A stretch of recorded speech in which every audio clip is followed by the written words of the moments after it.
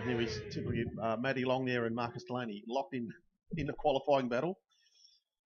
And Marcus Delaney there has just gone a little bit quicker than Matthew Long. Probably using Matty as a bit of a yardstick there to try and get the quicker lap, as we often see riders doing at GP level. Yes, I watched the sprint race this morning. Had a tape from last night in Argentina. That was very interesting. I haven't, so don't give us any spoilers there, Rod. Okay, I won't talk about it. There's probably plenty of people in the pit that don't know the results, so we won't talk about it. But it's exciting new format in MotoGP. If you haven't seen it, half GP distances, and the gloves are off when it comes to racing.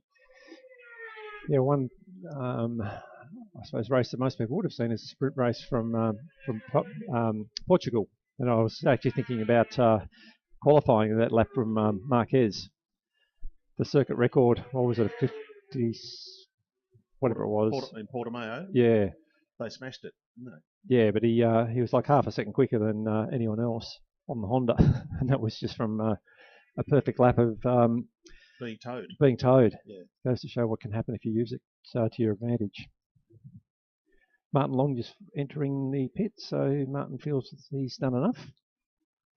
5th place at the moment with a 58.85, but still Jesse Woods at the front, 55.89. So that's going to be a fascinating battle there between Jesse try again, Jesse Lockie, and then we've got Marcus and Matthew. Lockie Curtis has just lowered that time, Chris. He's just gone through with a 55.31, so he's taken the the pole time down by half a second over Jesse Woods. Jesse Woods 55.5. I'm impressed with the times for this qualifying session, Chris, considering how cold the track temperature is. They're very, very smart times. Yeah, look, I haven't seen what the temperature is, but certainly the ambient doesn't feel that bad. I would have thought the track is not too bad. Well, you did put a temperature gun on it about 15-20 minutes ago. It's around 15 degrees, so okay. It's maybe come up a little bit, but I don't think it'd be too much warmer than that on track. Well, there's certainly good times for qualifying for the 600. Absolutely. Let's see if Lockie Curtis is just entered the straight again. See if he's on another flying lap. Let's see if he can drop that time even further. Just come around the start-finish line now, and he's absolutely nailed the same lap time the lap before. Another 55.31. So unless I'm seeing it incorrectly.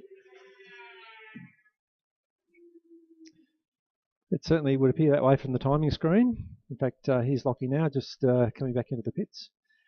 But the way it looks at the moment is it's going to come down very much to who wins the jump off the line between Lockie and Jesse, because they're doing very similar times. Fantastic for us as commentators, Rod. Yeah, absolutely. Just checking Chloe Honeychurch. Her quickest time adapting to this new ZX6R is a 60.75.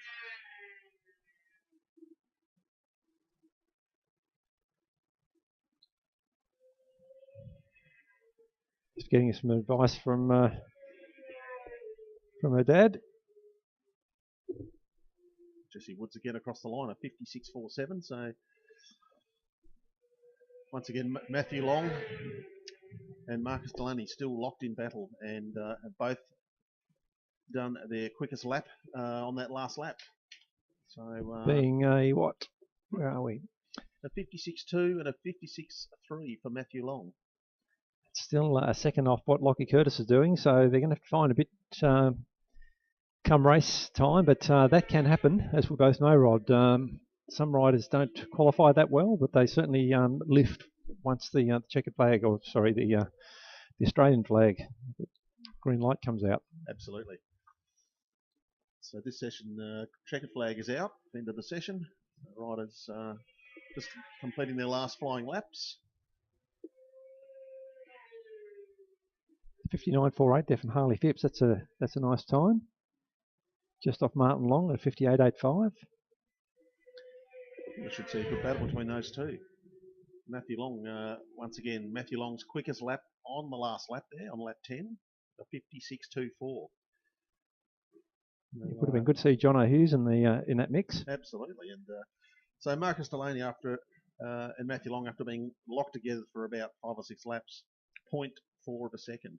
Sorry, 0.04 of a second between them. Would have also been nice to see. I'm just trying to think of who we're missing from last year. We had a big field of 600s. Yeah, huge field. Chippy? Yes, there's one. Certainly Chip Sellers. I think Chip's he's gone up into the superbike category. Is he riding today? Don't believe so. Okay. That's a bit of a shame. It's always nice to see him out there circulating. Absolutely. And of course, Mitch Hawksley. Yes, Mitchell Hawksley. That would have been good to see Mitch in the mix. Mitch typically would have been towards the pointy end of the 600 field. Former state champion. Yeah. And 2-hour winner as well. That must bring us to Tas Superbike coming up, is it? Or is it Tas Juniors? Tassie Juniors next. Tassie Juniors are up? Yep. Bit of a depleted field of juniors as well, unfortunately.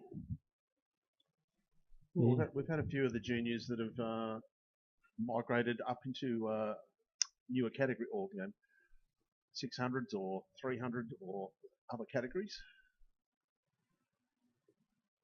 Yeah, we have, and it's produced some fantastic riders. Unfortunately, we just haven't had enough new riders coming through. So I think both clubs need to get out there and promote the junior class a little more, because there's no doubt that once the kids get into it, they absolutely love it.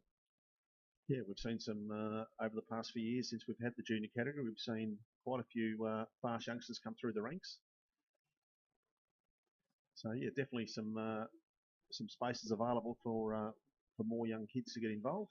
Just trying to think, did Lockie Curtis start in juniors, or was it just his brother Brody? I'm not sure now. I think definitely Brody. I've got a feeling Lockie started in lights production. But Chad Wiley. Chad Wiley, definitely, yep. Harley Phipps, another one. Oh.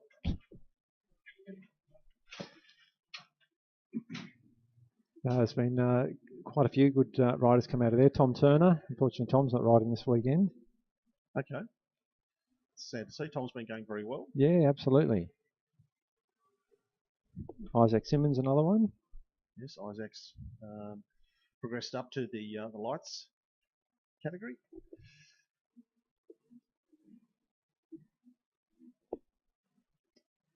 But I guess we say quite often, Rod, that while they're underpowered bikes, it teaches the kids great racecraft, and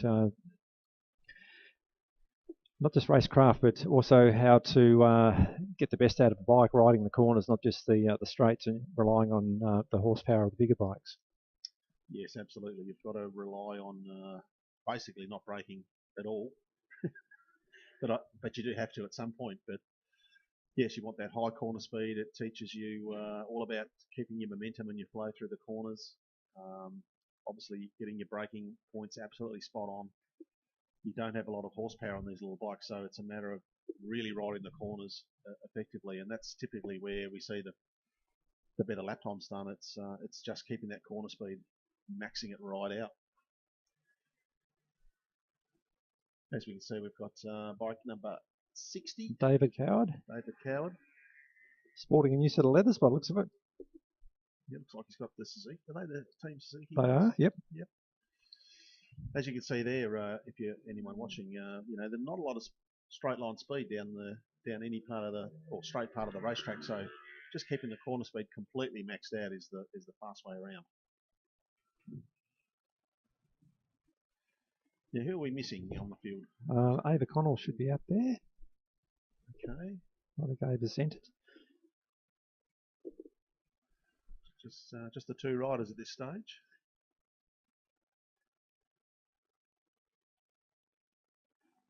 Yeah, it becomes a bit more of a it's a practice session than a race when they're not close on track together, unfortunately. But still valuable for the kids to get out and circulate. Absolutely. Good to see a pretty packed shed area down here in the pits.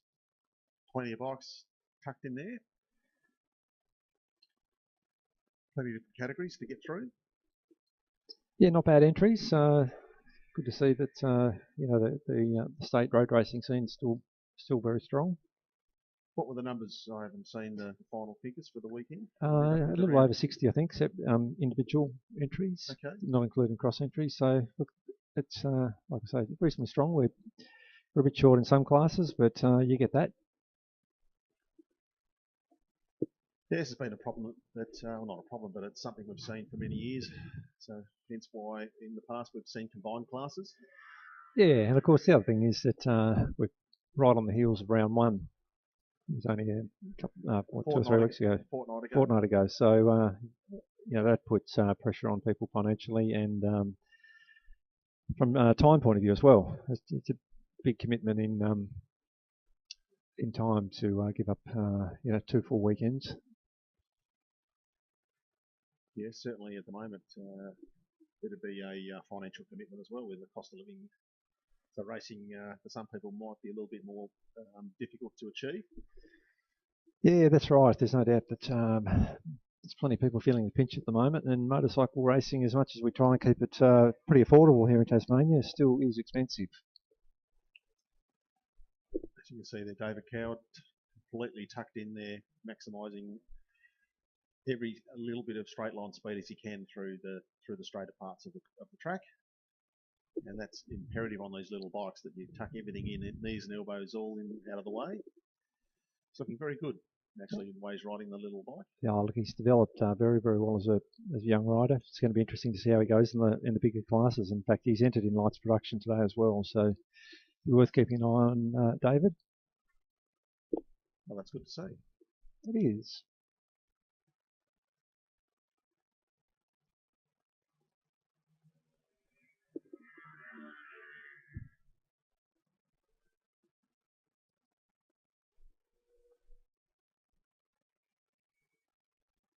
Not sure what the lap record is for the junior class. I know it's a little quicker than that. I think it's around the 11s, 1 minute 11.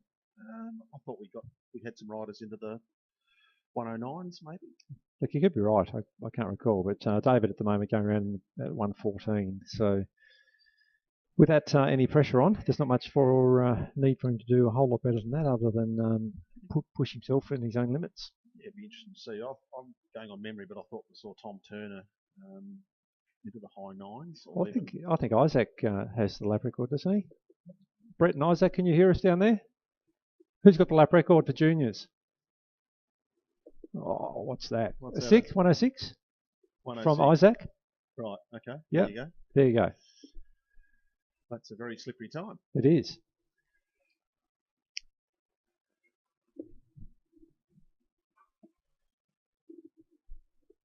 Now, have you been watching any of the talk about other racing while the juniors are out for a bit? Chris, have you been watching any of the World Superbikes? I thought you were going to ask me that. Not this round, no. No, there's not a round on at the moment of World Superbikes. There's testing on, I believe. Sorry. Okay. Last one I saw was Phillip Island. Right. Okay. And then they raced, I think, the weekend after at, is it Thailand? No, can't remember now. So you haven't seen that in any of those races? No, I've been lagging on my world level racing, unfortunately. Okay, we've got Chet Pride just re-entering the pits. He feels he's done enough.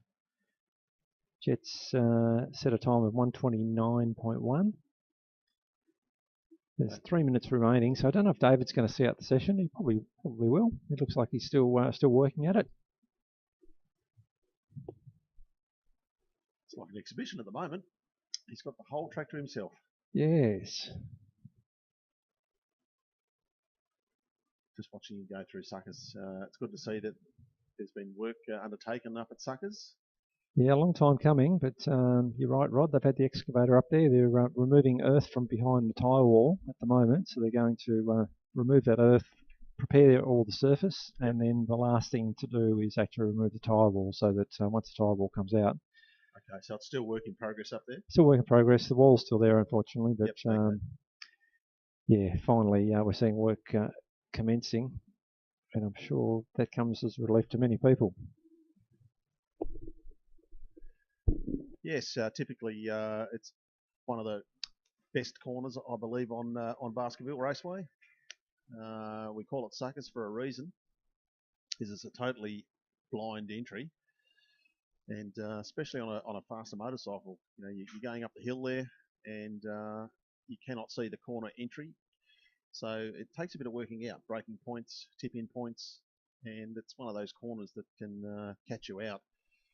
It does get a bit tight halfway through. If you run wide on the way in, you can find yourself out on the white line, and in the past, or currently, the runoff there is not great, and typically we've seen many bikes go down there. So it's great to see the work being undertaken to take that tyre wall back, and it's going to have a proper gravel trap put in up there. So it's going to be a lot safer for certainly everybody, but especially the motorcycle guys. We have seen unfortunately, some pretty nasty injuries over the years at the top of the hill. So just while we're winding down this session, we're going to take a quick drinks break, and we'll be back with Tas Superbike very shortly.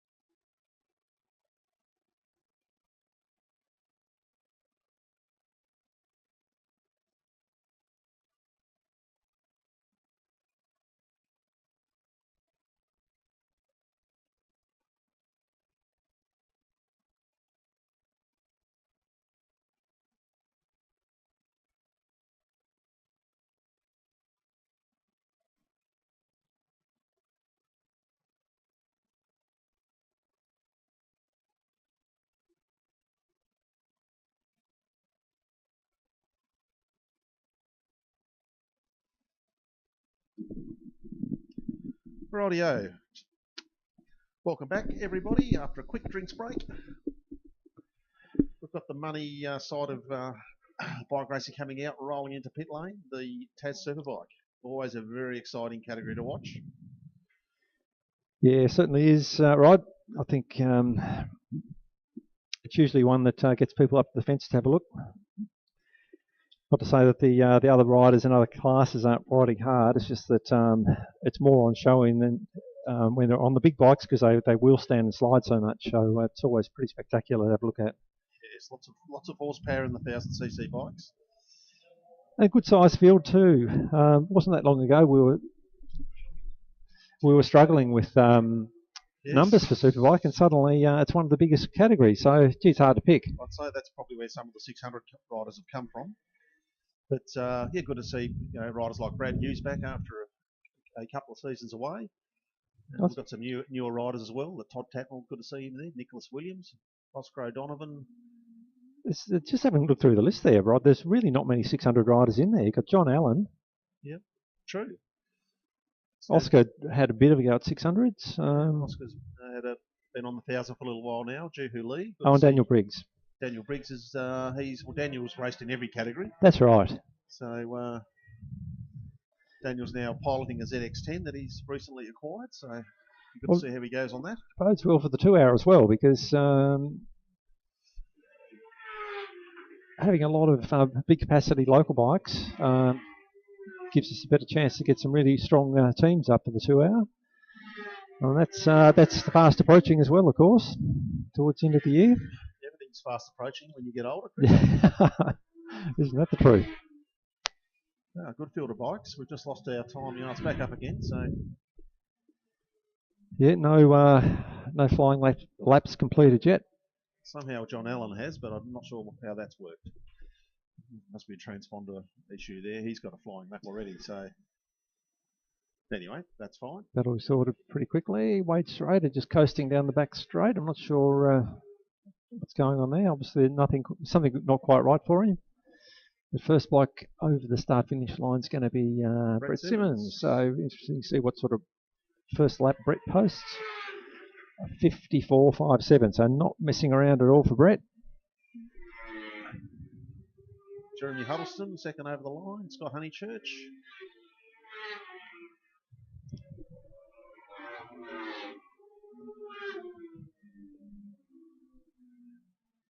Yeah, it's interesting to see Wade's hasn't even turned a lap.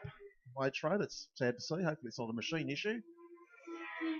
Just looking for Jason Spencer as well. Okay. He's just coming out now. Just coming out now, so it's interesting. Oh, look at what's going on here. Is that Juhu Lee? Juhu Lee just coasting over the start-finish line. I've waved that yellow flag there for Juhu. That's not a good place to be coasting. He's up and running now. Running again, so don't know what's happened there. Maybe they did a reboot on the laptop that runs it.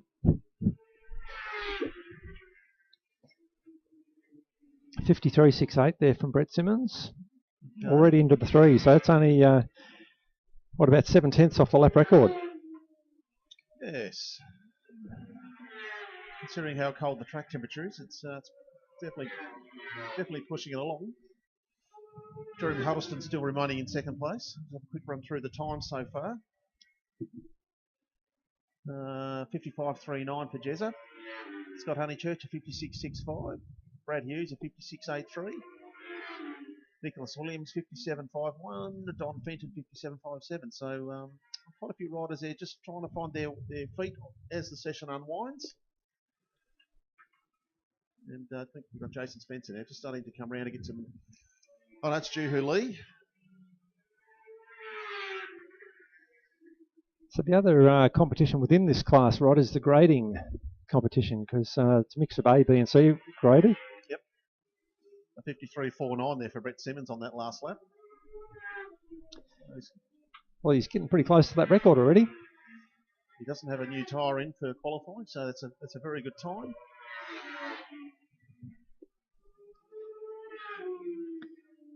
Looking for Jason Spencer. I think that's Jason now. Here we come. He's going to start his first flying lap. 54.81. Good time from Jezza Huddleston in P2. That's a PB for Jezza. Good to see. Just edging out Brad Hughes. 55.86. That's not a bad time for Brad either. And then we'll get Scott Honeychurch, Oscar O'Donovan, Nick Williams, Don Fenton, Damien Folds, John Allen, Daniel Briggs, Todd Tatnell, Juhu Lee, Jason Spencer, not having completed a full lap yet. And then Wade Schrader, who's got some issues.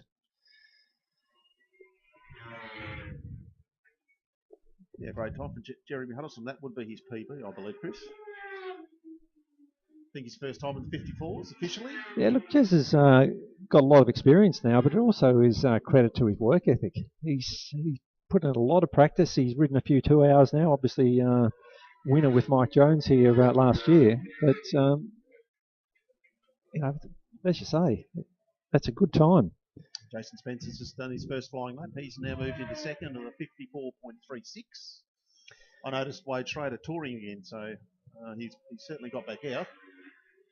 Interesting to see what sort of issue he's having. Yeah, so Spence a second off at the moment. Just excuse me for a sec, Rod. Yep, no problem. That's a Brett Simmons has just lowered the stripe again. A 53.26, so very, very close to that lap record for Brett. 54.636 for Jason Spencer. Jeremy Huddleston, a 54.81.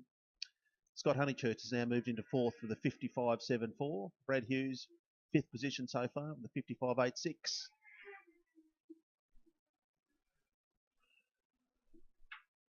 Plenty of shuffling through the grid as riders find their position on track.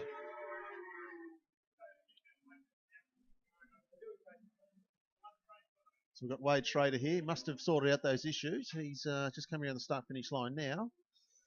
So I'm not sure what issues Wade's been having, but whether it's an electrical gremlin or a fueling issue. But he's definitely now circulating and getting down some times. So I see Brett Simmons has lowered his time again, 53.26. So already knocking on the door of that lap record. And as you say, if that's an old tyre in there, then it's going to be interesting to see how. It is an old tyre. Wasn't a fresh tyre for qualifying, so there's every chance we might see a lap record knocked over today, Chris. Well, it'd be pretty exciting to see it, wouldn't it? Fantastic. Certainly fired an early warning shot across Jason Spencer's bows, although Spencer just put in a 53.7, so he's not going to take it lying down, that's for sure. No, definitely not. And there's no doubt about the ability of Jason Spencer and the quality of the team from Motorcycle City, so it's going to be pretty exciting.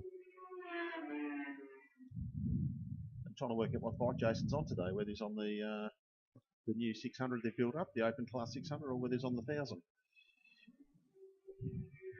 54.81 from Jeremy Huddleston, 55.7 from Scott Honeychurch. I don't know what bike Scott's riding. ZX10? Yeah, which one though? Okay, there's a few in the stable. He's often swapping between them.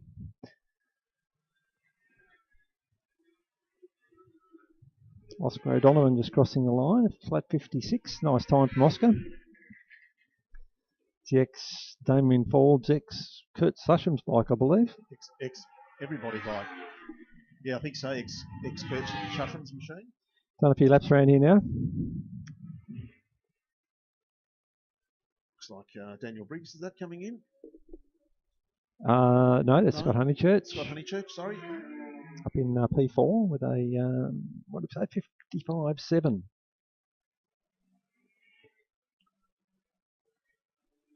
Must be Jason Spencer again. No, it is Juhu Lee. Very similar as early part of the sweep with the red colours on the bikes. No, that's John Allen, I think. John Allen, isn't Juhu's on the Ducati. Right, so there's two Ducatis. Okay. That's the Honda that just went over with John Allen. Okay. I think. I definitely need my glasses on.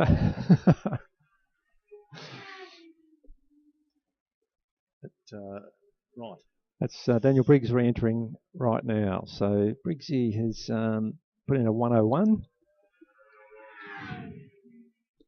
And that would be Nick Williams, I believe. Nick just Williams, crossing the line.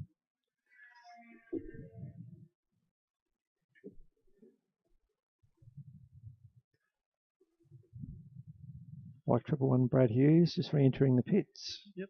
In P5. We're down into the last 30, 40 seconds of the session, so I don't think we're going to see too many changes. Don Fenton riding the ex-Jeremy Huddleston bike, ex-Brett Simmons bike. Yes, another Yamaha R1. Some very popular choice of bike these days. Quite a few people on the R1s. And that's Juhu Lee. That's definitely the Ducati just going over the line.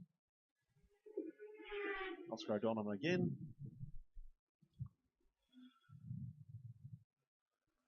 Riders starting to, a lot of riders decided that's enough and heading into the pits. So we're going to have a bit of a look at the times, Chris. I think we can call it pretty safely. Yeah, I think certainly at the top end rider, I can't see that changing much, although Jason Spencer's still on track. Jason's rolled out of it now. So definitely rolled out of it. And checkered flag, so. Rightio, well, that's qualifying for Tas Superbike. And that's Brett Simmons taking pole position with a 53.26. Jason Spencer into second position, a 53.78. Jeremy Huddleston with a PB there in third position. He'll be loving starting on the front row with a 54.81. Scott Honeychurch in fourth with a 55.74 from Brad Hughes with a 55.86. Oscar O'Donovan in sixth position with a 56.03. Then it's Nicholas Williams on the Yamaha R1, a 57.28 from Don Fenton and his teammate, 57.57. Damien Folds, 57.84. Wade Schrader had some issues at the early part of the qualifying, sorted out whatever was wrong with his bike, and he's posted a 58.49. Juhu Lee, 58.82. Then we've got John Allen, Daniel Briggs, and Todd Tatnall. 14 starters, and as we were talking about earlier, Chris, it wasn't that long ago we're having 4 or 5 bikes in Superbikes, so the class was looking very depleted there for a little while, and it's great to see 14 bikes back out on the grid, and now looking a bit of a stronger field than the 600s.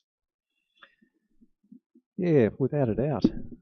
It's funny how the numbers play in different classes. It wasn't long ago that we had a massive field of lights, and now that's pretty light on, excuse the pun, this weekend. In fact, round one as well. So yeah, it's a category that I've always enjoyed watching, and it's always been good to commentate in. I think we've seen capacity grids in lights in the past. So yeah, what are the entry levels for lights this meeting? What have we got? Just pull out my handy program, Rod. So 11. Yeah, 11 all up. Okay, it's not bad, but it'd be nice to see the numbers we were getting a few years ago, where we're having typically 22 to 26 bikes on the grid in lights, and it's a great little category. It's a good learning category. Well, it's actually 2 categories because it's lights, production, and GP. Yes, it's caters for the GP based bikes, which are a non-road based bike, pure race bikes. Typically, in the past were 2 strokes, but these days, the modern era, you're seeing more of the Moto 3 style bike with the 250cc single cylinder 4-stroke engine. But then we've got the production class, which are road based or road registerable bikes, and they can be, all sorts of different things over many years have been produced that have been great race bikes. CBR 250s, ZXR 250s, you've seen RGB little 252 strokes. Typically, as time's progressed, we've got the Ninja 300, Ninja 400s, Yamaha R3. So there's all sorts of machines that you can see in this category. Yeah, it's certainly it's been popular, but just noting there's only 3 lights GP bikes in this class, and sort of leads into the next thing I wanted to mention. I just had advice from Race Control that due to the low numbers in Tassie Juniors, where we only have 2 bikes on grid, they're only going to run one race today. So there's going to be race 1, and that'll be all. But that's only 1 bike less than what's in Lights GP. So let's hope that we get a better list of entries for round 3, because you can't run classes without bikes. No, we Put simply, need entries, need people to support road racing in Tasmania. There's plenty of race bikes that we've seen in them over the past few years that aren't here today, sadly.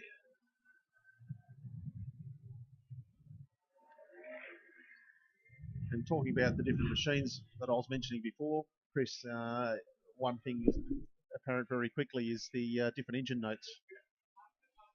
The different engine notes that we typically hear, from the 2-stroke noises to the 4-stroke to the GP-based exhaust to the road-based exhaust. So there's lots of different engine configurations. There's 4-cylinder 250s, got the twin cylinders, single cylinders. So it's a class full of very varying engine sounds, that's for sure. Yeah, absolutely. As I say, it's always been a fantastic class to watch and commentate, let alone compete in, which I've never done, but I'm sure it's an absolute blast. Yeah, same. I've never competed in the class myself, but it definitely looks like it'd be fun. So the man to beat this weekend has got to be Josh Vanderputten, I'd say. Yes, definitely. Josh Vanderputten will be the man to beat for sure. Very, very fast, accomplished rider on a Moto 3 bike. Mark de Jong just crossing the start-finish line. He's been circulating pretty well of late. Chloe Honeychurch just jumping up to 600, now onto the Lights Production Ninja 400, I think that is. It'll be a Ninja 400, yes.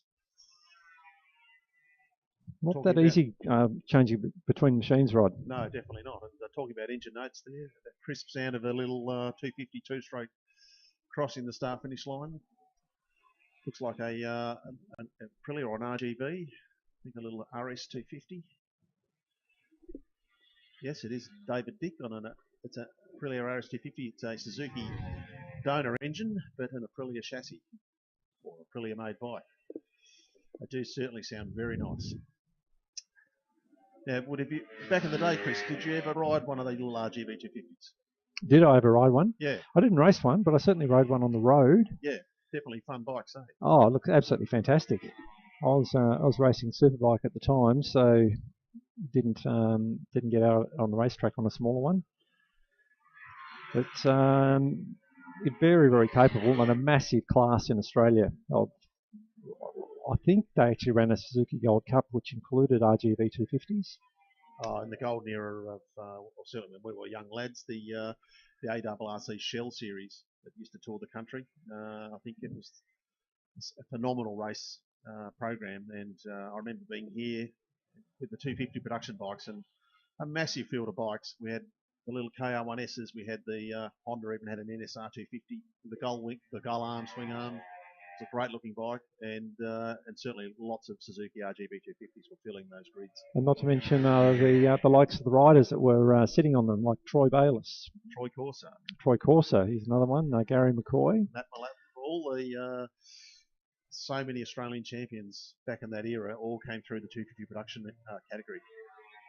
In fact, even Mick Doohan. Oh, look out! They're almost at an issue there at the end of the back straight. I saw, I think, Isaac Simmons made contact with someone. It looked very, very close to an accident, but everyone got out of it in one piece, luckily. I didn't quite see that. So. No, I think it was certainly Isaac who made contact and looked like he was going to go down, but it might have been with Chloe Honeychurch, I'm not sure. But as I say, fortunately, everyone's okay. Just trying to see who that rider is in front of Chloe. She's definitely got a bit more pace. Yeah, I was just saying, Mick Doohan. I know we've mentioned it before. There's a classic race when he first started out on an older RZ250, and he's actually sliding it sideways. I've recently watched some of the early racing with Mick Doohan, and there was one at I think it was at Queensland Raceway or Surfers Paradise. It might have been actually. It was back in 85 or 86. It's all readily. You can find it all on YouTube quite easily. And Mick Doohan was on a very underpowered RZ250, sorry. I'm trying to think of the riders' names at the time, but Mick was so fast under brakes and through the corners, riding the absolute wheels off this RZ250. I keep saying RG. But every time he got on the straights, the bike that he was on was so slow he'd lose about 4 positions and then make them all up on the corners. So that was very early on in his race career. But power sliding an old bike with a spaghetti frame with 50 horsepower was something quite special to watch. Yeah, I remember seeing Mick doing that, and basically he just relied on putting the thing on the side right over as far as you could lean it and just holding the thing flat and just dirt tracking style. Graham Morris and John Pace, I think, were the two riders he was competing against, and they were on slightly later model RZs that were fully faired. That sounds like the name, John Pace, yes. Both very accomplished riders in their own right. Bike number 5 or whatever he was, I think. But, well, Mick Doohan, there's no introduction, obviously. Multiple world champion. One of the best ever. Yeah, he certainly rode in an era when the bikes were incredibly challenging too. So I guess I'd like to call it the golden era of MotoGP, or back in those days it was 500cc Grand Prix. But those bikes typically were extremely light and two-stroke power plant, very punchy. Certainly don't see the speeds of the modern four-stroke bikes, but they had no electronic aids. They had no electronic anything really. They were very raw, high-powered motorcycle.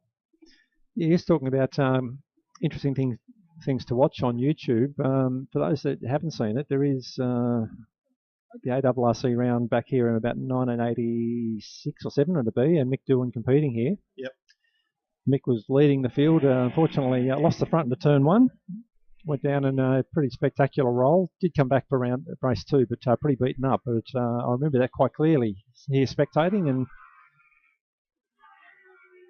it was a pretty hard fought battle between Mal Campbell and Robbie Phillips. It was a quality field of national level riders circulating here at Basketball. So it's worth having a look at on it certainly is, and YouTube. I have watched it myself, and I remember Robbie Phillips coming out of Suckers on the would have been a GPX 750. GPX 750 power wheeling coming down into Calvin's. Yep. So they weren't slow. They were doing, from memory, I think 55s, 56s. High 5 was the qualifying time for Mal Campbell on the RC30. So you've got to remember, guys and girls, we're talking 1980s tyre technology as well, and also, those bikes would have had around 130, maybe 135 horsepower. So that's probably too much, really. So yeah, they certainly rode the wheels off them. So Josh Vanderputten, no surprise, fastest so far with 58.53, but Aaron Wade 59.88, not a bad time at all from Aaron. Then we have David Dick, the first of the lights production, with 63.16. Yeah, Chloe Honeychurch, she's in 4th position. Not too far off the time she did on the bigger bike earlier. Mark de Jong in 5th. Hans Dadson, Isaac Simmons, David Coward, Leah Renton, Christian Britz. Getting towards the end of the session, we've got just around a minute and a half to go, so I'm not sure we're going to see too much shuffling in the grid. I think everyone's found their position. A little bit of, as we said, a little bit of a depleted field, but there'll be reasonably close racing at the front, I think, between Josh Vanderputten and Aaron Wade for sure, both on Moto 3 bikes. It's the first time in recent memory that I can remember having more superbikes than the combined lights production GP field. Yeah, absolutely. That hasn't happened for a good, well, I can't even remember how long that since it's been like that, 4 or 5 years, if not more. Or maybe even ever. Ever, yeah, true.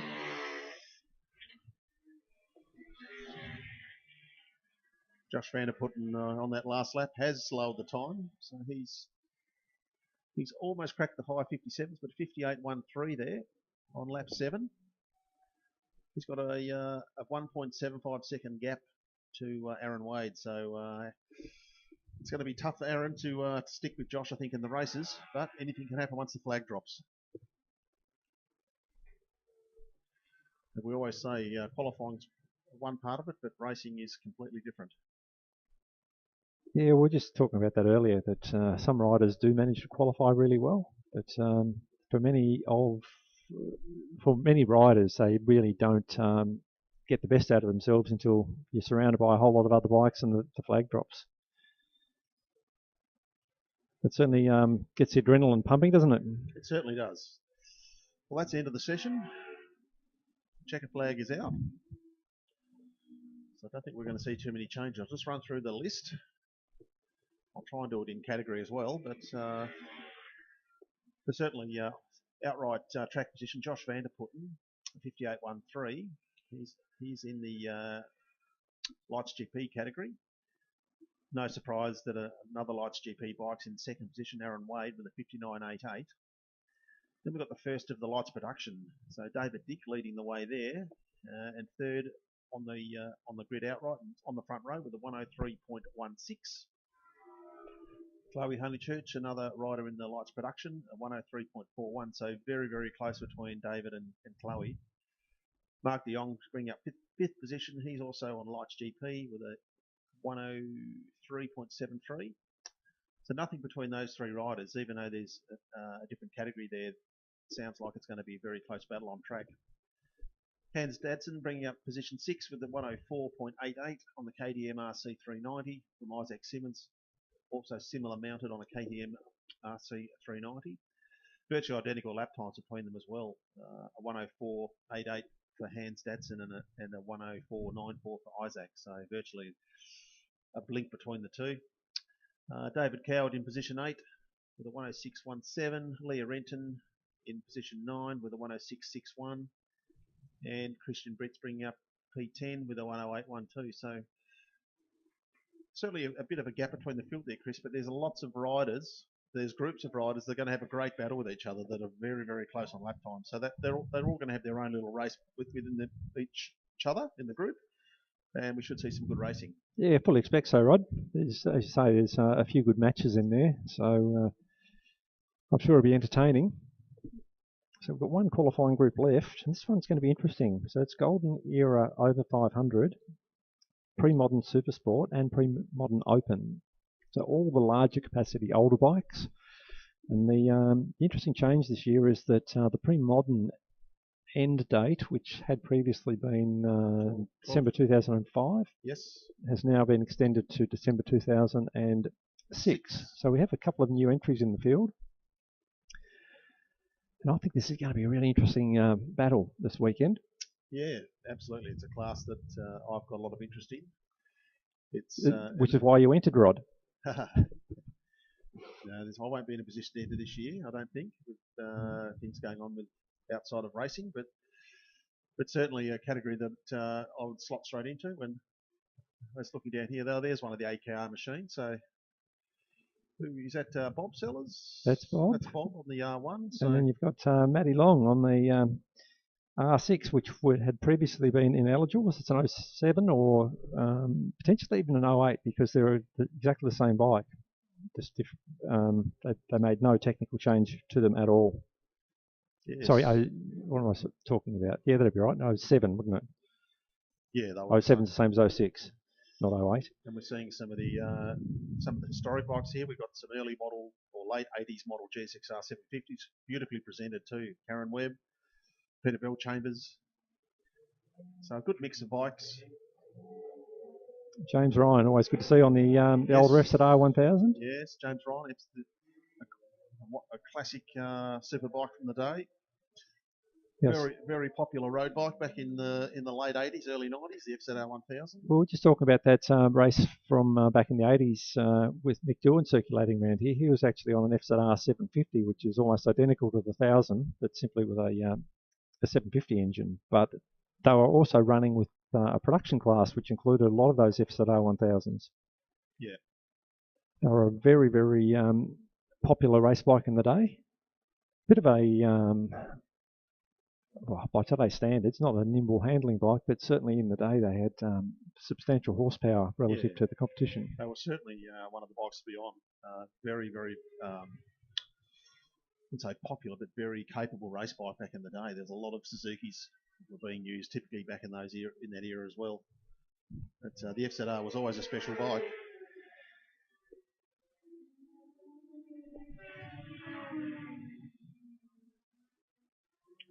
So a great mix of bikes. Just looking at what's in the entry list here, we've got there's a mix of 600s here in the pre-modern Open. There's a Yamaha R1, a couple of Yamaha R1s actually in the pre-modern Open. Then we've got the historic bikes in there, as we just mentioned, the FZR 1000s. We've got the GSXR 750s, beautifully presented bikes. So it should be a good little mix of machines versus rider ability. As we know, Chris, motorcycle racing is it's more about the rider than the bike, but there's certainly some very talented riders in this field. Yeah, look, on paper, hard to go past Matty Long. but with Jeremy Huddleston in there as well, they're probably going to be the most likely to be heading the field. But you know, Bob Sellers on that Yamaha R1 has been very, very fast, and it's got great straight line speed. Yes, Bob has done some pretty competitive lap times on that bike around here in the past. Oh, and then you have Wade Schrader on the Yamaha R1 as well. If he's got that sorted, he was having issues in the first qualifying session for Superbike. Oh yes, Wade's out there. His bike fits the bill for the qualification. And Don Fenton, another cross entry from the Superbike class.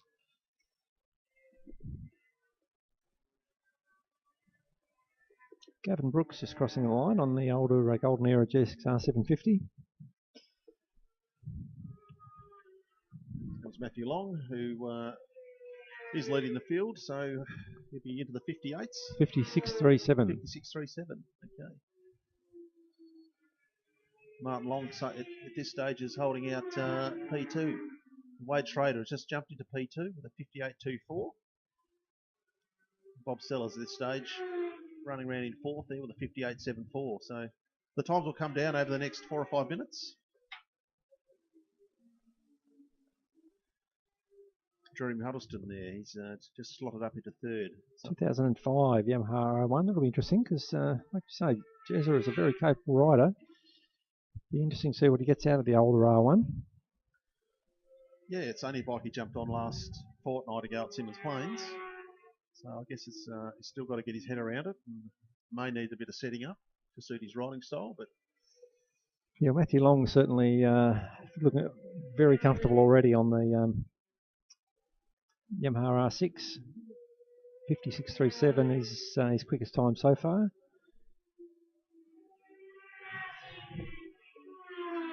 Trying to pick up Jeremy Huddleston where he must enter the straight. Looks like Jeremy's just peeling through the run around the sweeper now.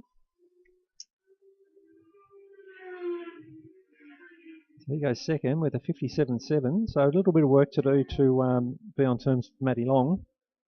Running different classes, but that won't matter when they're on track together. I'll certainly still be. Once the flag flies, exactly, wanting to beat each other. Once the heat of battle's on, it's track positions what counts, I guess, in the rider's mind. You don't often ride around thinking about, well, I'm in a different category. It's about trying to beat the guy in front of you. So Matthew Long just re-entering the pits. He's happy with his work. We've still got 5 minutes remaining. I doubt he's looking to go back out again. I'm sure he'll feel he's done enough to put it on the front row. In fact, even pole position potentially. I'd say so. Bob Sellers re-entering, saving some energy for later in the day. Yes, but something Bob needs to do. Certainly one of the elder statesmen, and that bike, I think, can be a bit punishing on Bob. 58.38. It's the early time. Now, Jeremy Huddleston coming back in. Now, he's in a pretty safe second position, but it would have been interesting to see him put in another lap. So 57.7, he's 1.3 seconds off Matty Long. Yeah, I can't see him making that time up. I think Matthew Long's going to be pretty safe with that lap time up in pole position. Yeah, the only difference, of course, being the difference in horsepower. But I think that'd be more of an issue if they were slightly closer in lap time. Matty Long will get past on Jezza pretty easily, even if Jezza gets the jump, I reckon. But again, you never know. He might find something in the race. James Ryan, 59.2 for James. 59.2 for James.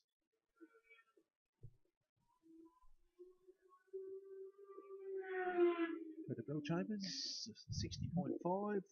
So James is the quickest of the Golden Era Open with a 59.2. Peter Bellchambers 61.6. Now Belly goes a lot quicker than that. 60.5. Pete? Oh, sorry, I was looking at his last time through. You're right, 60.5. Yeah, I think we've seen Pete into the 58s on that bike. Certainly 59s. Not feeling the love first thing this morning. It's still pretty cool outside, and track conditions still quite low.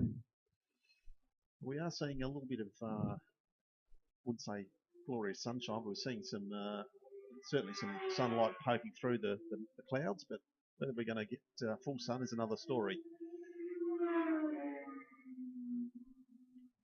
Jeremy Huddleston, is he? Must be back out on track. No.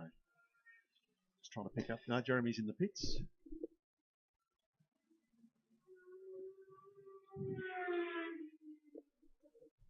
So Wade Schrader's now jumped up to third there, Chris. He's dropped his time. So what's your PB around here on your older CBR 1000 rod? Mid-56. So that'd be interesting then if you were in the mix. Wade Schrader 58.01.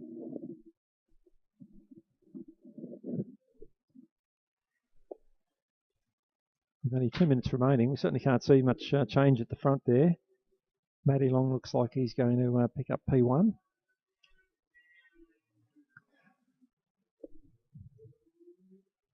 Yeah, I don't think we'll see Matty Long back out on track. So certainly, riders still looking to improve. James Ryan is on the money here around the sweeper, just rounding out Karen Webb.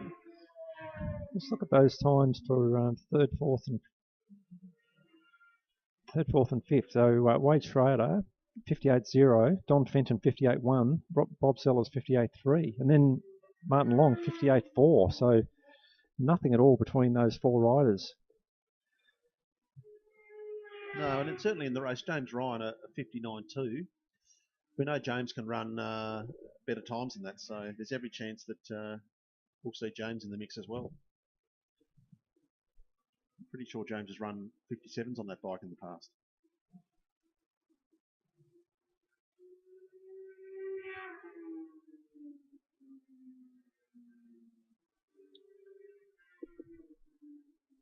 I think we'll see, more than likely, we'll see Matthew Long get away at the front quite easily, I think.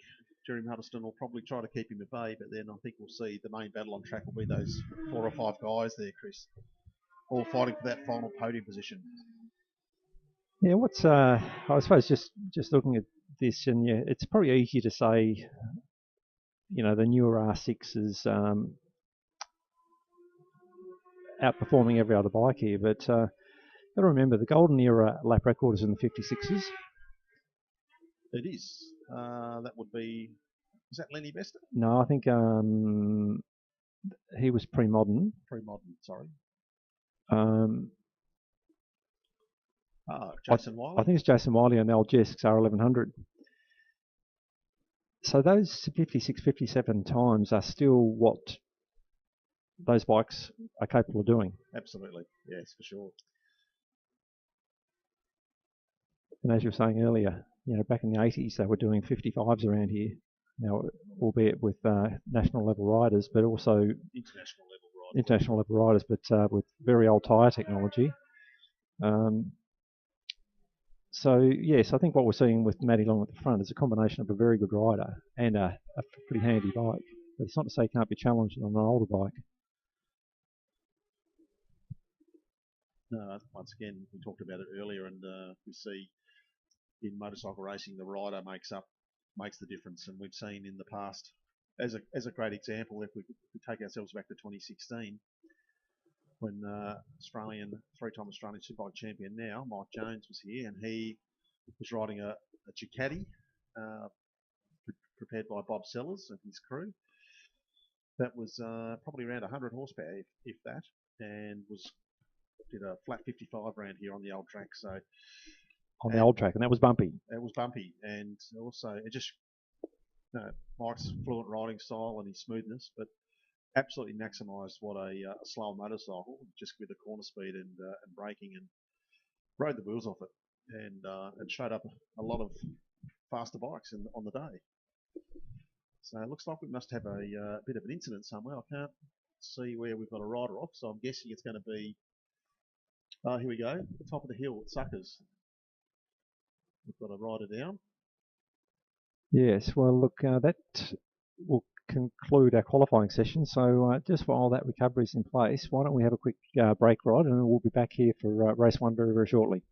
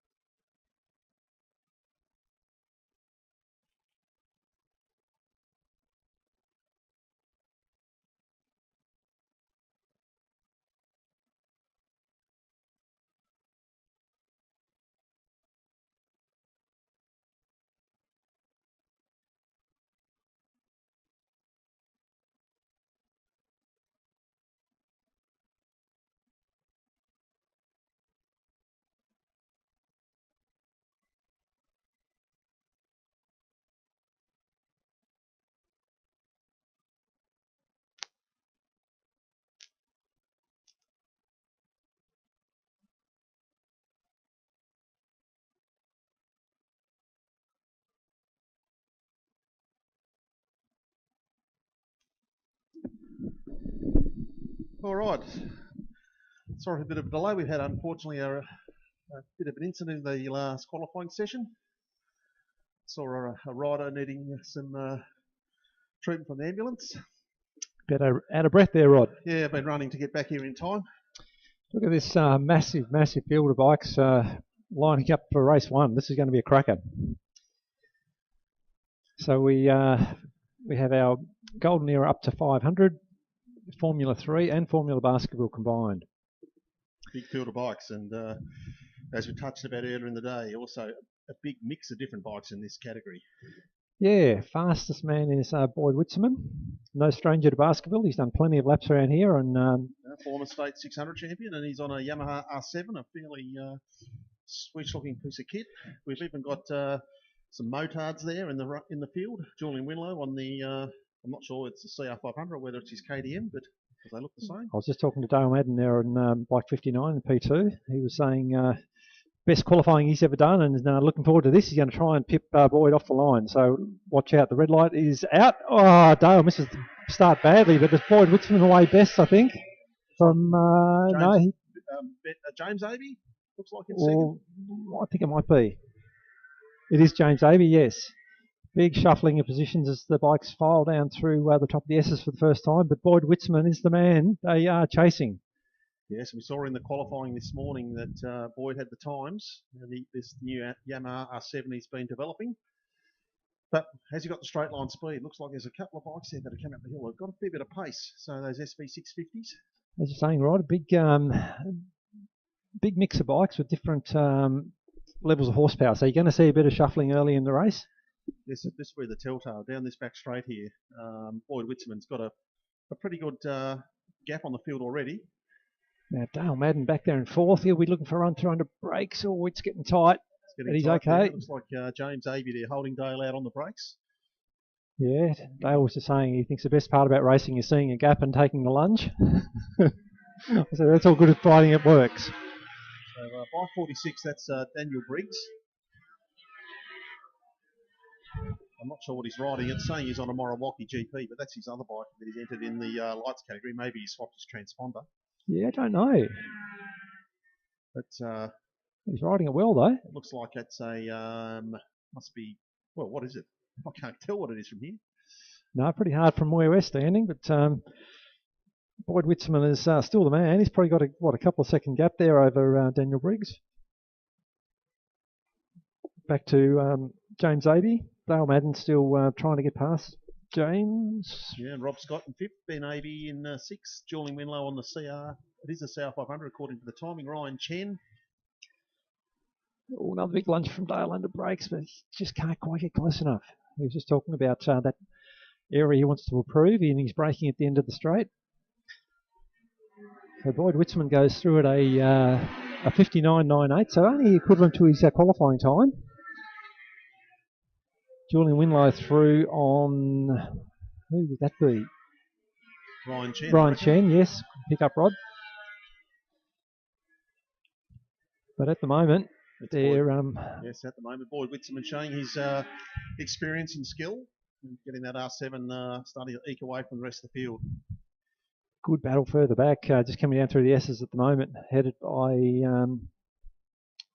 that'd be Brandon Pearce, I think. Darren Grice in that group. Anthony Reid. It's very busy, and we talked about that earlier today. There's going to be lots of groups of bikes that are going to have their own little race within the race. There's a lot of riders that are qualified within a few tenths of each other in various categories. Really interesting that while Boyd is maintaining that lead, the difference in lap times between the top five is basically nothing. They're all doing flat minutes. Or at least the top four, I should say. Next one back to Rob Scott in fifth. He's doing a minute 6, so he's not that much slower. Dale Madden around the outside of Jim Avey. He's trying everything he can. It's a long way around. It looks like he's done it. That's a big move by Dale. Certainly is a big one. We see it happen occasionally. It's a long way around, but that's not easy to do. You and I have both done a lot of laps around this track. To do that, it's a big way or a big move to do on a fellow rider.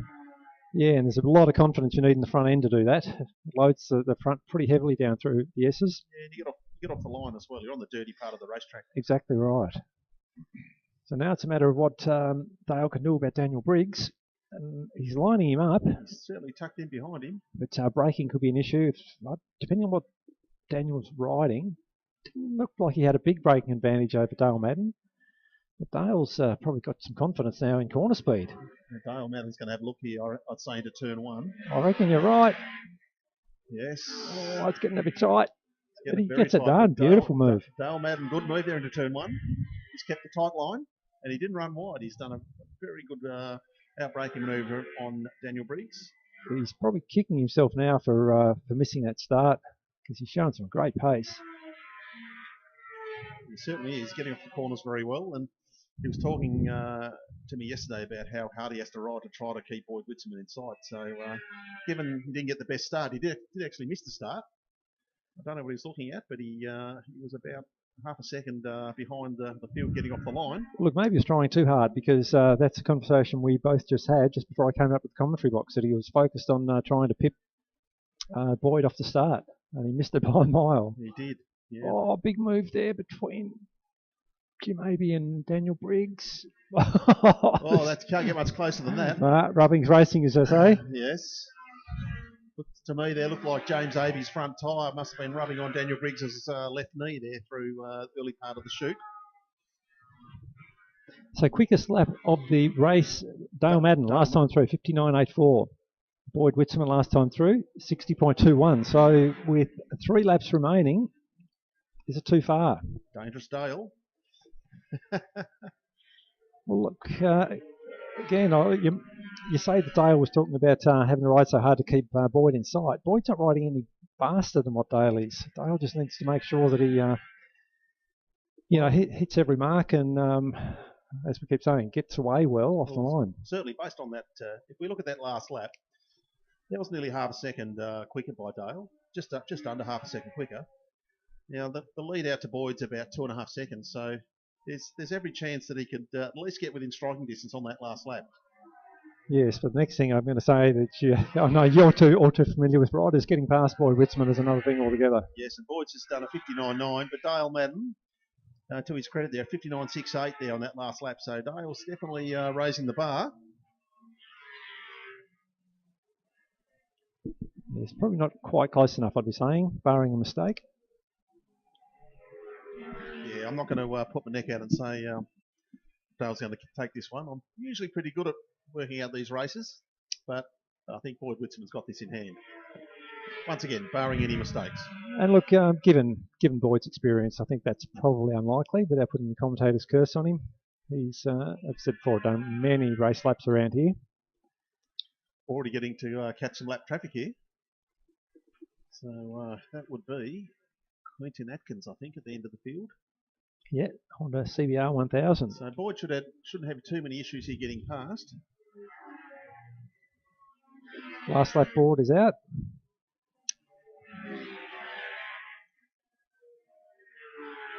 Daniel Briggs still holding off James Abey from Rob Scott. Ryan Chen putting in a nice ride.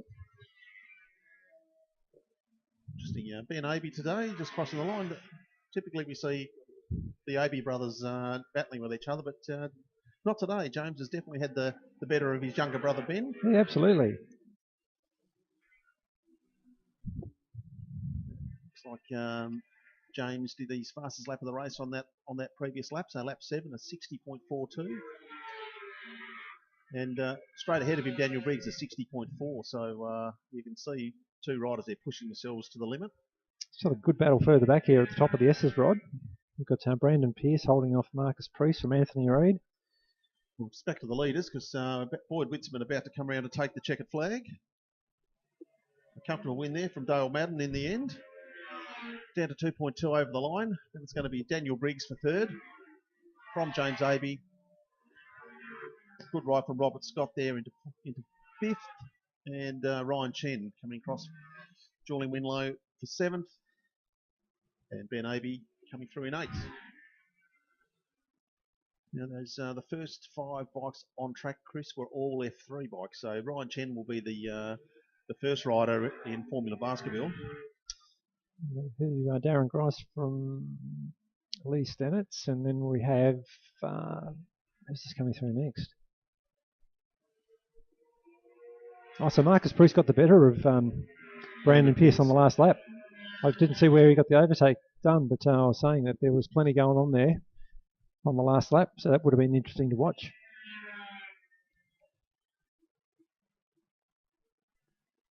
Good to see such a big group of bikes for race one of the day. Yeah, it's a great field. Good mix of the different categories.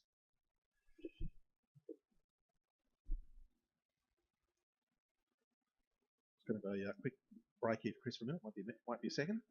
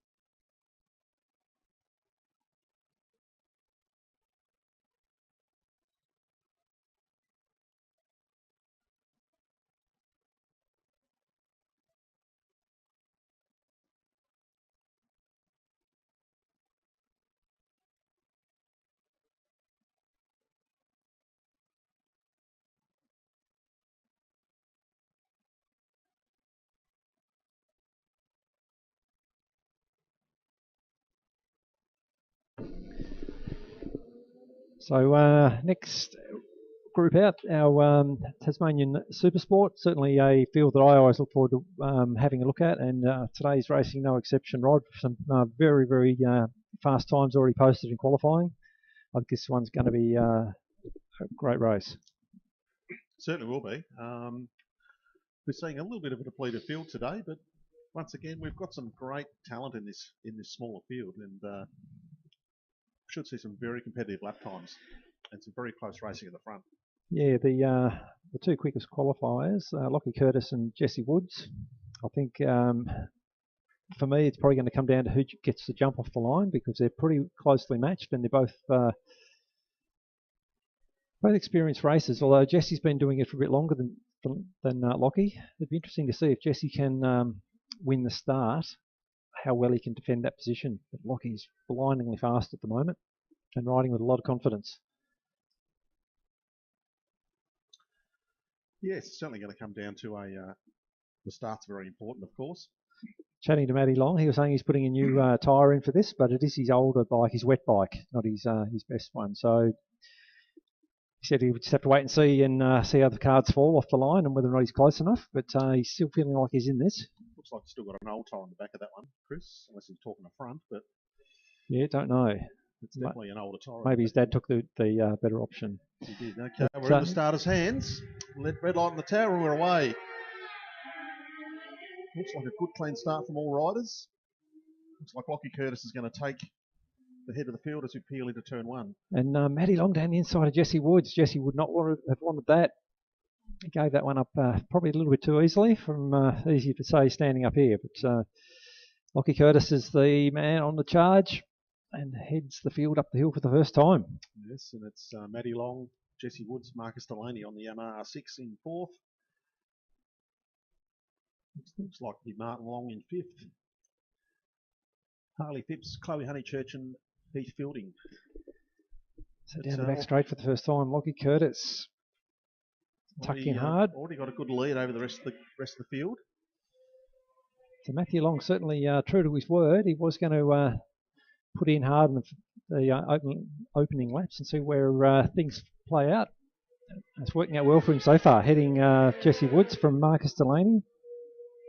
Bit hard to see them doing much about Lockie at the moment. Lockie's got a 1.3 second lead. Yeah, he's looking very strong at the head of the field, Lockie Curtis. Looks like Matty Long's got a bit of a break on the on third and fourth. Just got that little bit of extra tracked space over those two, but it's a long way to go from here. Looks like Marcus Delaney's bike's got a bit more straight line speed up the hill than Jesse Woods's. Yeah, maybe it wasn't a brand new tyre that Matty put in, but just a better one. Because whatever it is, he certainly found a bit of pace over his qualifying.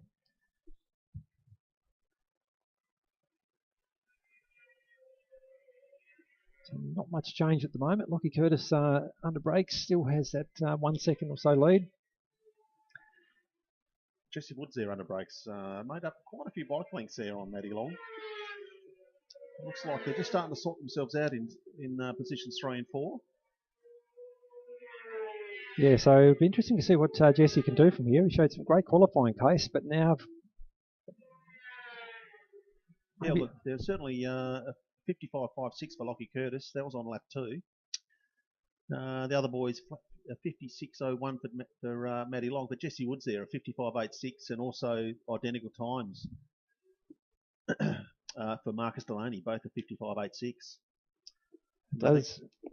It does demonstrate again the importance of getting a good start when lap times are so evenly matched. In a short race, you don't want to leave yourself with that much work to do. As you see there, both Jesse Woods there on the brakes once again, running it in pretty hot onto the heels of Matthew Long.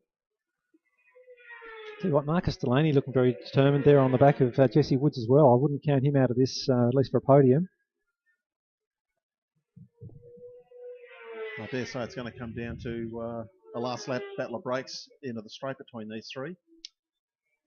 Lockie Curtis maintaining that little safety margin out front. He's got that gap out to just over 2 seconds. And almost identical lap times for for Matty Long, Jesse Woods and Marcus Delaney there in that last stripe.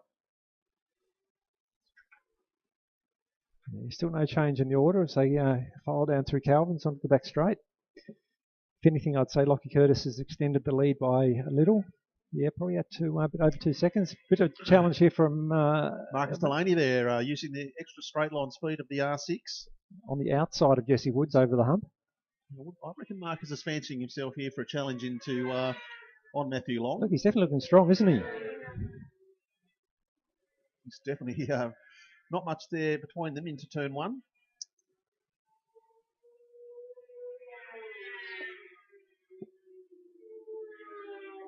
Yeah, I think my money's on Marcus Delaney here for second place very shortly. He's looking very, very strong. Challenge into the top of the S's at the moment. That's Martin Long and Harley Phipps. Looks like Martin's got the better of Harley. Okay, here we come down the back straight again. Just going through Calvin's. Lockie Curtis comfortably in the lead there. Marcus Delaney. Now, what sort of a run has he got onto the back straight? Nothing in it between the two bikes there. Looks like he's got a little bit more straight line speed than Matthew Long. It's going to be a battle of the brakes there in a few laps' time. But he was looking, last lap round, Chris, Marcus Delaney was looking very, very strong into turn 1. Yeah, I thought he was going to try for an overtake there on Matthew Long into turn 1, but I thought better of it. As we've said many times before, it's a difficult move. Matthew Long there was a little bit wide there. And Marcus Delaney there, I think he thought there was an opportunity to go up the inside, but would have ended badly. But yeah, nothing between these three. Once again, really good drive there from Marcus Delaney, heading up the hill. Yeah, it's going to be interesting to see them down the back straight this time.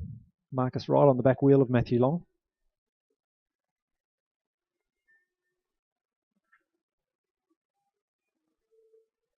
Not quite close enough. Matthew Long does get through Calvin's very well.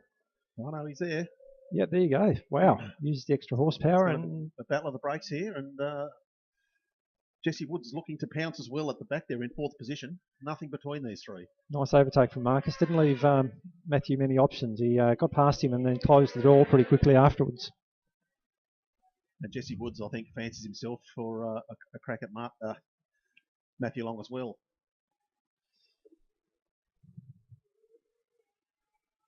Certainly no challenge going Lockie Curtis's way, though. He's well clear out to, what's the gap there, 3.5 seconds. 3.5 out to from Lockie Curtis. Yeah, Marcus Delaney last time around, 55.86, or sorry, 56.58 last time out. So the time just dropped back a slight fraction. But I guess that's what happens when you're dicing so close to other riders. And just on the back straight again, looks like Marcus Delaney's just got a few tenths up his sleeve over Matthew Long. And Jesse Woods is having a look on the brakes once again, into the straight. The last lap forward is out, so we're on to the last lap now. Wonder if Jesse Woods fancies himself for a move here on Matthew Long. It's going to be a tough one. He's not that close. I think it's going to be pretty hard from there, Rod. He's running some nice pace into the S's, but yeah, getting past. Where could he do it? He'd have to be. He's showing good corner entry speed, Jesse Woods. Certainly coming into the corners really, really well. He seems to be suffering a little bit in horsepower compared to the other two bikes.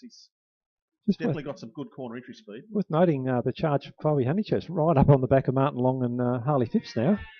And Harley's got the better of Martin again. So just back to the leaders down the back straight.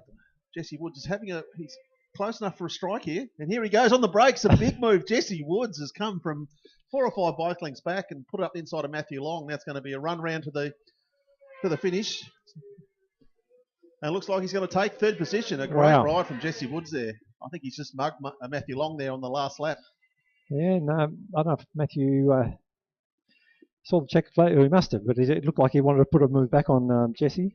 Ended up. Yeah, he certainly. I don't think he did see the checker flag. I don't know. He slowed up pretty quickly afterwards, but it looked like oh, here we go. Sorry, I'll come back to the Harley Phipps, Matthew Long, Chloe Honeychurch battle, and Harley actually gets the better of the other two.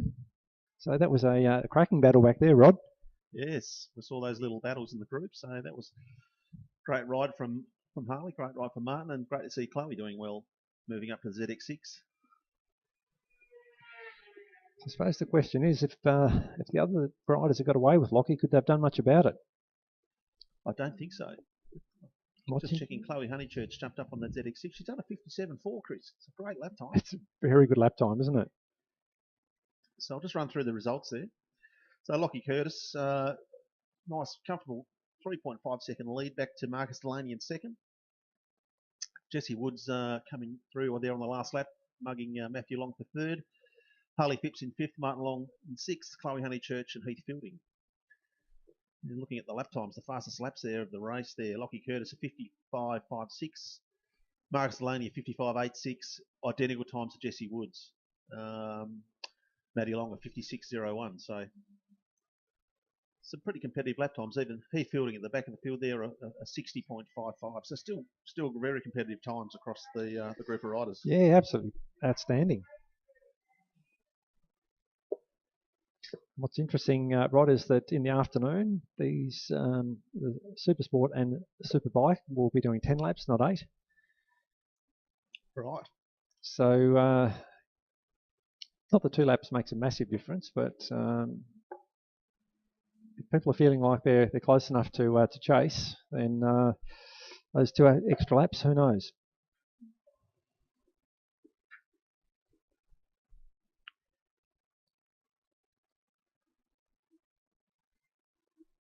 Next group up, Chris, Tas Juniors. Yeah, so we've only got the 2 bikes here today. Race Control has advised that there'll only be the 1 race for them, being this race. Because as I was saying this morning, Rod, it becomes a bit of an exhibition rather than a genuine race, particularly given that the riders aren't particularly close in lap times. Yes, it's a shame we've only got the 2 riders, but it's a great category for anyone out there that has a budding son or daughter that wants to throw the leg over a motorcycle and come and do it in a safe environment and a fun environment. This is the place, and it's a place to learn and improve how you ride and your safety for even road riding, Chris. If you learn your craft here on the track, it makes you a better rider. Without a doubt, Rod. Without a doubt. It's need to get this. We've had the junior category in the past few years. It's a fairly new thing that we've endeavoured to do for road racing, and we have seen some reasonable fields, but a lot of the juniors that we've seen in the past have now moved into other categories. So it'd be nice to get some fresh youngsters coming through and get this grid bumped up to 6 or 7 or more riders. Yeah, I think I can confidently speak for you as well. But when we were younger and riding on the road, there was, I think, coming out here and doing quick laps at the racetrack was good to teach you how to ride a bike at a higher level with good control, but it also allowed you to a safer place to do faster laps, and you realise you didn't have to try and do it on the road. They made you a safer, more capable road rider. Absolutely. I agree 100%. As you know, a lot of, like, you probably don't ride very often on the road either these days, but a lot of the guys that do throw a leg over a race bike out here, a lot of them don't ride much on the road anymore. They enjoy their racing, and I guess it's a different thing to road riding for sure, but quite often this is where you get your thrills, and yeah, I know with myself, once racing sort of gets hold of you, sort of the other one, I gave it up. But it certainly teaches you bike control that you cannot achieve on the road, because you don't have the option of doing the same corner over and over and over again. No, far too dangerous on the road. You're dead right. There's too many other variables. At least here you can build up to doing lap after lap here and getting a feel for the bike and a feel for how everything's working around you. So we're in the starter's hands. Oh, Jet Pryor actually gets the jump on David Coward. It's going to be a drag race into turn 1. I think David might just edge out Jet, and he does.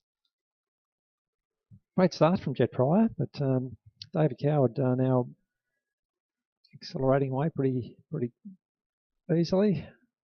It's going to be interesting to see what sort of lap time David can do. He was certainly looking pretty competitive in quality this morning. Yeah, he was running around in the, I think, was it minute 13s? In the 14s? But 14s, I think it was. So this is a 4-lap event. And as Chris mentioned, this will just be a little feature race for these guys. And David Coward is actually racing in the lights category as well. So just need a few more bikes on the grid, and we can make this more of a feature for everybody. And we have seen some fantastic junior racing over the years. Yeah, we certainly have. There's been some groups of young juniors coming through that were very, very similar in lap time. So, and we've seen them not bash fairings, but certainly swap and change, multiple times a lap as they circulate.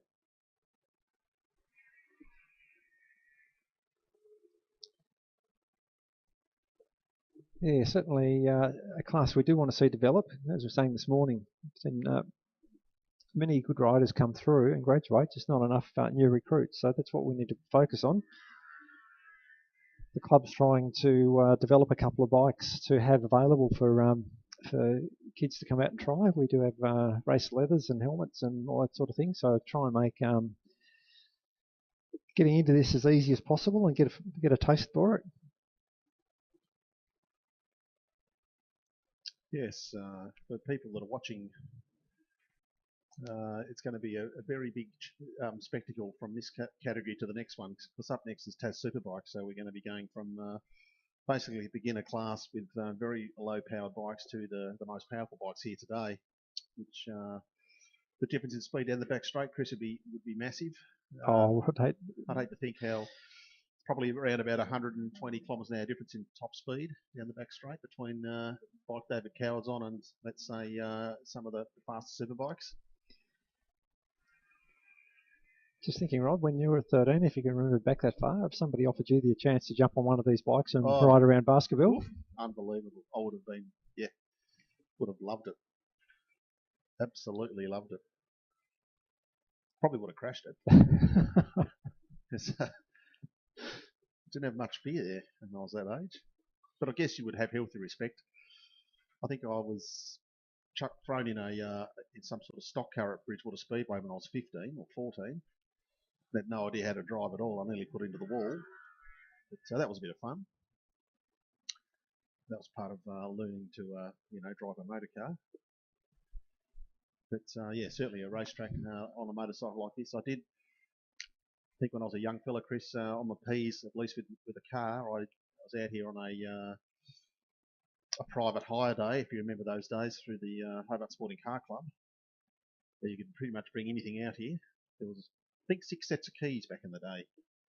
I was only recounting that with Jason Spencer and Greg Davies about an hour ago. Yeah, there was 6 sets of keys. Once they were allocated, yeah, you booked them in advance. That was it.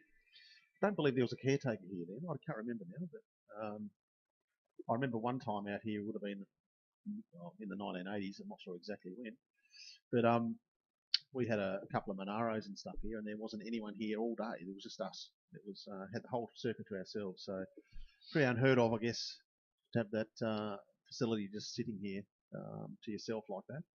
By today's standards, yes, not particularly safe, but not particularly safe. No, we were pretty loose back then. But I remember one of the guys came out one day. He had a little CBX 250. Remember those little white Hondas? I do indeed.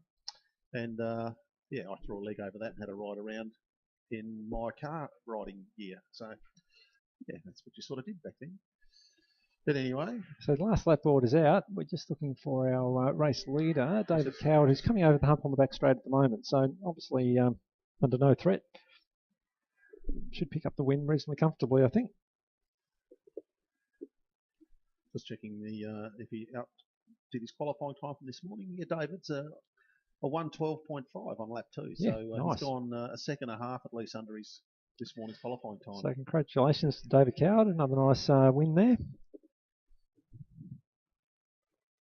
Jet Pryor just heading up the hill at the moment, so he's got about half a lap to complete. But yeah, I remember those days quite well. I used to, like you say, book the key, come out here, and you pretty much could do it. You opened the gate and then you closed the gate behind you. You locked yourself in. And that was it. And there was no such thing as a mobile phone, and there was no one here. So you ran the gauntlet, but it was a lot of fun. Certainly ran the gauntlet. I can't remember. I can't believe I got through that in one piece. No, I remember I went off the circuit here in a couple of cars. Just as you do, you spin them out, or you run wide and hit the dirt and you spin them round, but never put one into a wall or anything. But it certainly does happen. You didn't really think about the consequences back then, did you? No, I can remember riding a GPZ 900 road bike around here, right where Jet Pryor is at the moment. Yep. High side? Very close. I was on the locks. On the locks, yeah. I was handstanding on the handlebars after it kicked me out. Well, exactly where you're talking that's where the camber rolls out there, and I've high-sided a bike through there, and that's not a very pleasant experience. Problem was there were only 3 of us out here, no ambulance. And no one with any medical probably experience either. Oh, no, not at all. You don't think about that until it happens. You just got to, you're right, mate, Luckily, things have improved a bit since then. Yes. But certainly it seemed like a lot of fun at the time. It certainly was. Well, the question we're going to ask each other right now, Chris, with the Tas Superbike coming out, do you think with these conditions we might see the lap record threatened here today? I'd be saying yes. I think we've already seen it threatened this morning. Brett was only, 3/10 off. It's a matter of whether or not he actually goes quick enough to beat it. I suppose the first question is, what is the lap record? Well, you should know that. Why should I know that? I think from memory it's a 53.0 something. I thought it was a flat 3. I don't think it's a high 2. It's a 53.016, I think, or 12. Okay. I know who would know, and that's the Simmons fraternity. So we can confidently say then that if we see a 52 flash up, it's a new lap record. If it's a 52 anything, it's definitely a new lap record for a motorcycle around here. So it's going to be interesting because Jason was feeling pretty good as well. I was talking to him during our break earlier, and he was happy with the way things are progressing. So it should be a good race. Yeah, it's definitely going to be a close race at the lead. We've got about 13 or 14 superbikes here today, so it's going to be a good little tussle.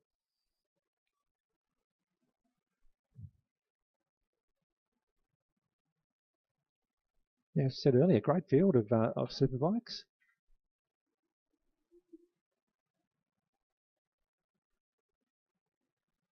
Yes, we saw another local rider, Jeremy Huddleston, to a PB this morning.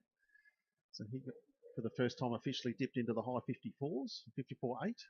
So he's confident that he can blow that again in the race. Put in a fantastic ride in the 2 hour as well. He certainly did. He did win that event last year with co-rider Mike Jones, Australian Superbike champion. Yeah, you'd probably say Jeremy was riding wingman for him, but did an outstanding job. Did exactly what he needed to do to fill in the middle session of the race, and handed over to Mike to finish it off. It was a brilliant effort from the whole team.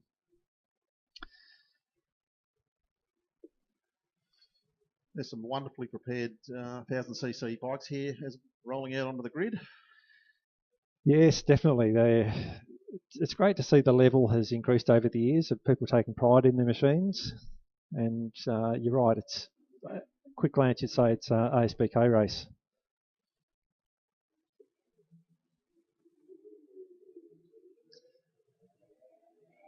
Look, I know I've said it before, but the lap times we're seeing around here are not, at the moment Brett Simmons is the lap record holder. We had Mike Jones down here, we had Jed Metcher down here, we've had some of the best in Australia, and they haven't managed to beat it. It just goes to show how competitive this superbike class is here in Tasmania. Absolutely. We've seen, yes, you did right, some quality riders and Australian superbike champions here. I guess, they have been guest riding on other people's machines, which are set up differently to how they probably have their Australian spec bikes set up. But once again, it's still a very competitive time. Yeah, that's right. I mean, they might set the bike up a little differently with a bit more time and a few more laps, but they're not going to be doing, a second plus faster. I guess what I'm saying is the times we're seeing are national level times. This is seriously good racing. There's seriously fast riders here at the front of this field. You're dead right, Chris. They got the fluoro green bike there, bike number 19, Brett Simmons. He's the current lap record holder of the circuit with that flat 53. On that motorcycle? On that motorcycle. It's a ex-Australian spec CBR 1000. Right next to him, Jason Spencer, also on a Honda CBR 1000. Looks like a shiny tyre in the back of Brett Simmons' machine. Looks like a brand new one. It is a brand new one. That's going to be interesting to see.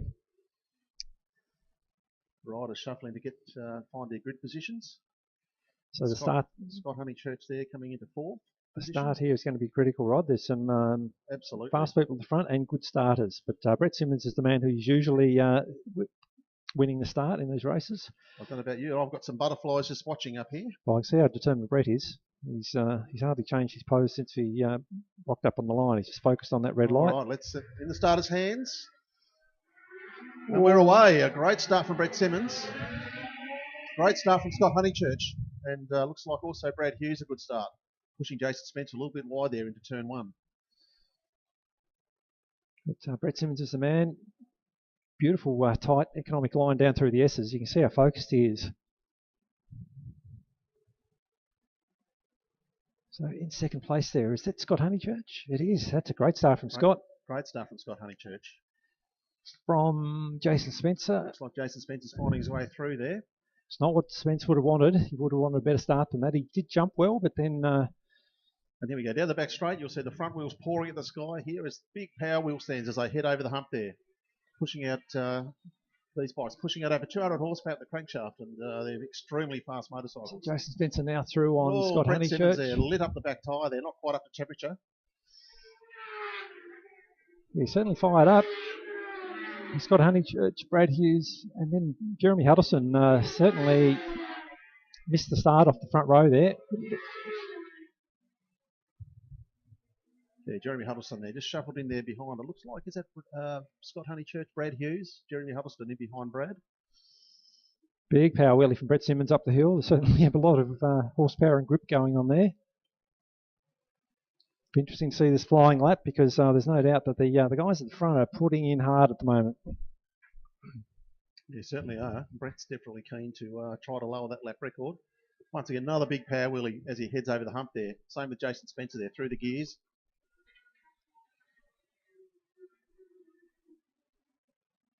So we're about to find out. Brett Simmons will go over the line in a 52.72. 7-2. So Wow, there there you it go. is, guys. And there's a new lap record, 52.7. Wow, that's phenomenal. And Jason Spencer 53.8. So almost a second and a lap slower. Wow, that is absolutely sensational from Brett Simmons.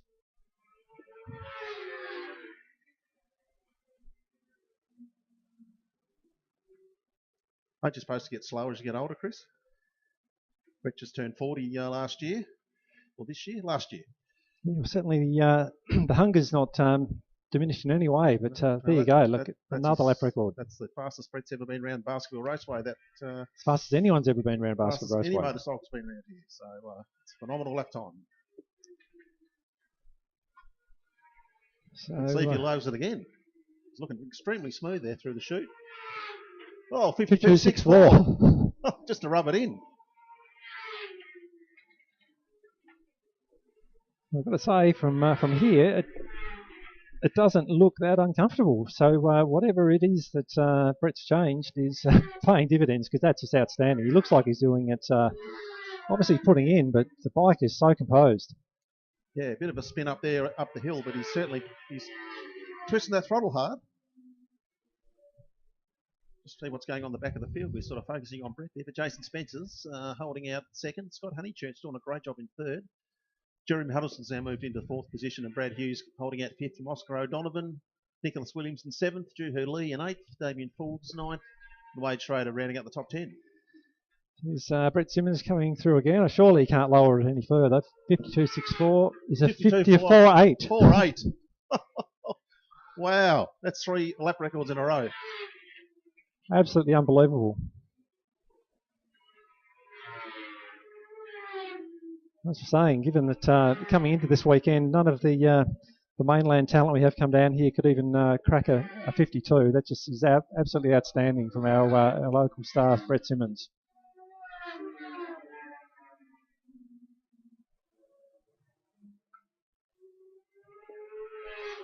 I'm struggling to speak a bit, Chris, at the moment. Sorry. Yeah, look, that's it's just gobsmacking. Like I say, whatever it is that Brett's doing. Surely you can't do it again. That's 3 laps in a row. Let's just have a look. He's absolutely smashing the field at the moment. 52.48. 52.7. 52.7. Slide to back off a bit. Yeah, still under the old lap record. But look, just to, I suppose, demonstrate if it doesn't already need it. Jason Spencer, 9 seconds in arrears, and he's lapping in the 53s. Yeah, it's crazy. 3 laps to go.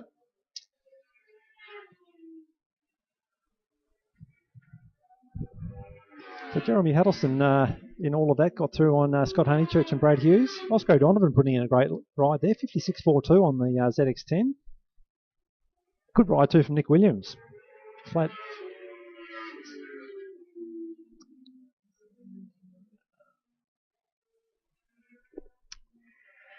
Brett Simmons just about to cross the line again, see if he's rolled out of it at all. Flat 3, so pretty reasonable that after those opening laps he would roll out of it a fraction, but still 53 is not slow. It was 53.02. It was the lap record before this race. So absolutely outstanding to be running this race all in sub X PB times. Yeah, it's phenomenal.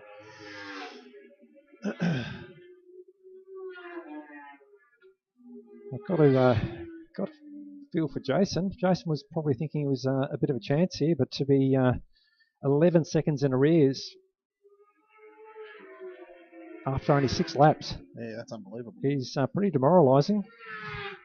Last lap brought out for Brett Simmons. And what was that last lap? Just to see, 53.04 again. So almost on the old lap record pace all race, Chris. Phenomenal. Yeah. Well, he was telling me that he did mid-threes yesterday on a ride day, which he doesn't usually do. So whatever it is they changed with the bike is just, well. Certainly, it's this last lap he's going to be held up quite a bit with some slower traffic, but phenomenal ride by Brett Simmons, absolutely stonking.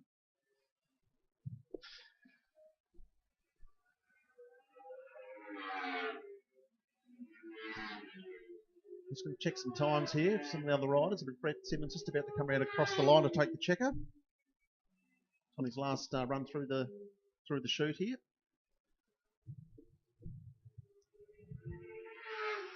Yeah, 54.15, having got past some lap traffic, so yeah, Jeremy Huddleston ended up taking third position there, or will be, and Jeremy Huddleston up another PB at 54.62. Great time from Jason Spencer as well at 53.82. Scott Honeychurch 55.77. So some great times churned out, but wow, Chris, we've seen some history there. 3 laps. We saw the lap record broken, and then we saw it broken in 2 consecutive laps after that. So 3 times in a row. Yeah, look, I was just about to say, it sort of overshadowed some great performances further back in the field because there's some great riding, but you know, you don't often see that. To lower that lap record by you know, 0.6 of a second, but do it lap after lap. That is absolutely outstanding. So congratulations, Brett Simmons and team. They've got to be absolutely delighted with that. And I hope everyone enjoyed watching those laps because you don't often see, well, you never see lap times as quick as that at Basketball Raceway. You've just seen history.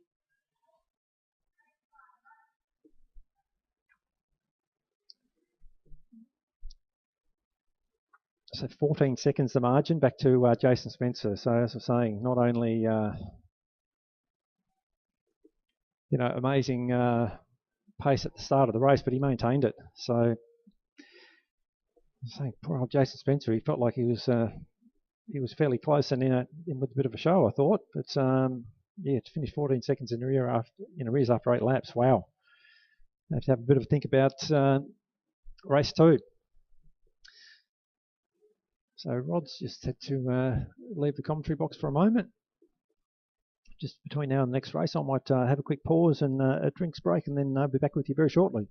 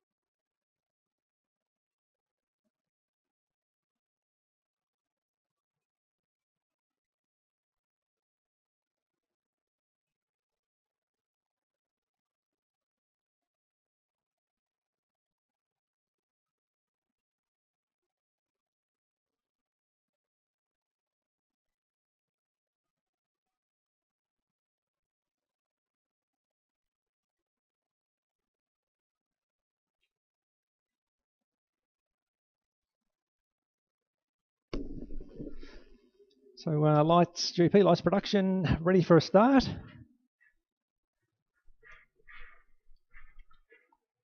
Red light is on, racing. Big wheel stand from Chloe Honeychurch. But it's Josh Vanderputten who will get the jump and lead the group through turn one for the first time. Aaron Wade, I think it is, in hot pursuit. Then it's potentially David Dick, is it? I think it is from Chloe Honeychurch. Isaac Simmons, Mark de Jong, Hans Dadson, David Cower, Leah Renton, I think.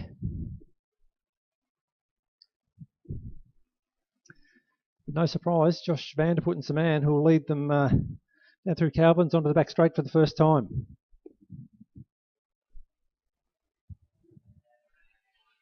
Pretty comfortable lead already, and as we said earlier, Josh Vanderputten certainly is going to be the man to beat. Aaron Wade is continuing to impress with the pace he's been showing of late. Hasn't been doing that much racing lately, but when he does, my God, he's fast. So 2.4 second gap Josh Vanderputten has over Aaron Wade from David Dick. First, big lunge from Chloe Honeychurch on David Dick. It's that was into turn one. She runs a bit wide, and David reclaims the spot, but swapping between production lights and Supersport, and like Rod said, doing that low 7 in Supersport, absolutely phenomenal from Chloe Honeychurch. She's only just starting out in that class.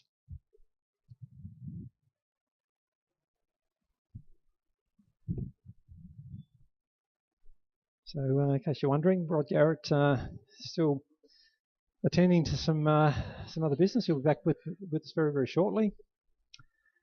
But back to the lead. So it's Josh Vanderputten just coming through the chute at the moment. Just eking out that gap over Aaron Wade. So it's probably up to about 3.5 seconds or more by now. It's about to tell you, 3.9. David Dick still battling fiercely with Chloe Honeychurch for third place and first place in lights production. Oh, so Isaac Simmons looking for a run up the inside of Mark de Jong into one. Mark sort of closes the door a bit, but that's a hot battle as well. This battle for thirds where it's all happening. Chloe all over the back of David Dick. So that's an Aprilia RS250 versus a Ninja 400. And really, there's very little in it between them in straight line speed from what I can tell.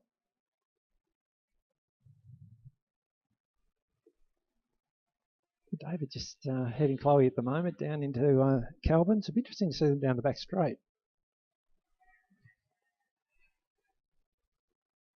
It's coming over the hump at the moment. Nothing in it, I'd say. Josh Vanderputten, quickest time. Wow, he's not messing around. 58.52 from Josh Vanderputten. No pressure at all. No one behind him. He's certainly having a good day.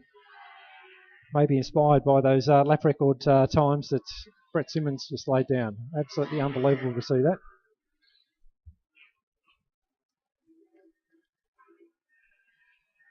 Good battle here between Leah Renton, David Coward and Christian Brits.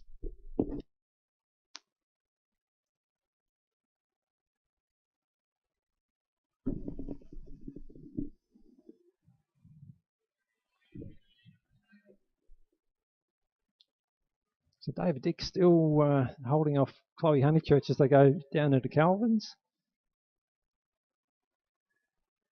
They're just looking for Isaac Simmons and Mark de Jong.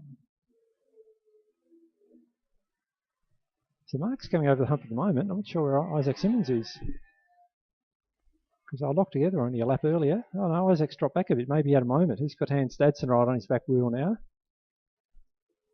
Chloe Honeychurch over the line, still all over the back of David Dick, looking for a run up the inside into one. There's not a lot of room, but there's certainly a bit of paint being swapped.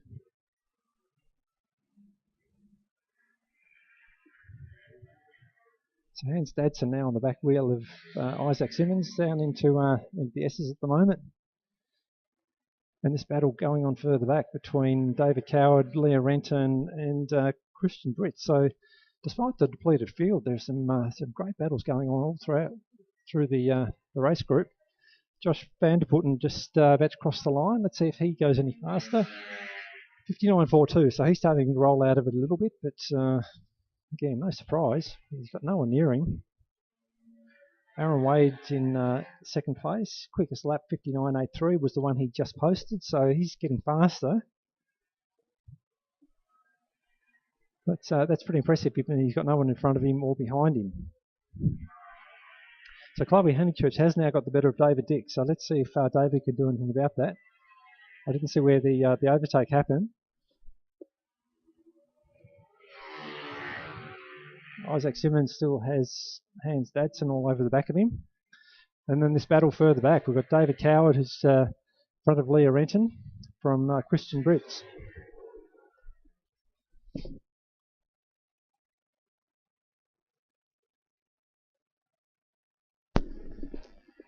So Josh Vanderputten just crossing the line, and quick change in commentary as well while Rod's doing whatever he's doing. Sean Patmore is going to join me for the remainder of this race. So morning, Sean. Morning, Chris. What, am I there? Well, I can hear you, but then good. again, I'm in the same box as you, so I can't say that anyone else can hear you. No, fair enough. Look at this ride from Chloe Honeychurch. She's just jumped off a 600 where she did almost a flat 7. Now she's out here leading the lights production. Absolutely sensational. I don't want to touch on a touchy subject, but tell me this is a man's sport. No, it's not. Not at all. No. Chloe, absolutely amazing. She impresses me so much every time she jumps on a motorcycle. Yeah, in that 600 race, she was giving Martin Long a fair old hurry up. Yeah. There's this great battle further back as well with David Coward, Leah Renton and Christian Brits. Nothing at all in between the three of them. There's another one, Chris. Leah Renton has picked up her pace after a quick ride day at Phillip Island. Now she's racing like a champion. Yep. So the last lap order's out. Josh Vanderputten just at the bottom of the hill at the moment. So he's about to come up against the first set of back markers. He should get through there pretty cleanly. And given that there's no pressure from behind, I'm sure Josh, having the experience he has, won't take any chances. So tell me, Sean, that last Superbike race, I don't think I've ever seen something like that. Every lap just about under the old circuit lap record. Absolutely amazing. Absolutely amazing. I know Rod's pretty happy with his Bridgestones. And apparently Brett can barely talk. He's so happy. I was talking to Brett's mum out there before, and she's... So sorry, Sean, just cut you off. The race leader, Josh Vanderputten, about to pick up the checkered flag. And another victory there for Josh, and a very, very impressive one. The quickest lap, flat 58. So fantastic ride there from Josh. Aaron Wade just about to cross the line for second place. Pretty lonely ride there for Aaron, but a very, very impressive one nonetheless. Sorry, Sean, you were saying? I've got nothing, Chris. Oh, okay. So, no, Aaron did a great job there, and Josh Vanderputten is just impressing every time he gets on the motorcycle. He had a few races last year on a 1,000, and now he's back on the Moto3 bike and going like a rocket. Yeah, Chloe Honeychurch picking up the third place outright and first place in lights production. Getting the better of David Dick. Bit of a lonely ride back there for Mark de Jong. Isaac Simmons ends up pulling away from Hans Dadson. And Isaac's riding really well now as well. He's moved on to that 4 KTM 390.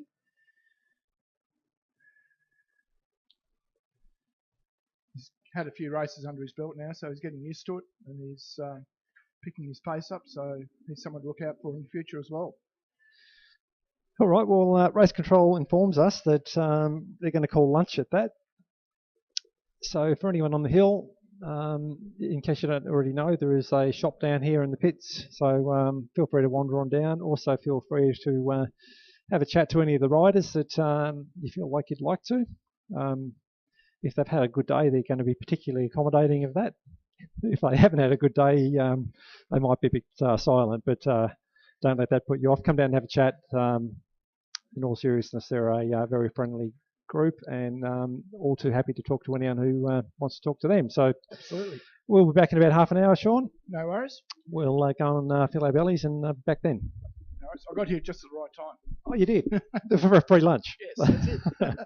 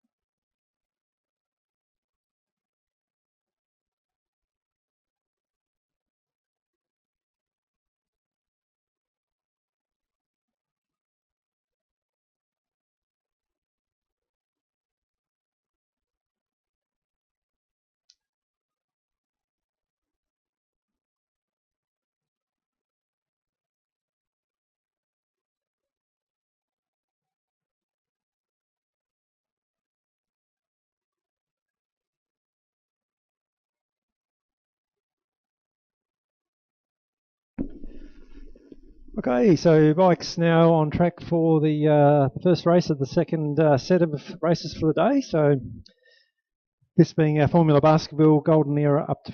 Oh, sorry, no, it's not. I take that back. This is going to be our last race for the first set. I should have looked at my program. So this one being Golden Era over 500, pre-modern Supersport and pre-modern Open. Joined now by Sean Patmore, just making his way up the stairs. No doubt out of breath, Sean. Yes. It always catches you out. But ready for a race start. The red light is on. Racing, Matty Long away to a flyer, but Jezza Huddleston on the big 1,000 next to him. Doesn't manage to edge out Matthew, but right on his back wheel. And they've got James Ryan on the back of Jezza Huddleston. But as we expected, Matty Long would be the first away. He's the fastest qualifier by a decent margin. But what can Jezza do here? Jezza's riding very well, and he's got the 1,000 cc's under him, whereas Matty Long in front's only on the 600. So it's going to be interesting to see these down the back straight. Bit of a contest up there, Sean, at Suckers. A few bikes shuffling position. Yes, indeed. There's plenty of fast guys in this race. You've probably seen them in other races during the day. We are missing one person though, Don Fenton. Had a bit of a crash in practice. Jezza Huddleston up the inside of Matty Long. No, you could see the extra legs on the 1,000 there did make the difference down the back straight. But this is where the 600 is going to start working through the tighter stuff. So it's a matter of whether or not Jezza can stick with him. And look at Wade Schrader right on the back of Jezza Huddleston as well. He wants a bit of this. He's also on the 1,000cc Yamaha. Then further back to Bob Sellers on that's in the 2005 R1, I think it is. So the 600 with 3 chasing 1,000cc bikes behind him. Yes, I think they're going to go past him pretty quick as we get later in the race. See how fast they are up the hill compared to Matthew. Oh, that's a big call. That's a big call. I think the 600 is probably going to be a bit kinder on tyres and the body, and Matthew's very fit. He is. He's a very fast rider. So look, I hear what you say, but I think it's not going to be as clear cut as that. So look at that, the 1,000cc versus 600. So this time Jezza picks up the lead. Matthew closed it right up again on him though. Yeah, that's the thing. Like, give it a few laps. Jezza's still coming to terms with this older R1. He hasn't done many laps on it. And look at Wade Schrader. He's certainly right in the mix. Then back to Bob Sellers. He's keeping touch. James Ryan probably heading up the first of the Golden Era bikes, is he? Yes, he is. Then we have Martin Long, Matty Coward, Peter Bellchambers, Karen Webb, Gavin Brooks, and our non-starter is Don Fenton due to that qualifying accident, unfortunately. So sending Don all our best wishes. Hopefully he's going okay.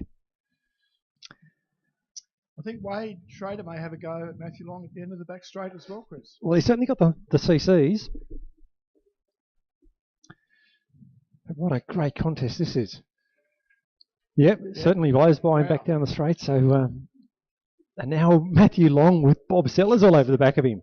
Another 1,000cc bike behind him. Look at Wade Schrader. He wants a bit of Jezza Huddleston. They've done a bit of racing in the big bike class over the last couple of years, so they know each other pretty well.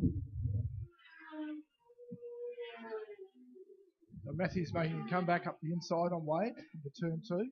Showing the strength of the 600. Very nimble through the tighter stuff. It just goes to show it was the fastest qualifying bike, but when the flag drops, you never quite know how it's going to play out. So lap times there, Sean, 57.5. Now, Matty was actually quicker in qualifying, so whether or not something's not quite working for him on the bike, or he just isn't able to get a clean lap in because of the 1,000cc bikes sort of blocking his run through the corners. It's hard to say. Yeah, there's he's pulled away a bit from Wade Schrader. Oh, I thought he was going up the inside of Jeremy Harrison then as well. Now keep an eye on Bob Sellers here. He's closed down that gap to the leaders. This is a fascinating contest at the front. Oh, Matty Long looking to get up the inside of Jezza into turn 1. There's not enough room there. But Matthew's saying he's not out of this. I think Bob's lurking. Bobby's lurking, and by his own admission, he does say that riding the big 1,000 round here does take it out of him. So the later laps are physically demanding. So whether or not he can hold that pace towards the in the closing laps, there's 4 laps remaining. But adrenaline masks plenty of things, Sean. It does, even though Bob had a fairly significant birthday last week. And I jokingly said he was 65 and he went, no, I'm 67. Well, it goes to show he's doing a great job there. Yes, Matthew's closing up on Jezza again. That's up the inside into one. Yeah, look at that. 600 showing its strength. So, as I said, Sean, it wasn't over. No. I think they're pretty well matched, this group. And maybe Matthew Long can now show his qualifying pace. It's hard to draw clear. I wouldn't be surprised if he does. So it's up to Jezza and Wade now to show what they can do. And, of course, Bob, who's still in the mix. Yeah, Jezza didn't catch up as much going up the hill then as he did earlier in the race. So maybe he's getting a little tired as well. Tyres are getting a little tired. Well, potentially. So what Matthew's going to have to do, and I think he's done it, is get a break before the back straight, because that's where he's vulnerable. And sure enough, he's managed to do it and hold them off. So Jeremy Huddleston is an experienced racer. He's going to also be thinking what he needs to do to put himself in a position to challenge. It's hard for Jezza because he's trying to keep Wade out as well. Yeah, look, absolutely. You've got to be very careful because leave an inch and somebody come through and then you're back to third.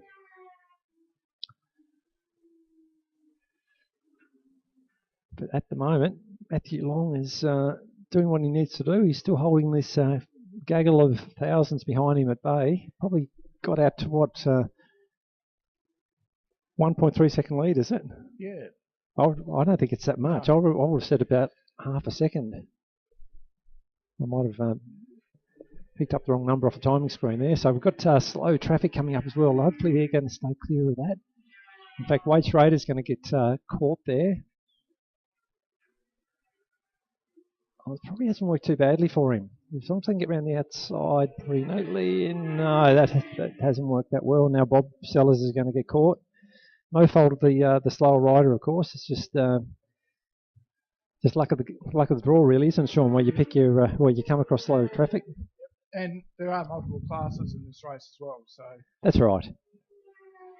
But last lap, I can't see Matty Long being beaten here. Oh, I shouldn't say that too soon. Jez is not far off the back of Matty Long. If he gets close enough going through Calvin's onto the back straight, he does have the power to get past. So this is going to be very interesting. Coming through Calvin's now, might be enough for a lunge under brakes. We're about to find out.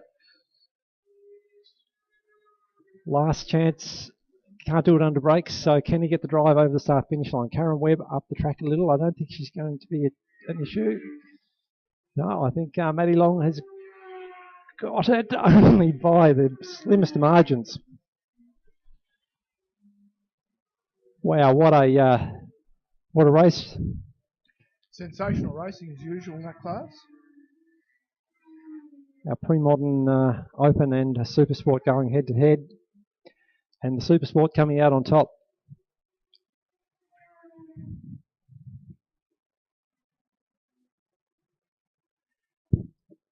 We've got a bit of an issue with our timing screen, Chris. I might just pop down and... Yeah, the 1 lap gap between the two of them was a bit of a concern.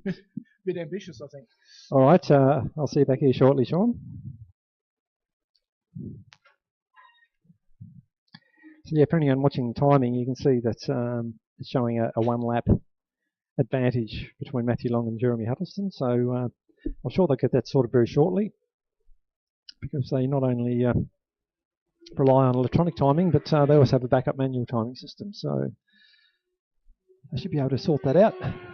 But again, what a fascinating race, and it just goes to show that this track is a real leveler for capacity. The 600.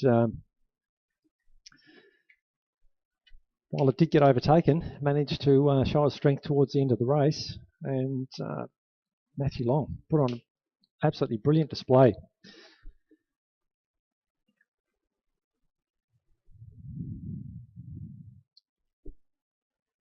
So I'll now go back to what I said at the beginning of this race, and that is that we are now about to start the second set of races. So I got ahead of myself there. I was forgetting we had one to go from our first set. So this one's going to be very interesting as well, because that's the Formula Basketball Golden Era up to 500 and Formula 3.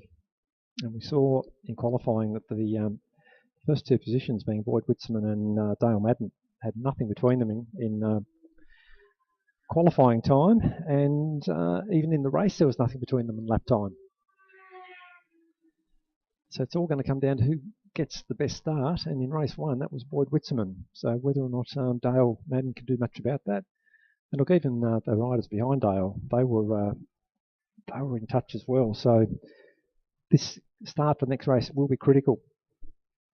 We've just got the last remaining riders from the previous race just on the slowdown lap at the moment. So a few minutes before the start of that next one, even though we do have a few riders starting to file out in the pit lane.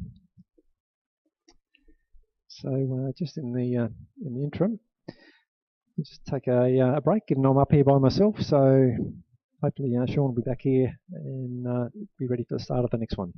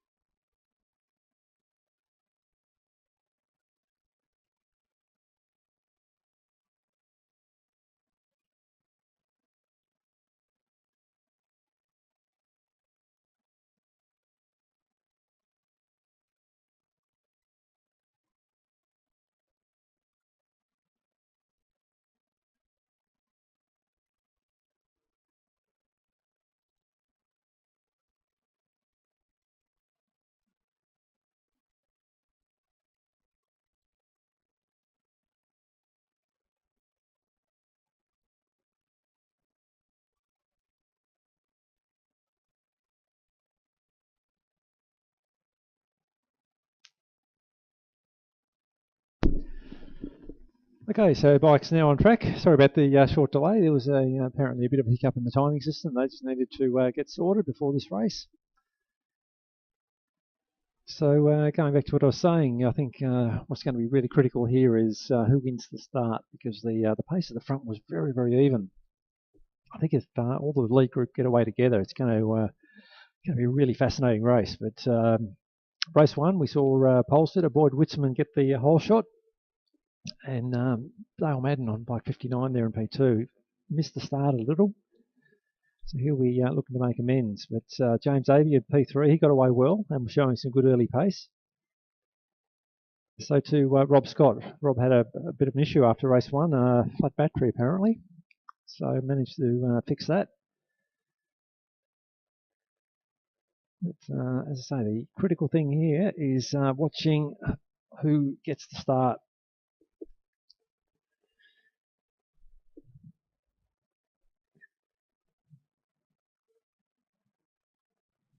It looks like the grid's ready. Red light is on, so ready for us. Oh, a bit of a creep there. I don't know. Oh, Dale Madden got a shocker again. Got away probably a little bit better than he did in race 1, but too much wheel standing. No, he's got up the inside, has he? Yes, he has, up the inside of Jim Avey. So he's right on the back of... No, I beg your pardon. He got through on Boyd Witzman, so it's Jim Avey in the lead. So that's a bit of a turn up. Didn't expect to see that. I have a better idea of field positions first time over the start-finish line. At the moment, though, it does look like Jim Avey from Dale Madden, from Boyd Witzman, and maybe Daniel Briggs. So nothing between them as they come through Calvin's first time down the back straight. There shouldn't be too much difference in horsepower either. In fact, Dale Madden looking to go up the inside of Jim Avey. I know he struggled for that race 1, but Boyd Witzman all over the back of Dale Madden, so this will be interesting, because this lead trio are very evenly matched on lap times. Dale Madden looking for up the inside into 1, and he's going to go for it, I think. Oh, it's tight, but he, yes, gets it done, same as in race 1. So now it's up to Boyd to try and get through on Jim Avey. Looking to go around the outside. Is there room? Ooh, yes, he's going to do it. So now it's up to Boyd. The position's been reversed from race 1, although Boyd did have a slightly bigger margin, I think, over Dale. So let's say the guys have been doing very similar lap times, so it's going to be interesting to see what Boyd can do from here. And I have every confidence he can do it, because he's a very experienced racer and a hard charger, but Dale Madden is not going to give this up easily. He's in the position he wanted to be in at the front. So these lap times, look at Boyd Witzman under brakes. That's certainly his strong suit. He's a demon late breaker. And Dale Madden saying that's probably his weakest point. So Dale might start to get a bit of an advantage over Boyd if it's going into the part of the circuit that he favours. Last time through, 60.06 from Dale Madden, 59.87 from Boyd Witzman. Now, unless Dale can put a bit of a gap on Boyd through this back part of the circuit, I wouldn't be surprised if Boyd has a bit of a challenge under brakes at the end of the back straight, because it looked like he's a lot stronger down there. In fact, he's already all over the back of him. I think that's quite likely to be happening.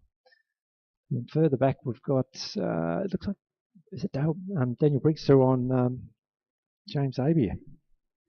So here we are, coming over the back straight. I think you're about to see Boyd Witzman challenge. Not quite close enough. Oh, not much room between P3 and 4. Jim Avey through on Daniel Briggs, or holding off Daniel Briggs. We've got Rob Scott.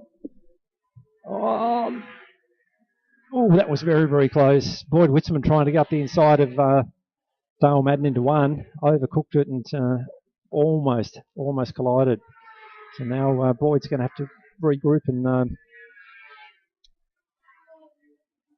spinning up at the bottom of the hill. He's certainly trying hard and probably got a little bit of red mist there. That can certainly happen when you work yourself up to a big move. It doesn't quite pay off. You can get a bit flustered. But as I say, Boyd's a very experienced racer. He'll regroup and come back. He's still right on the back of Dale Madden. It just goes to show what a great job Dale Madden's doing holding off a rider of the calibre of Boyd Witzman.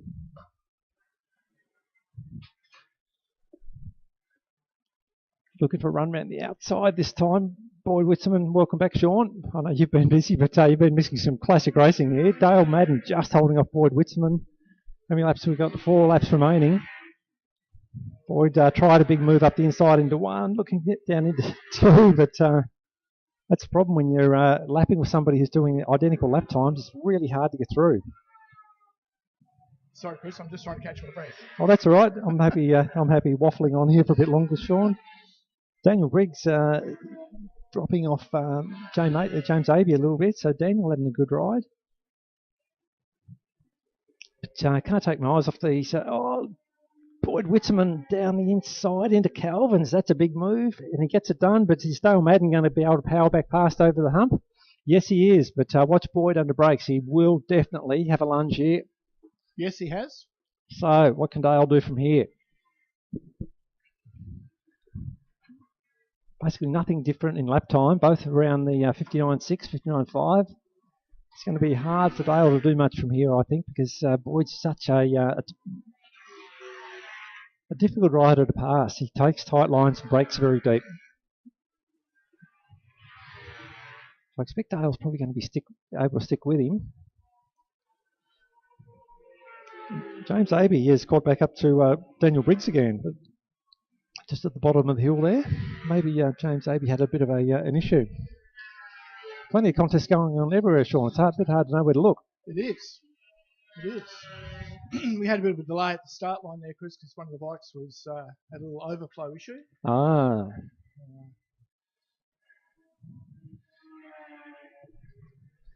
Actually, just looking at the leaders, Boyd's actually managed to eke out a tiny bit of a gap there. So it'll be interesting to see what this lap time is. 59.2 last time through. 58.75. So there you go. Boyd has certainly lifted. That's the quickest lap of the day for this group. And that probably will be too much for Dale Madden. Yeah, that's only 3/4 of a second quicker than Dale. It is. And if you can back that up with another one, that's enough to break a rider. Or break the chasing rider, I should say. Yeah. Boyd's got a gap of 1.3 seconds last time they came across the line. So looks like he's extending again. Yeah, it'd be interesting to see someone like Chip Sellers in there on the SV650, because I'm pretty sure he's been in the 58s. Yes. It would have been a really interesting addition to this field. It's looking back to third and fourth coming over the hump there at the moment. James Aby hasn't given up at all on Daniel Briggs. This is a really good battle too. Boyd's pulled a bigger gap out again on the last lap. Boyd's just come out. Yeah, out to 1.9 seconds. But look at this battle for third and fourth. Daniel Briggs got nothing on James Aby.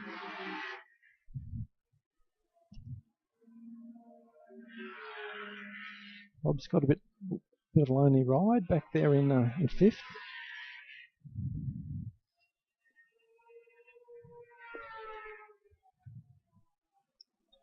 At the bottom of the hill there now, Daniel Briggs and James Aby, so it'll be on the back straight if anywhere. James is over the challenge.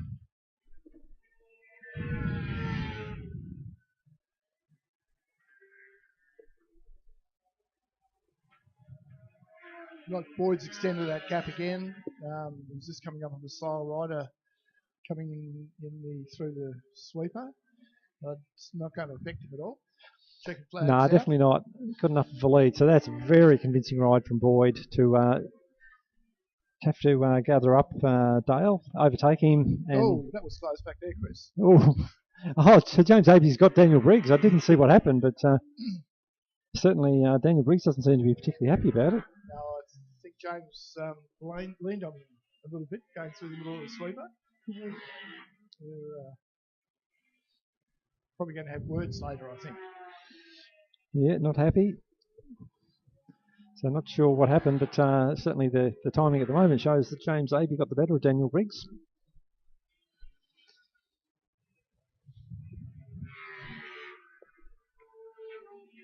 Just reading through the order. So Boyd Witzman, Dale Madden, James Abey, Daniel Briggs, Robert Scott, Julian Winlow, Ben Abey, Ryan Shen, Darren Grice, Lee Stanitz, Anthony Reid, Marcus Priest, Trevor Renton, Brandon Pearce. I think everyone's completed their race now. Yep, so Cameron Rowell, Eleanor Renton, and Quinton Atkins. 17 bikes. Good fields, Chris. Really good field, yeah.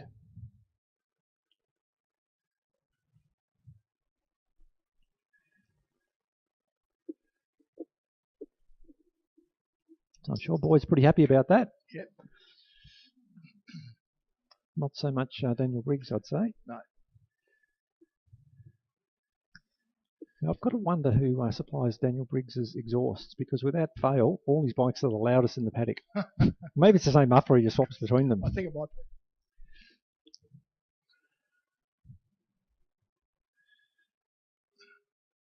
I always used to get comments, Chris, about my FZ750 being louder than all the modern bikes. With a grid full of 600s, the only one you could hear was my 750. Really? I didn't think it was that loud. No, I didn't either. I know they're loud to ride, particularly without an airbox on them, because the induction is right under your head with the, 45 degree slope forward cylinders and 100% downdraft carburetor. I think I'm partially deaf from racing those back in the day. Yeah, it didn't sound so loud to me because I spent so many years doing rock and roll. Everything's a bit muted after that. Everything.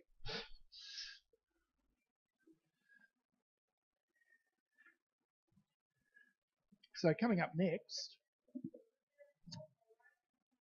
they just called the 2-minute call for the Tas Supersport, would it not? Yep, Tas Supersport race 8 laps. So the question is, can anyone do anything about Lockie Curtis? Certainly was the man to beat in race 1 and qualifying. Yes, he was very quick in that last race, and the consensus from a couple of riders I talked to was that he was helped out a fair bit by a new set of tyres. I think that might have been an excuse. Yes, I was going to say, he's always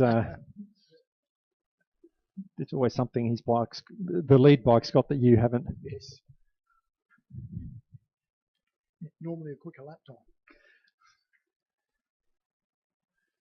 Well, we shall find out, but so far, Lockie Curtis has not put a foot wrong. Let's hope he doesn't. But certainly the battle that raged behind between Jesse Woods, Marcus Delaney and Matthew Long, that was sensational. Yes. And the rider who probably impressed me out of that group was Marcus Delaney. He was on the tail of the three of them, and I didn't know if he was going to be able to do much about it, but he actually fought his way through on both of them to pick up second. Yeah, Marcus is a bit of a quiet achiever, I think, Chris. Yeah, absolutely. At times he just seems to get some aggression in him, and he's unstoppable. But what the formula is for producing it, I don't know. Only Marcus would know that. But I do know, as an ex-racer myself, you've got to find what it is that makes you ride fast. If it's not there, it's very hard to find it if it doesn't come. You've got to understand that formula in yourself, and yeah, it always goes back to the old adage, Chris, of it's easy to make a slow rider fast, but it's harder. I can't remember what it was. It's harder to stop a fast rider crashing. Yeah, something like that. Yeah, something like that. I know what you mean. I'm sure everyone's following your line of thought there, Sean. They're coming around to grid up. We've got Matt Allen standing out there with a red flag in the middle of the track. So once again, starts are going to be very important here because the lead group are very closely matched. And one guy who does typically start well is Matthew Long on the second row on bike 23. He got away well in the first race and mixed up Jesse Woods and Marcus Delaney a little. So watch for Matthew on bike 23. But Lockie Curtis on bike 82, he got the whole shot in race 1. We're about to find out what's going to happen in race 2. Red light is on, racing, and I think Jesse Woods may have, yes, he does actually get the better of Lockie Curtis this time, so this should be interesting. Oh, Lockie's shuts down. That got a bit tight, I think, into turn 2. So Lockie looking to get up the inside of Jesse Woods, but ran out of room and had to back out of it. So sure enough, Matthew Long got a flyer from row 2, so he's on the back of Lockie Curtis. Got Marcus Delaney behind him looking to run up the inside into Calvin's, but there's no room there. I think Matthew made a bit of a mistake there at the bottom of the hill. He ran a little bit wide. Yeah, so onto the back straight now. This will be interesting. So Jesse Woods, I think, still holding off Lockie Curtis. Let's find out as they come over the hump. Yes, just. So Lockie Curtis hard on Jesse's back wheel, with Matthew Long making the most of that good start. Oh, Lockie Curtis, look at the drive he's got there off the end of the back straight. So coming through the chute, I wouldn't be surprised if Lockie's looking for a way up the inside here, but Jesse covers that line well. Jesse's a very experienced racer around here. He's done plenty of laps on a small bike and knows how to run a tight line and defend the position. Yes, it's pretty hard to pass. Yeah, I remember the days of he and Jeremy Huddleston rubbing paint on the GP bikes in the Lights GP class, and wow, every time they went out it was like this. So Jesse's no stranger to it. But the drive that Lockie is amazing. It is absolutely amazing. So difference in bike, difference in tyre, difference in rider. I don't know what it is, but he's getting terrific drive off the turns. I'm sure he's going to have a good lunge here, isn't he, under brakes? Oh, it's going to be tight. Yes, he's going to get through. Very, very loose, but gathers it up. Now, what can Jesse do about it, if anything?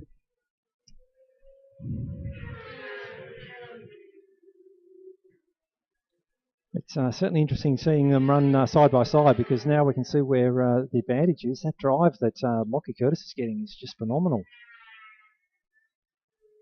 Yes, it'll be interesting to see when I get to the bottom of the hill here how much Lockie can pull away. Well, look at that. Look at that. Yeah. Now, gearing can be the reason on one corner, but not every corner. Now, he's pulling a couple of bike lengths coming out of the top of the hill, which is must be disheartening for Jesse. Yeah, well, look, Jesse's a thinking rider. He'll be seeing that. It's the first time he's been able to run that close to him to see where he's lacking. So he certainly won't be giving up, but maybe change for race 2. I don't know. It depends on what the issue is. Matthew Long up the inside of Jesse Woods. That's a great move. Jesse looking back to go back down the inside into 2 and gets that done. Just another fantastic battle here in the 600s. And Marcus Delaney just waiting for any opportunity to pick up the scraps. Yes, Marcus is right on the back of Matthew Long, and Matthew's right on the back of Jesse Woods. So sensational racing. There's probably not a second and a half between them. No. Last lap through from Lockie Curtis, 55.7. They're not messing around. So Jesse Wood's still holding off Matthew Long. I wonder if Matthew can do another move in turn 1. I don't reckon Jesse's going to leave the door open again. Looks like Marcus might jump in there as well. He's certainly thinking about it, isn't he? He's lining up a run over the start-finish line on Matt. No, there's not enough room.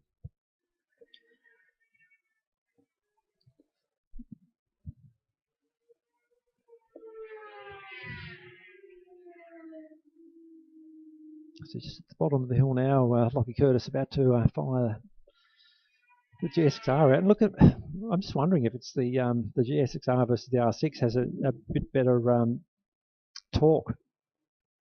I'm not sure what it's like on straight line speed, but if we're talking about why it drives off the corner better. Maybe being a different bike, it makes power differently. Matthew's just jumped in front of Jesse, going into Calvin's. Oh, Marcus is going through. Marcus Delaney's going to edge out Jesse Woods. Wow. Moved down the outside under brakes. Marcus Delaney getting very good drive through there. It looked like he was going to put a move on Matthew Long into one last time, because he does come across the start-finish line with a bit more momentum. It could be a bit of a repeat of race 1, Sean. Could be. I don't think Marcus is quite close enough. He's thinking about it. It's certainly no touching Lucky Curtis, I should say. No.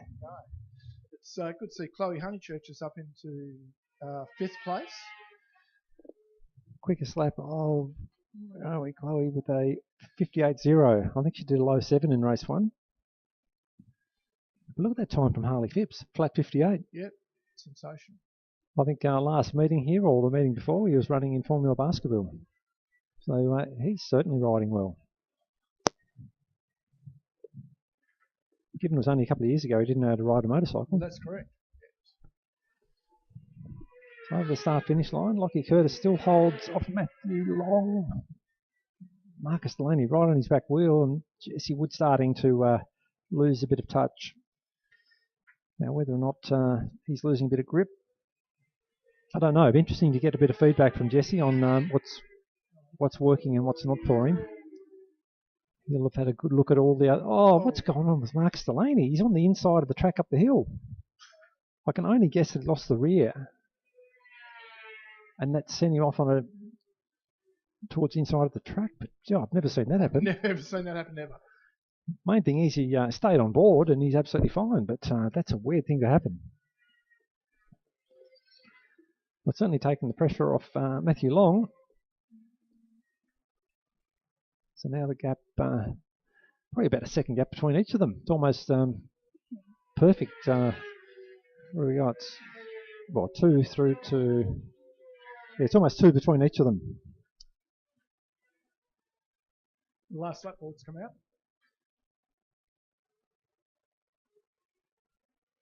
Yeah, very curious to know what happened there. Well, as I guess that he lost the rear at the bottom of the hill and saved it, but in doing so was running off on the inside of the track. He was pretty lucky there because there's a fair old rain gutter that runs down the edge of the track, just off the edge of the track there. So he's lucky he didn't end up in there. Certainly not fun running off a racetrack when you don't know what's out in the paddock at speed. You've got no idea what's coming. No. I remember Barry Sheen talking about, sorry, I'll just come back to that in a minute, because Lockie Curtis is about to pick up the checkered flag and does so in convincing style from Matty Long. Jesse Woods, who gets back past Marcus Delaney. Yeah, Barry Sheen talking about, I don't know if it's a race or some testing or something he did once, and I'm not sure what happened, brake failure or something, and he ended up literally in the car park. He ran off the racetrack. So clearly there weren't the same fences and safety and so on back then in the 70s, but yeah, he literally ended up in the car park. Yes, the bikes may not have been quite as fast, but they still hurt the same. Oh yeah, yeah. Certainly the attention to safety back then was very, very different to what it is today. Yes. Even though today I've been reading rumours that there's a lot of current GP riders who are really unhappy with the state of some of the MotoGP tracks, with the speeds they're doing now and the runoffs that's available. They don't think it's suitable for the modern bikes. Yeah, well, look, I'm not in a position to comment on that. They would know. Paul Espargaro had a bit of a crash the other weekend in Portimao. Yep. And his brother's very vocal about it. Yeah, well, that was a nasty one because I think, did the bike follow him in? I didn't actually see the incident.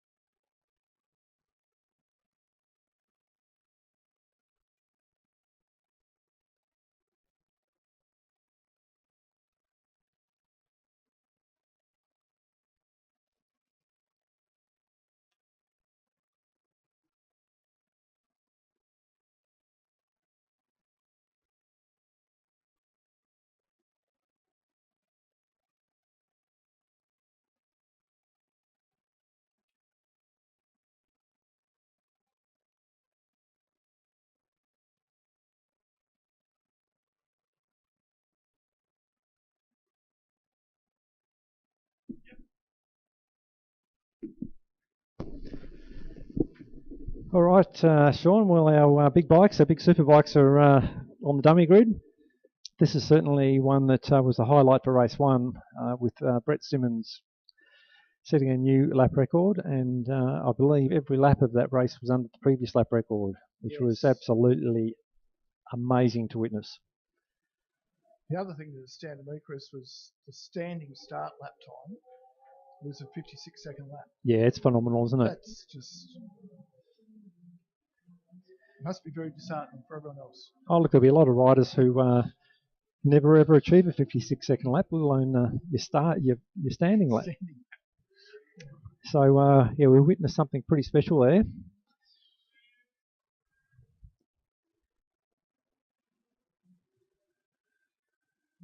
Bikes are leaving pit lane, heading out on the warm-up lap.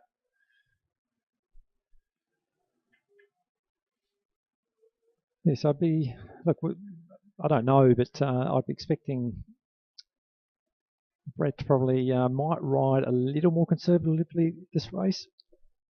He had a fairly handy margin over Jason Spencer in position 2 in race 1, so he probably knows he doesn't need to push as hard early. But having said which, Brett Simmons is not somebody who generally coasts around, so it'd be interesting to see. I wouldn't be surprised if he runs a slightly lower pace, providing he's still in a comfortable position for the win, because he certainly will still be out to win.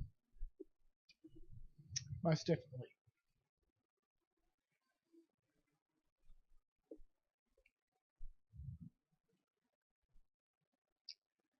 Bikes are lining up now.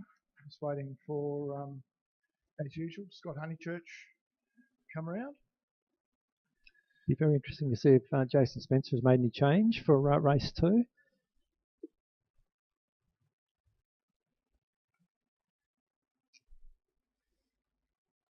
Oscar O'Donovan, the last to grid up on the outside of row 2. So I think we're ready for race start there, Sean. Yep. Red light is on. Racing. Brett Simmons typically gets away to a flyer. Absolutely. Oh, look at Scott Honeychurch through from the second row, power wheeling past Jason Spencer. So Scott will pick up P2. Jezza Huddleston down the inside of Brad Hughes. Yeah, that's a bit of an advantage for Brad as well, with Scott getting through there, because he will hold everyone up slightly. Oh, so that is Jason Spencer now up there outside of Scott Honeychurch. So again, not the start that Jason Spencer would have wanted. He would have liked to tag on the back wheel of Brett Simmons.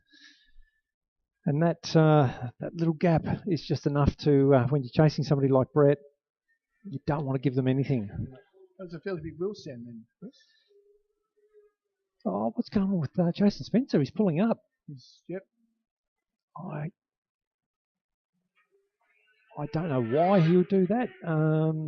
Under brakes, I'm only guessing that he's got an engine or is there a gearbox issue or something, but he's certainly come to a stop.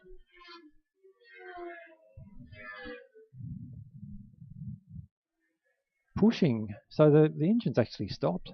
Yep. He was looking down, so. Wow. He's just about in the pit lane entry now, just convenient place for him to stop. So Brett Simmons certainly under no threat here whatsoever, but the battle for second place is raging at the moment. Brett Simmons coming over the hump, big wheelie again, but look at the battle for second now. We've got Scott Honeychurch from Jezza Huddleston, from Brad Hughes, and is that Oscar O'Donovan on the back of them? Wow, that's a great ride from Oscar. Brilliant ride. So yellow flag's waving. That could probably come in, because I think that's for Jason Spencer, who's now in the pit lane. Yep. So Jason looking at the back of the bike, something's gone wrong at the rear. He's not even looking at the engine. Something feels very wrong to him in the rear. Could the chain come off even? Yeah.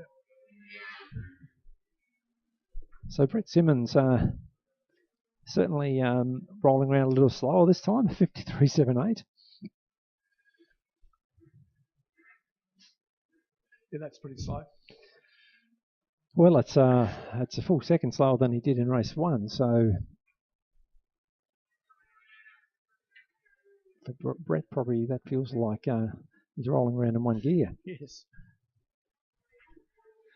But this battle further back, so Jezza Huddleston's got through on Scott Honeychurch from Brad Hughes, and as I say, this great ride from Oscar O'Donovan right on the back of this group, and this is a very experienced group of riders in front of him, so brilliant ride from Oscar. Absolutely. I'm just trying to get a look at Jason's bike as he goes past. Good to see he's got the boss pushing him. That's the way, Jace. Doesn't look like there's a chain on it. It doesn't? No, I couldn't see it. No, I couldn't see it. It was the wrong side of the bike to pick it up. Back of the front. Look at this ride from Jezza Huddleston.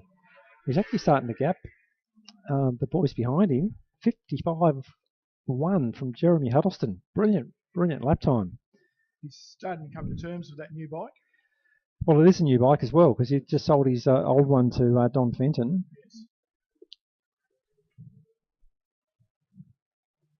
Yes. But untouchable today. Brett Simmons coming through the chute at the moment. Let's see what the next lap is. The last one, 53.5. This one, a 53.5. That seems to be the pace for this race. It'll be interesting to see what Jezza does this time around. 55.1. Exactly the same as the previous lap. Yep. Be interested to see what Oscar O'Donovan can do here. Right on the back of Brad Hughes and Scott Honeychurch.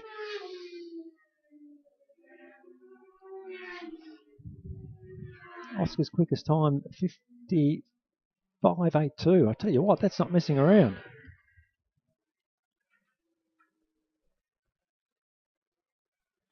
In fact, I'd be guessing that he's lining up a move on Brad Hughes, maybe in this lap. Let's see how he goes down the back straight. He's probably got a few extra horsepower over Brad. No, Brad's actually holding him off down the back straight, so I would have thought the ZX10 would have the legs on the older Honda. That is an old ZX10 though. Well, true.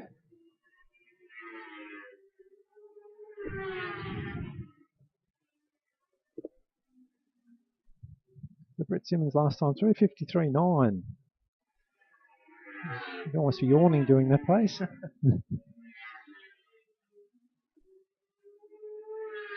So Jeremy Huddleston's cleared out on this pack dicing for third. It's a very impressive ride there from Jezza.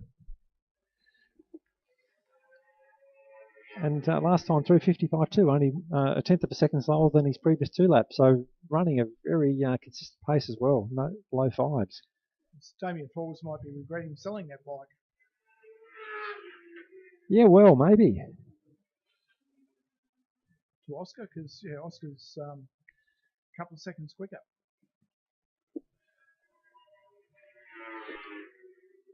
So 54.19 last time from Brett, so he's certainly just counting down the laps now. No pressure at all on him. But I'm really interested in this battle for third. Bunched up behind Scott Honeychurch's Brad Hughes and Oscar O'Donovan. It's very interesting to see what either of them can do.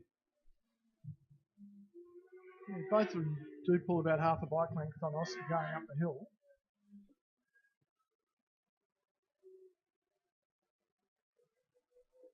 Scott Honeychurch pretty good into Calvin's by the looks of it. He actually gapped Brad Hughes a little. But down the back straight, there's nothing at all in between any of them. There's hardly an opportunity for any overtaking down there or even under brakes. That makes it hard to line up a move because they're all so evenly matched. Oscar O'Donovan looking up the inside of Brad Hughes. That's a nice move. That's a very nice move. In fact, it was actually just precision. Didn't run wide at all. No. Lined it up very early on, as you do. So now, can Oscar do anything about Scott Honeychurch? Yeah, again, Scott pulled about half a bike length going up the hill again, so it makes it pretty hard for Oscar. Although he does catch up a bit under brakes. So this time down the back straight, Brett Simmons just coming through to pick up the checkered flag as he overtakes Todd Tatnall, I think it is. Oh, big challenge there from Brad Hughes under brakes on Oscar, but it's not going to be enough. Can Oscar do anything about Scott Honeychurch? He hasn't given it away, but I think Scott's going to be safe. He's still trying.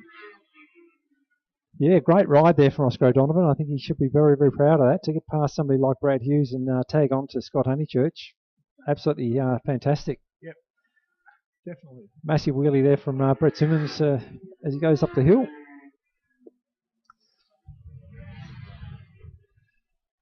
Jeremy Huddleston will have to be really happy with that ride as well. Yeah, like I was saying earlier that Jez has got a lot of race experience now, but it's also credit to the hard work he puts in. He's done that many trainings or practice sessions out here, and he keeps on, just working at it. And we've always said the same thing about Matthew Long, that he's got such a great work ethic, and it's no wonder that he goes so well. Absolutely. And it's a new bike for him as well, Chris. It's come over from the mainland. I think this is his first race meeting. I think we've got a guest commentator coming in, Chris. We do have a guest commentator.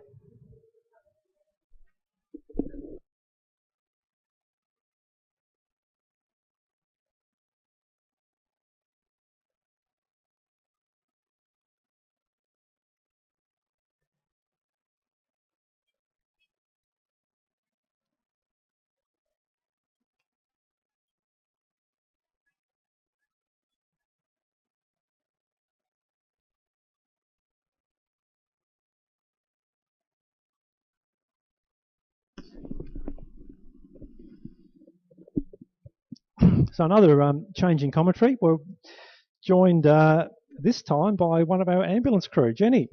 Welcome to the commentary. Yeah, thanks. Totally shamed into this. Oh, that's all right. You'll forgive me for it.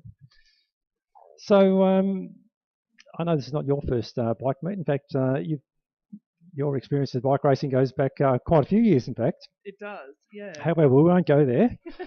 In recent times, more from a medical point of view, I guess just for those watching, what's your approach when you first, like even this morning, we had an incident up there at the top of the hill. What sort of things are you looking for? Yeah, good question. I guess the first thing is anything immediately life-threatening that needs rectifying within the first minute or two. That's going to potentially be the end of someone's life if you don't do something pretty quickly. So it's still back to the basic. Are they responding? Checking their airway, their breathing, and their pulse. So yeah, we still go back to the basic sort of ABC. So you're looking to obviously assess the situation pretty quickly and, as you say, ABC. At what point do you decide that you need to call for assistance, transport them to hospital? When can you give pain relief? When can you give any sort of medication? What's your approach to that? Yeah, I think the decision is within probably the first 30 seconds of whether we need a backup crew. And part of that is like the first priorities for the patient, but part of it is an awareness that we need to keep the day rolling for the rest of the people here, and also what resources we need. So for instance, this morning, that's why it was quite a long delay, the first crew that turned up were the first available ones, but they were not a highly enough skilled crew for what he needed, so we had to wait then for the second crew. And it's actually, also the determination of if you need the helicopter, for example. Yep. It's well, I can speak from experience. It's not a very nice situation. Clearly, you're not only dealing with the physical symptoms, but also the emotional state of the patient. How much do you consider that in the way you treat not just obviously somebody falling off their motorbike, but anyone out in a road accident or any other situation? It must be very, very hard to keep people calm. I think you're looking for a new career. A bit late in the piece for that. It's interesting. I'm just actually working at UTAS teaching paramedic students, and one of my passions about that is that you can make someone feel so much better by reassuring them and caring for their mental well-being, equally as importantly as their physical well-being. So yeah, I think that's a great leading question, and it's something I'm really passionate about. I know for me, if I had been smashed up, if someone held my hand and said, "You're safe, I've got you, you're going to be okay," that would mean more than sticking a needle in me and giving me some drugs, I think. So, yeah, great question. I like that. Yeah, look, certainly what I've witnessed, that people can be very panicked. They might be struggling to breathe. They're suffering with a lot of pain or unusual sensation. And somebody who is quick to calm them and tell them they're under control certainly makes a big difference. It's not nice being first on the scene to anything. So I'm not going to swap your positions. Well, half the time it's a bit of the duck thing where we're on the surface, we're looking calm, but underneath we're like, oh shit, this is a bit untidy. But it's, the being able to make someone feel safe. Well, we're got another race underway. You're welcome to stay with me and commentate. I understand that you probably want to get back to your job, but thanks for joining us, Jenny. Yeah, Look forward to. Well, I hope there's not more work for you to do. It's getting looking a bit untidy up there. Look forward to talking next time you're out here. Yeah, no worries. So Josh Vanderputten's the man, as you would expect. He's off to a flyer and heads the field up the hill towards Calvin's for the first time. Aaron Wade, it looks like, in second place from Chloe Honeychurch, putting in another fantastic ride to be the first of the Lights production bikes. But Josh Vanderputten certainly was untouchable in race one. It looks like he will be again.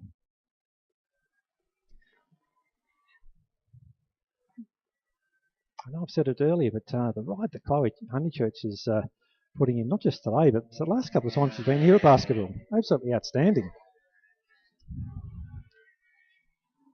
Nice ride too from Isaac Simmons, holding down P4 outright and second of the production bikes. Good move there from David Dick on Hans Dadson, and Mark de Jong up the inside of Hans Dadson. He was coming through like a steam train. No one's going to stop him. So it'll be interesting to see what Mark de Jong can now do about David Dick in front of him. I know we're talking production versus GP, but they look pretty reasonably matched.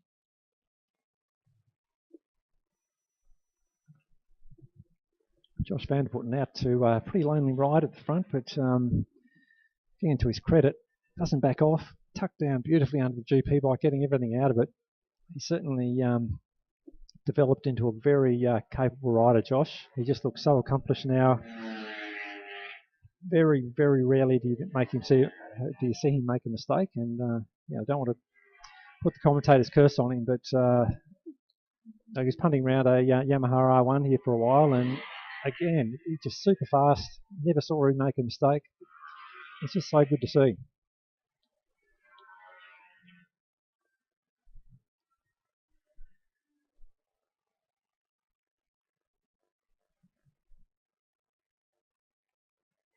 So David Dick and Mark de Jong now all over the back wheel of Isaac Simmons. So they're both looking for a way through. I think Isaac probably got a better start than the guys behind him, so they've been able to close him down, unless Isaac's made a mistake, that is. Just notice our timing's dropped out. I know they had a problem with the information flowing through from the decoder, so hopefully that's not causing them grief.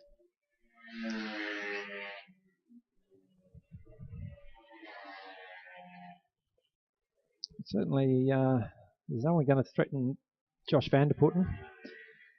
Riding absolutely beautifully there at the front. Probably a 5-second gap over Aaron Wade. And then we're back to Chloe Honeychurch. And what a ride from Chloe. No one near her in the production class. And leading GP bikes as well. So David Dick and Mark de Jong have both got through on Isaac Simmons now. So it's a matter of what Mark de Jong can do about David Dick in front of him. I'm sure Mark has not given up on this.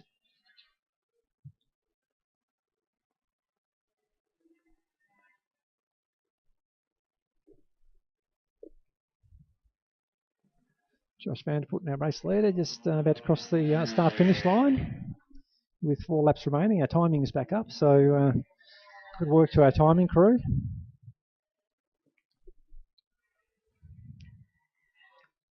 So 4 laps remaining. Certainly hard to see. Well, I'd be very surprised if anyone's going to threaten Josh Van der Putten from here.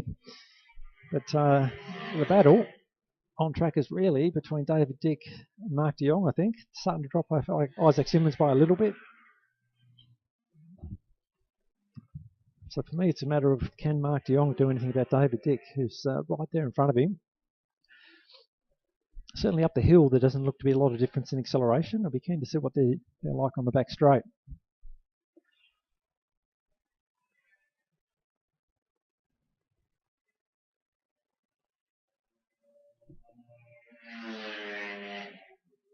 Just coming through Calvin's at the moment.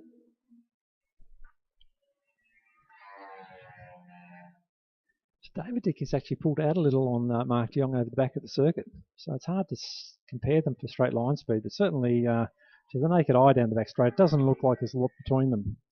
I think Mark's going to have to work pretty hard because David Dick is riding beautifully on this Aprilia RS250. They haven't dropped Isaac Simmons off by a whole lot either, so nice ride there from Isaac.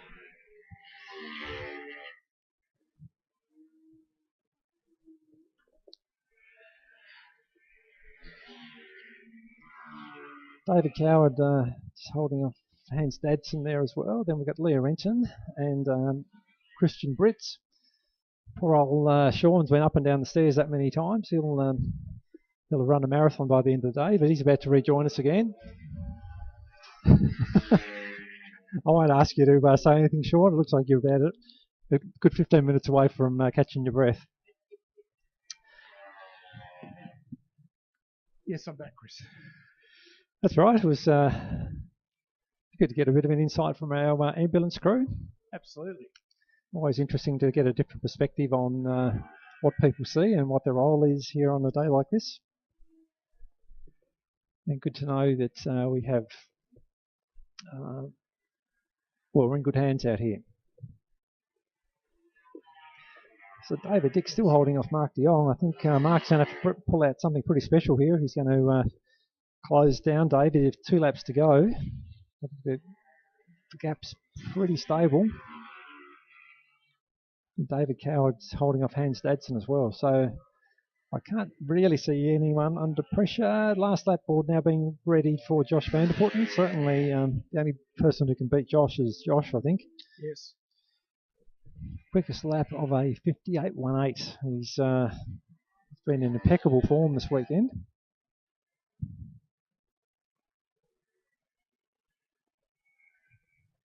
Well, that's over second half faster than Aaron is behind him. Josh has got a 10.5 second lead over Aaron after, is that 7 laps, 6 laps? It's got to be 7 laps, isn't it? Yes. With 1 lap to go? 1 lap to go. If my maths serves me.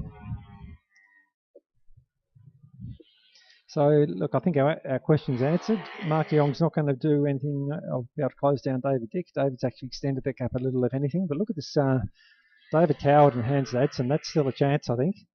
1 lap to go. Well, actually, Josh Van der Putten just gets a checkered flag, but certainly still a lap to go for Hans Dadson and David Coward. Hans now all over the back of David, going through the S's.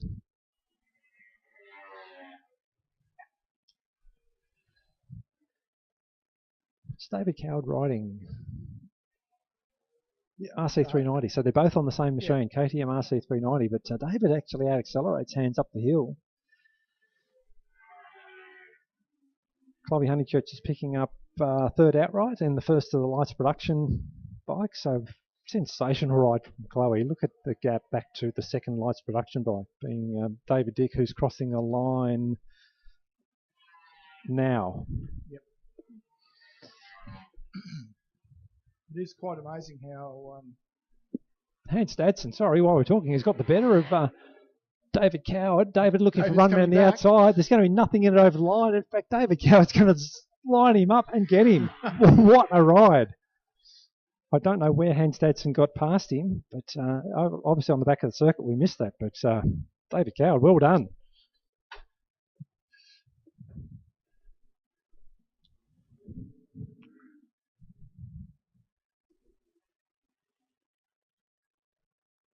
Yeah, a bit of fun in that group. Yes. I'm just wondering if they caught up to Josh at the end of the back straight, and there might have been a bit of a problem there. Yeah, well, possibly. Yeah. It possibly was.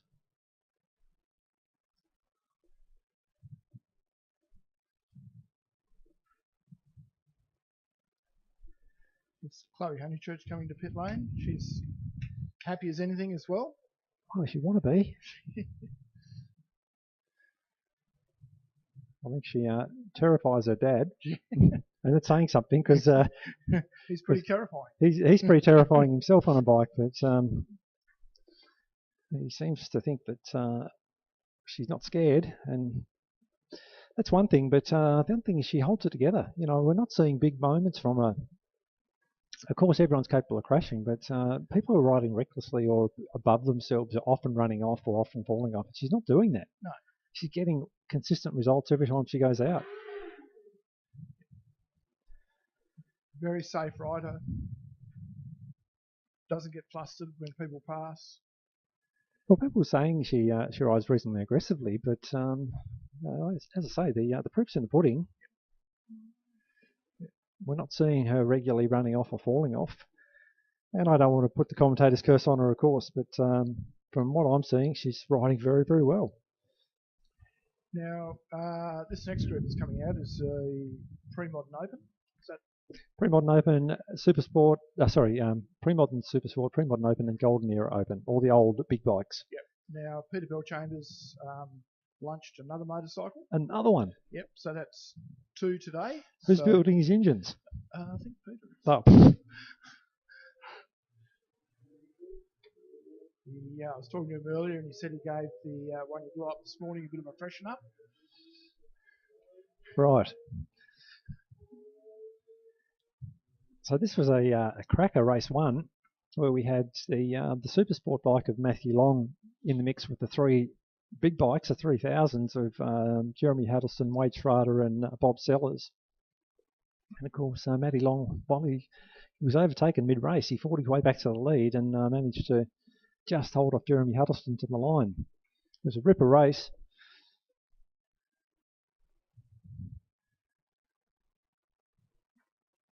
Now, that Pablo's bike that's Karen Webb's, Yeah. Karen Webb's out on her normal bike, but the Pablo bike's out there as well. So I'm wondering if she gave that to Peter Bellchambers. Quite possibly. Assuming it was scrutineered this morning, then Yep. there should be no reason. It's eligible for the group, so Yep. That's quite feasible.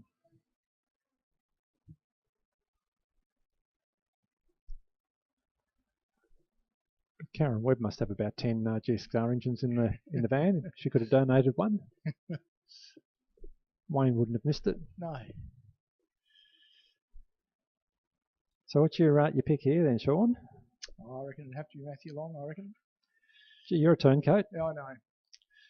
Race 1, you had him beaten before the start. Well, I'm going to go Jeremy Huddleston this time. I think he got a good feel for race 1. I think he's probably had the opportunity to think about it and realise he's close enough. So let's see. We're missing Wade Schrader. That's a shame. So off the start, it's Matthew Long, but Jeremy Huddleston will use the power of the leader bike to get into P1 through turn 1. Matthew Long in second, Bob Sellers to a nice start in third. Then we've got that's Martin Long in fourth from James Ryan on the big FZR 1000. And then you're right, that'll be Peter Bellchambers on the, what is that? It's a GSXR. GSXR. Is it not? A pre-modern. Yeah. I can't think of the year. The Bumblebee one. Yes, that's right. Anyway, leaders coming through Calvin's at the moment. We have, I'll tell you in a moment as I come over the hump. That is Jeremy Huddleston holding off. And look at Bob Sellers down the inside. Matthew Long actually goes past. Oh, gee, that was getting tight. Ooh. Sorry, that was all a bit hard to call. So we had a lot of shuffling. No change in position. Oh, sorry, there is a change in position because Jeremy Huddleston was leading lap 1. Now he's in P2. So Matthew Long's picked up the lead. Bob Sellers looking very, very aggressive early on in the race. Right on the back of Jeremy Huddleston. Then we've got Martin Long. Shame to see Wade Schrader not in there because he was right in the mix in race 1.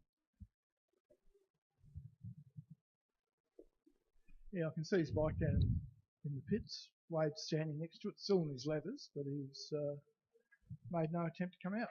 Well, he can't claim that it's because he's tired, because he's done more solo 2 hours than anyone else. That's right. So Matthew Long, I think he's enjoying this, holding up or racing with a couple of thousands and beating them. Oh, Jeremy Huddleston, very loose under brakes there. In fact, he ran in a bit deep. There's no doubt that he's having a go. That's right. Not sure what happened. It got very squirrely, too much though. So I'm not sure if the front locked a little or wrong gear or just got very light in the rear. I don't know. It didn't look very comfortable. Bob's had a rest over lunch, obviously, and he's right on the back of Jeremy's bike now. Yeah, but Matthew Long just on the little 600. I mean, he's just using that to perfect advantage on a track like Baskerville. He's not the quickest bike down the straight, but certainly in all the twisties, he's using it beautifully. Bob closed right up in the back of Jeremy going into Calvin's just then. Yeah, look, Bob rides that R1 very, very well. Wasn't very long ago he was dicing with Don Fenton around here, and even Jason Wiley on the old GSX-R1000, and now he's got a couple of new people to dice with. But that's a great thing about this class. There are so many competitive bikes in it.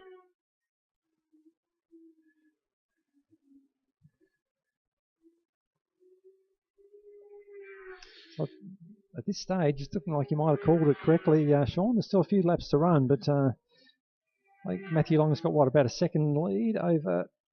Oh, is it Bob Sellers through? Bob went through him at the top of the hill. Wow, that's a big move. I'll take that, Jeremy Huddleston. Given that Jez was only doing, a 55-1 earlier in the day on the other bike. Yes. There's no doubt at all that Jez can ride a motorcycle, but stepping back in technology a little, testing him out. Now, to be fair, he's only, I think, second ride on this bike, so... But it does validate what a great job Bob Sellers is doing. Bob's closing up a bit on Matthew as well. I think I just saw sparks come off the Sellers machine as it came through the S's. Surely not. But look, you're absolutely right, Sean. I reckon he's closing him down, and I think Matthew Long better watch it down this back straight, because that bike that Bob is on is a rocket in a straight line. Absolutely. Just looking at the lap times. We've got 56.70 from Matthew Long, 56.72 from Bob Sellers, and that was the last lap. So, yeah, look at this, right on his back wheel. I think if Bob's close enough on the last lap, he can definitely have a go. Without a doubt, have a go. He just needs to manage it from here and stay in touch, because he's got the horsepower to do it. But of course, Matthew Long is no slouch either, and he'll be wise to where his weak points are. If I was Matthew, I'd be making sure that I'd do everything I can in the back part of the circuit on the last lap to put a bit of a break between myself and the thousands down the back straight. Bob's closed right up again going up the hill.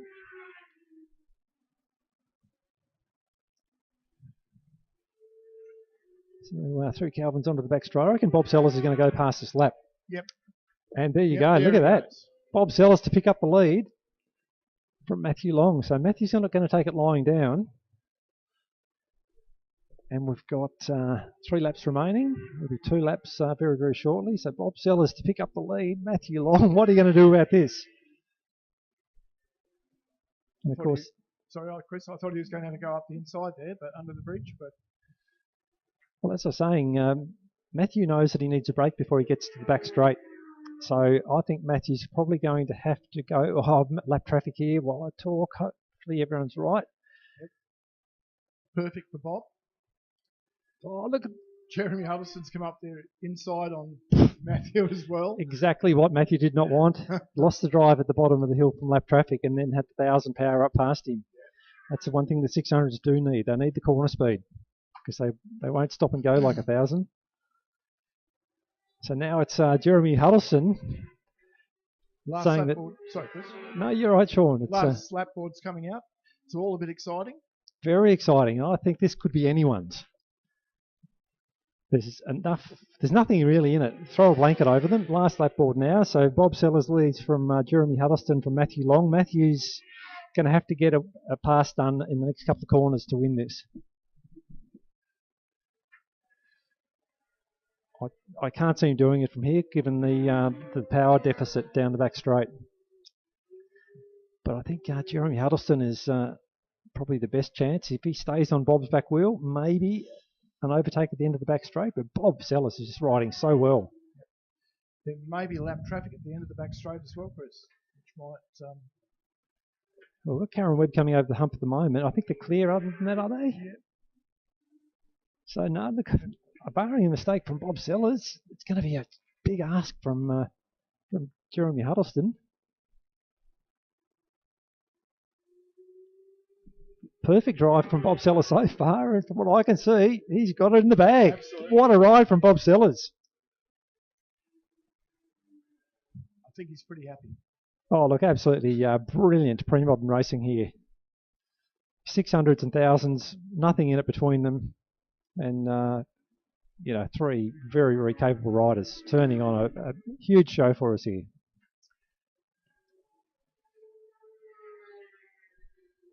Quickest lap.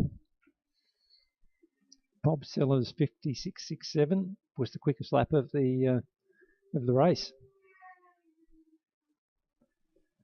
He's got to be pretty happy about that. Which is have to be pretty close to Bob's quickest lap anyway, I think. I think you're probably right. It just goes to show what a bit of company can do when you race in a tight group like that.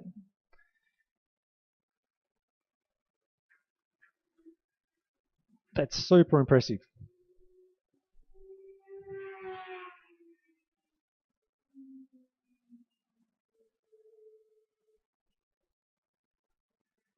Let's riders make their way back in to complete our second round of races.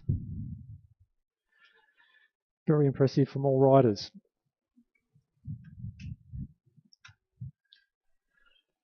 So now that Bob's caught his breath, he's probably going to enjoy it a little more.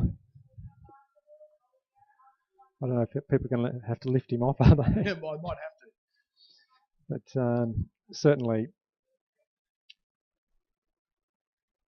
riders in the pits showing their appreciation as well. They, I think they respect what they just saw. We won't give Bob's age away, but to ride around, pilot a big thousands round like that in 56-second laps and beat the likes of Jeremy Huddleston and Matthew Long is a massive credit to the guy. Absolutely. It's good to see in the pits as well. People are helping people out who've had trouble. Peter Bellchambers is in the running for the championship with the rest of the guys, and Karen has lent him a motorbike. So that may change after this because he actually beat her. So she may take her motorbike back. Well, they probably swap transponders. Or Karen swap transponders, not they.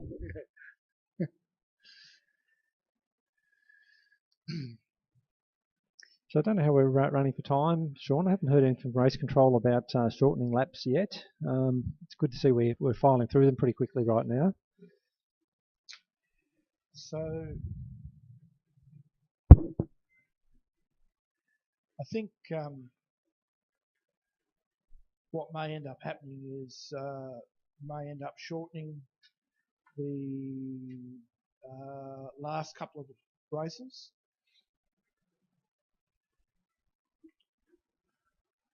Just to pick up time from that incident we had earlier in the day.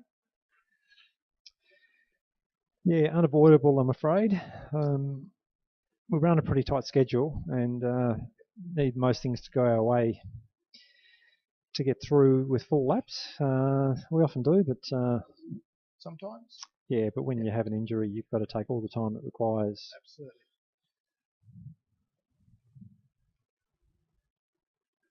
Yes, I've certainly been to race meetings over the years where they haven't made it through the first race on Sunday morning, and it's the end of the weekend. So sometimes things happen that you can't avoid. No, it's always challenging for race control, and it also speaks to the great job they do. They've got a lot to manage.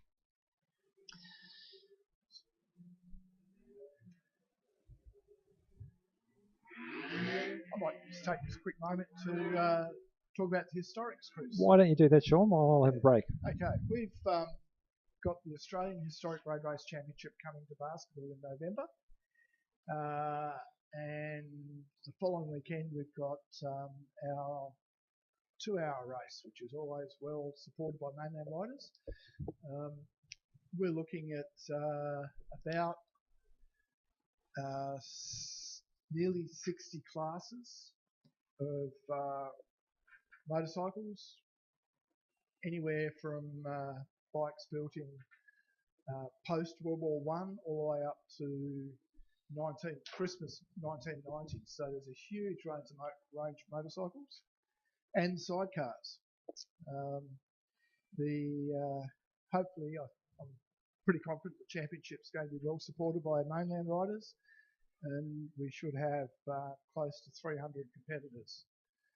So everybody's looking forward to that. We do also, though, we need people to help volunteer to run that event.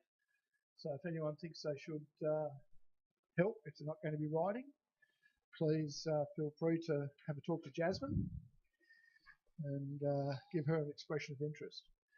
We've got the bikes on the grid now, Chris. We do.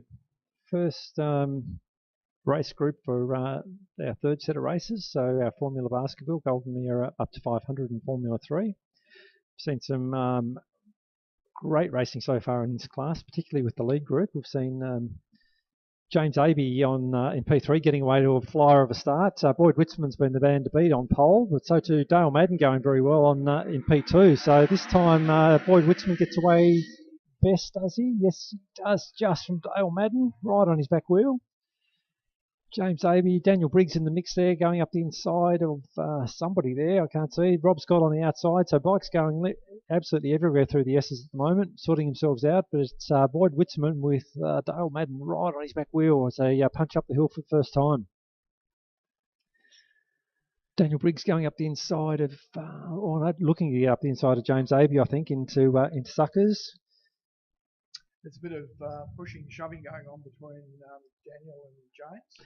Have a look at Boyd Witzman and Dale Madden down the back straight. I think Dale's got a bit more straight line speed. He might get past Boyd Witzman. Yes, he does. Look at that. But what is Boyd going to be able to do under brakes? I expect he's going to try and challenge. What do you know? Straight back. Typical Boyd Witzman move, straight back. Dale Madden's quick through the chute too, so don't discount another counter punch. But no, Boyd Witzman blocks the line very neatly. Oh, unlucky, because Dale Madden carried a lot of speed in there. So a bit of a replay of races 1 and 2 with the same 4 riders in the lead group. Rob Scott with who's that right behind him? Can't quite pick it from here. Oh, Ben Abbey. It's Ben Abbey, is it? Yeah. Well, Ben's probably got a better start than he has in the previous 2. To be right on Rob Scott's back wheel. So Boyd Witzman pulled out a bit of a gap now over Dale Madden as they come through Calvin's. It's interesting, the SV650 does have a little more horsepower than that R7 of Boyd's. But Boyd's just using the, I guess the more advanced chassis and handling of that R7 to his advantage through the back, through the rest of the circuit. And of course, as we keep saying, he's a very, very experienced rider here. Oh, that's tight. Ben Abbey on Rob Scott, that is, going into turn 1.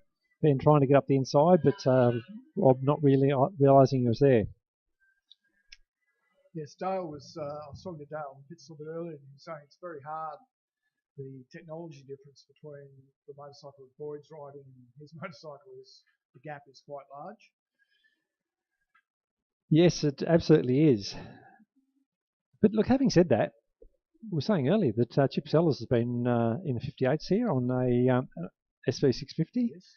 Now, you know, Chip Sellers, Dale Madden, there's a bit of an age difference, but look, Dale rides that bike very, very well. I guess all I'm saying is that it's not to say he's not capable of doing a 58 with a bit more development. Absolutely. Regardless, he's riding it very well. He's doing a great job. So,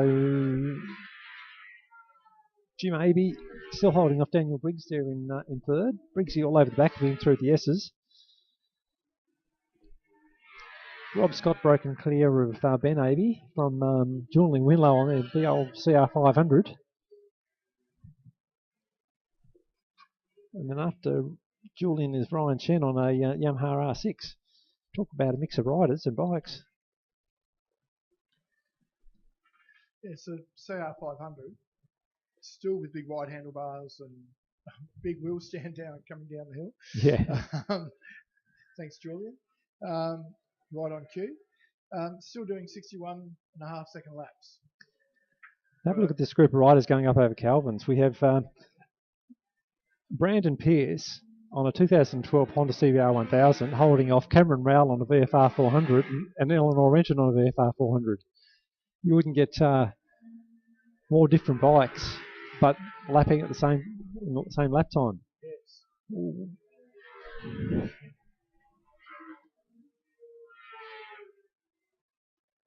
Battle still raging for third. Jim Abey just holding off Daniel Briggs. Now I think there was a bit of a dispute between the two of them on the last lap, last race. There was a few elbows going around. I'm not sure if that was settled or if it's about to be settled. No, it was still going on in the pits.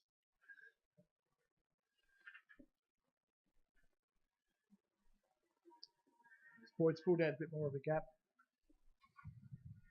Yeah, 59.3 for Boyd, 59.7 for Dale Madden as far as the fastest laps for this race. We did see Boyd drop into the 8s last time round, so he's probably got a little more up his sleeve if he's pushed. So I'd be thinking Boyd's probably pretty comfortable where he is, managing it, managing the gap. Third place is interesting. I don't know that Briggsy's not going to try. Oh, look at that. James Abey, 59.99 as well. So 3 riders in the 59s. And Daniel Briggs, 60.07. So very, very even times for the front 4.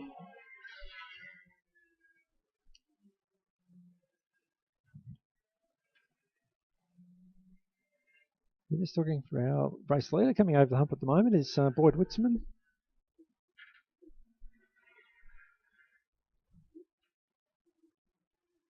Got out to probably what would you say, Sean? Second, maybe a fraction over. Fraction more, yep. Let's have a look. 1.5 seconds. Daniel Briggs still can't do anything about James Abey in front of him. 2 laps remaining. I'd be very surprised if Briggsy doesn't have a go somewhere. Closes up at the top of the S, it's going to turn 2. He just doesn't seem to have the legs to.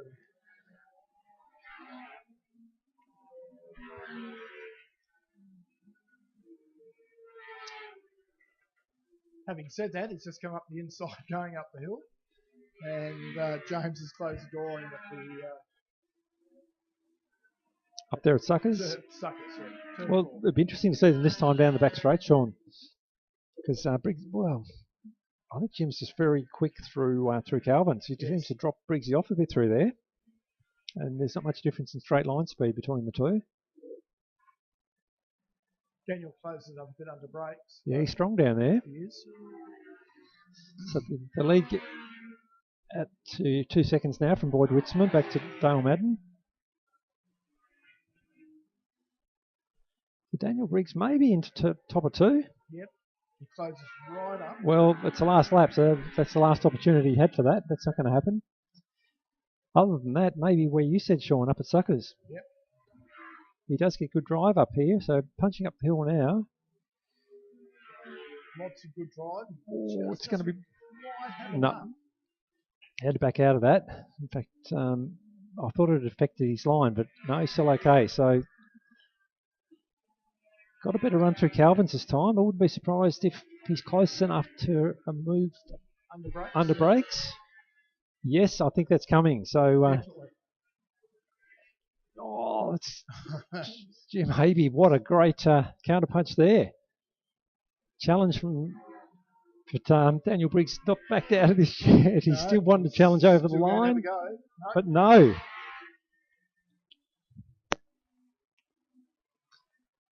Wow, so... very tight. Yeah. Wasn't able to get revenge in that one.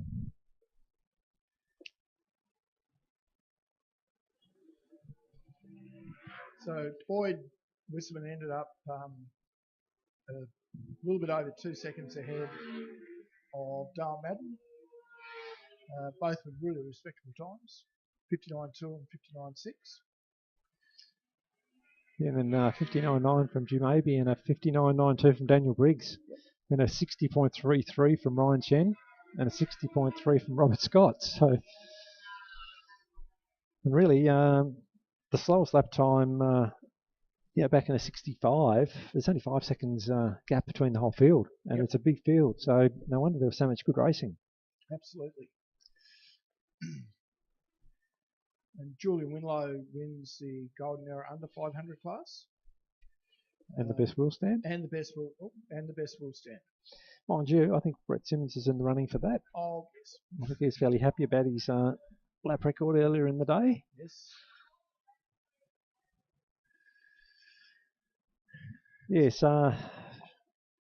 rest your weary legs, Sean. Yes. Time for a well-earned sit-down.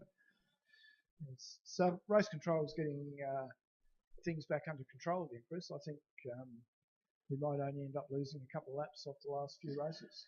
Yes, barring the unforeseen, of course. Yes. But that'd be good. It's always nice to get through a full program, other than losing a few of the junior races, of course, through low numbers, which is a real shame for the junior group because it's always good to have them out. Yes, and it is the class of the future, so we need all your parents out there to see if your kids are interested in coming out to race. It's way better than many other activities your kids can get into. Way better than video games.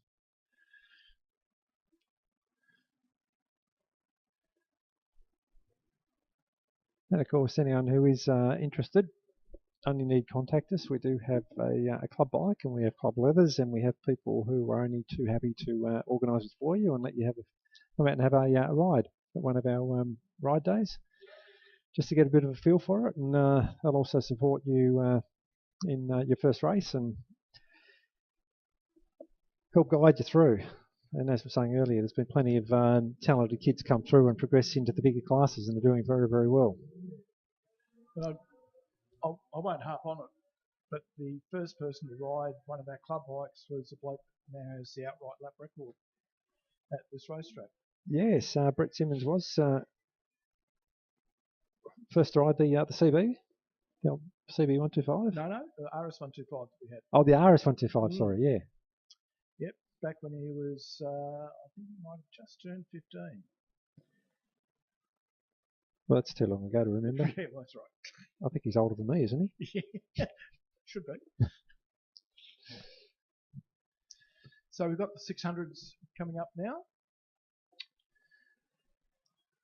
Yeah, so Lockie Curtis was looking to make it 3 from 3. He certainly showed his class in race 2, where he didn't win the start, but he still fought his way through and managed to gap the field. So it's hard to see Lockie being beaten. But of course, anything can happen in motorcycle racing, as we see time and time again.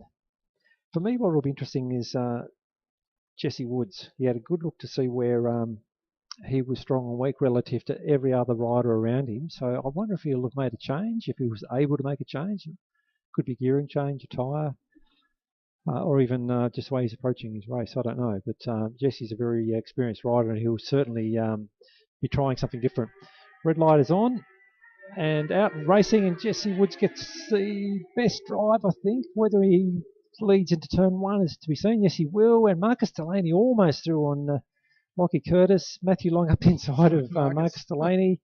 So bunching up behind Jesse Woods, Lockie Curtis, Matthew Long, Marcus Delaney. So a bit of a replay of race 2, I think. So the question is, oh, look at that drive from Lockie Curtis up the hill. That is amazing. Oh, he does squeeze through. That's a big move there into suckers on somebody like Jesse Woods. Jesse's going to be going, what do I have to do? Matthew Long's caught up a little bit onto the back of Jesse Woods as well after that pass from Lockie Curtis. Look, that's confidence and dominance to be able to do that on the first lap, just straight up the inside into suckers on riders of the caliber of Jesse Woods. Marcus tried to move on Matthew Long at the end of the back straight there, but backed out of it.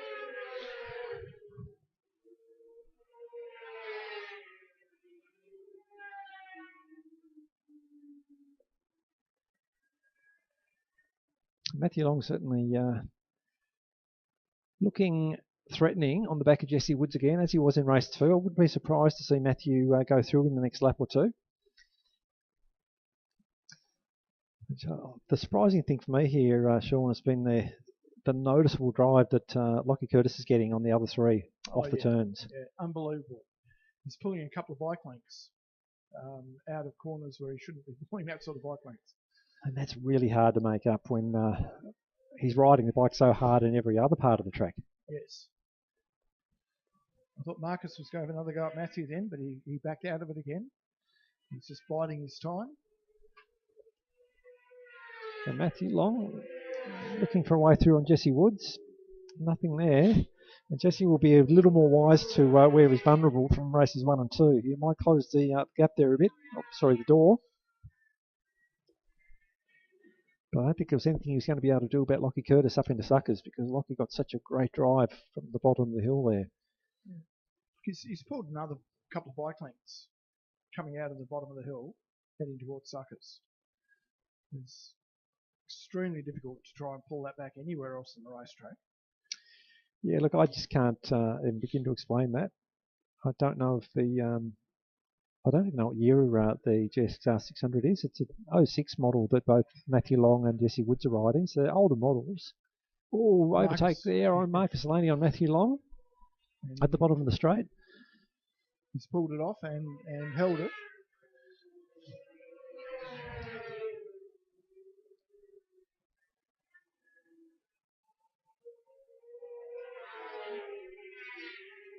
Chloe Honeychurch threatening Martin Long. Martin won't be appreciating that much, getting a lot of pressure from Chloe Honeychurch. And then Harley Phipps right behind Chloe. At the top of the hill, up at Suckers, is still Jesse Woods from Marcus Delaney from Matthew Long. 55-2-3, Lockie Curtis last time through. Sorry, Chris, there's Marcus going around Jesse. Didn't quite make that one. Pulled up right up beside him. Yeah, I wonder if I'm not sure of the history of that bike of Jesse's. That's not the ex-Chip Sellers machine, is it? No. That's an ex ride day bike that was brought as a stat write-off, and someone was putting it together for ride days and didn't finish the project. And yeah. Jesse brought it for under $3,000. Yeah, I'm just wondering what level of development it's had relative to the bikes around him. I think none.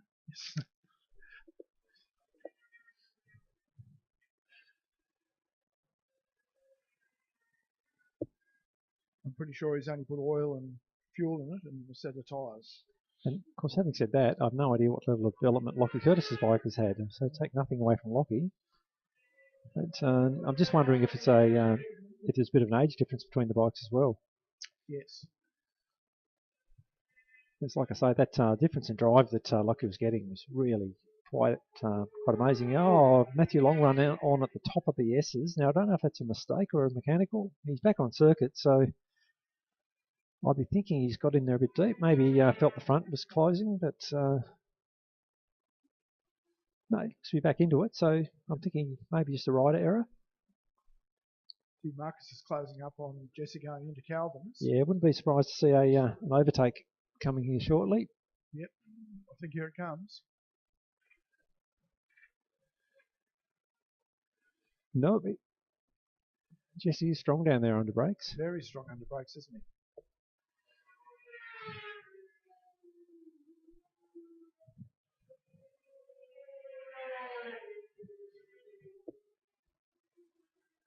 Still holding off Marcus Delaney as they go through turn 1. Laps counting down, 4 remaining. Bit hard to call this one, the battle for second. So Matty Long still circulating, a bit of a lonely 4th place now after his off-track excursion. Good battle there for 4th place. Sorry, 5th place I should say. So that's, is Martin Long in there with Chloe? And Harley. Yep. Yeah, and Martin Long. Yep. Difficult to pick that one, but I'll be guessing that Chloe's going to have a fair go at coming out on top. Yep. Look how strong she is down there into Calvin. Sorry, Sean. Sorry, I was just saying she closes up so much on Martin going to Calvin's.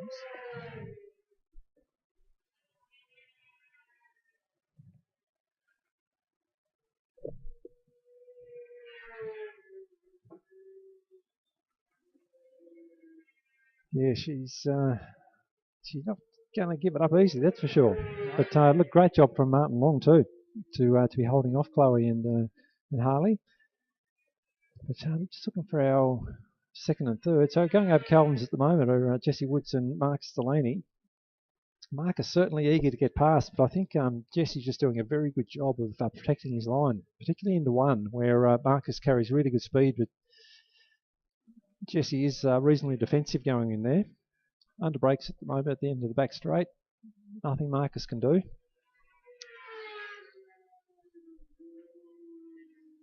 If you look coming over the start finish line now, Marcus Delaney carries really good speed over there, looking to go up the inside into 1, but can't quite do it. No, as I say, Jesse just carries a very defensive line in there. It's not to say it's an inefficient or slow line, he just covers it really well. So we just had Harley make a move on Chloe at the end of the back straight, and she went straight back around the outside of him.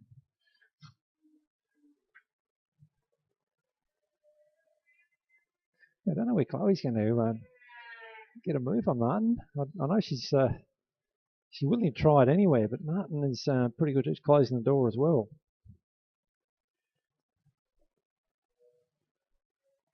Well, this could be the one, Chris. She's quicker up here than she has. Oh, look at that, up the outside of Martin Long, up the hill.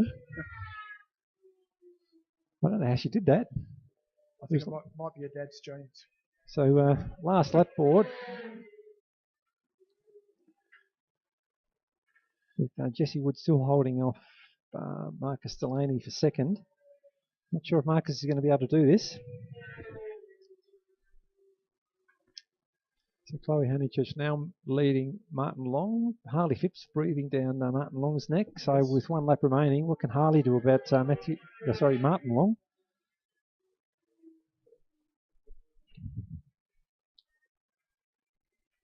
Best lap from Chloe Honeychurch, 57.65.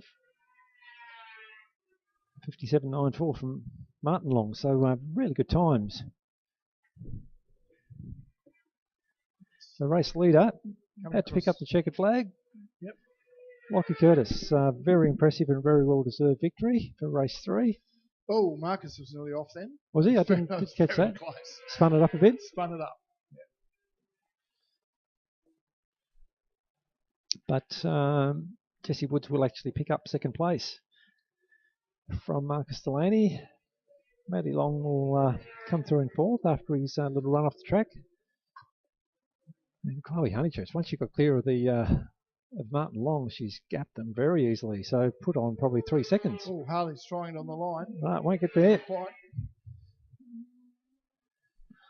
Nice battle further back there in the field, and then we have Heath Fielding coming through. He'll pick up 8th position.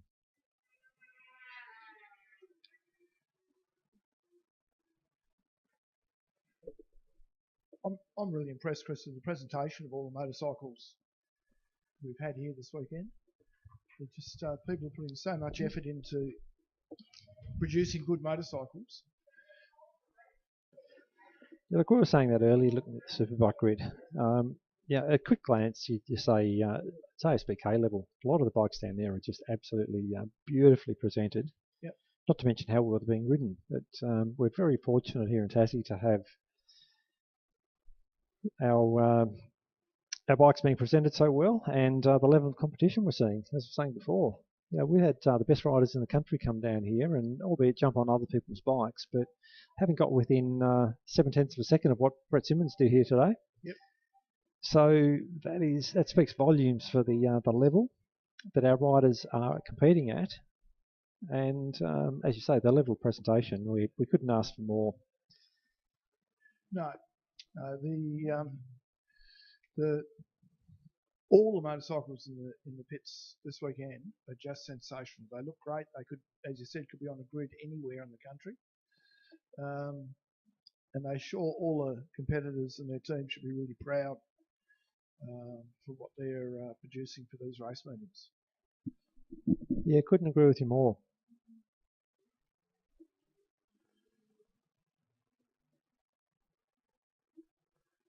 It's really encouraging to see, and I know we say it time and time again, but we're here in Tassie, we're doing so much better than many other states in terms of the number of people racing per capita, and as we were just saying, the quality of the racing as well is just is so high, and there's.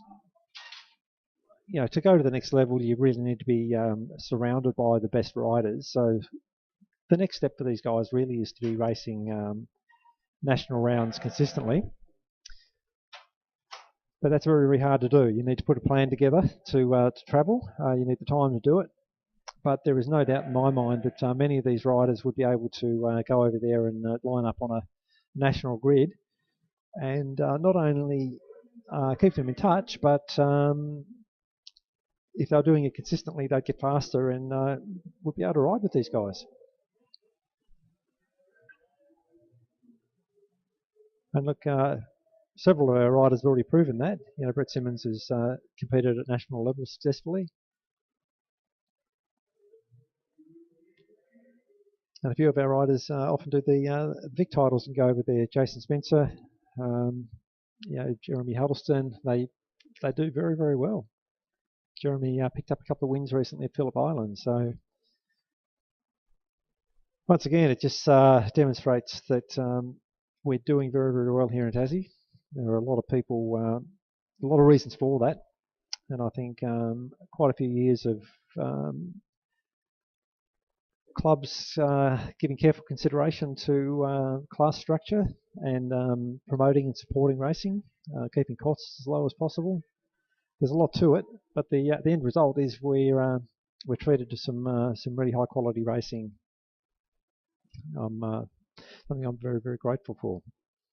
So Sean's just had to duck out, which is a shame because the superbikes are on grid.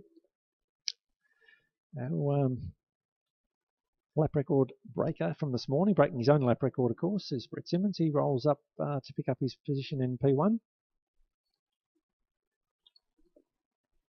Jason Spencer, don't know what happened to him in race 2. We saw him DNF and had to roll down the pit lane.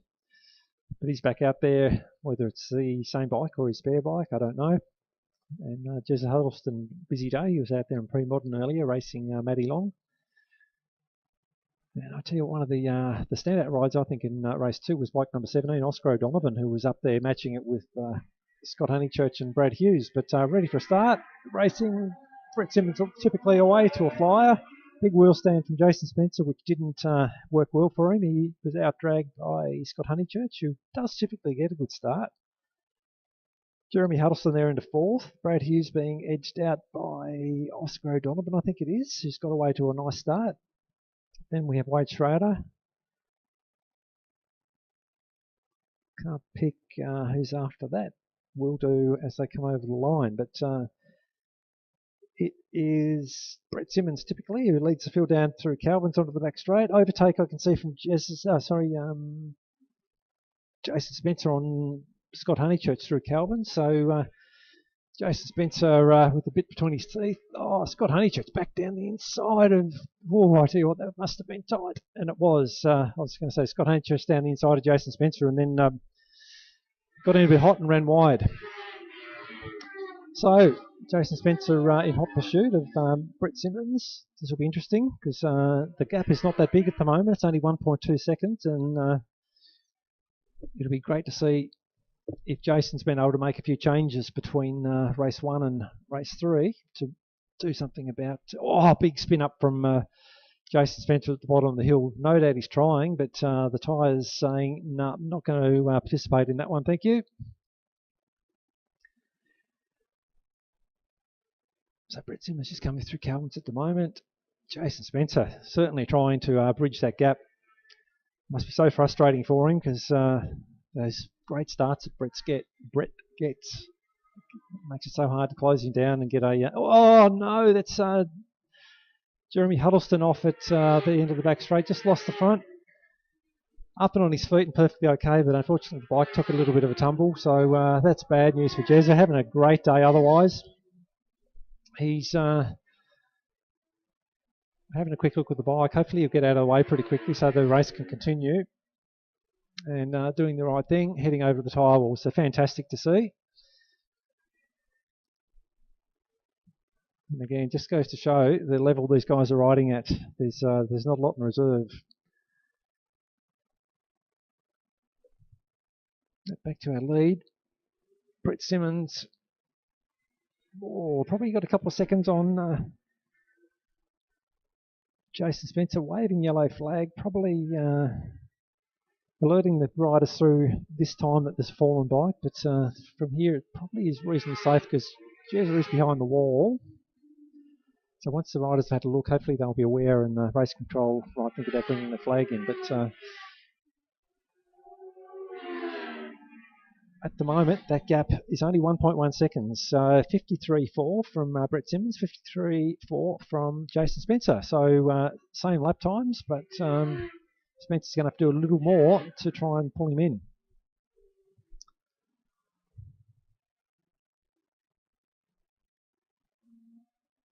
So I think it's Brad Hughes. Yeah, Brad Hughes has got back past Scott Honeychurch and Oscar O'Donovan. I missed what happened there because I think Brad was probably trailing those guys in the opening laps. So maybe there was a bit of a coming together somewhere. I don't know. Or it could have been the Jeremy Huddleston incident.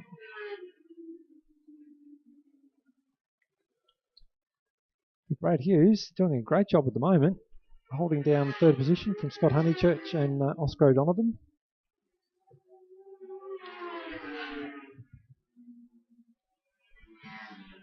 .3 seconds the gap.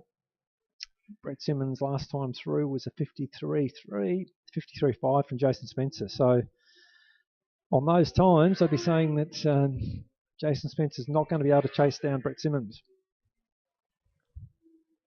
Matching him, but not closing down.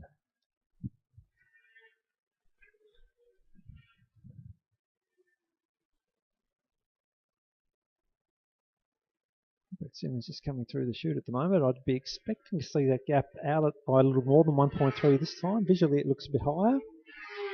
2.3. So he's put a second on him in that lap. I don't know if Jason had a bit of a moment, but the lap times reflect it. 53.4 Brett Simmons, 54.4 Jason Spencer. So it could be that Jason had a moment, or he's given it his best and starting to roll out of it by a tiny bit. Interesting battle further back. I think that's Nick Williams and Wade Schrader. Couple of overtake challenge from Nick Williams going through the S's. Didn't pay off, but they're having a bit of fun. And a good battle still raging between Brad Hughes, Scott Honeychurch and Oscar O'Donovan. Brett Simmons just crossing the line with 4 laps remaining. The gap now out to 3 seconds over Jason Spencer. He settled down a little bit in the battle for third. Brad Hughes second over Scott Honeychurch, and Oscar O'Donovan right on Scott's back wheel. So wouldn't be surprised to see Oscar keeping his powder dry for maybe a late challenge. He's certainly close enough. So it looks like Nick Williams has got the better of Wade Schrader now.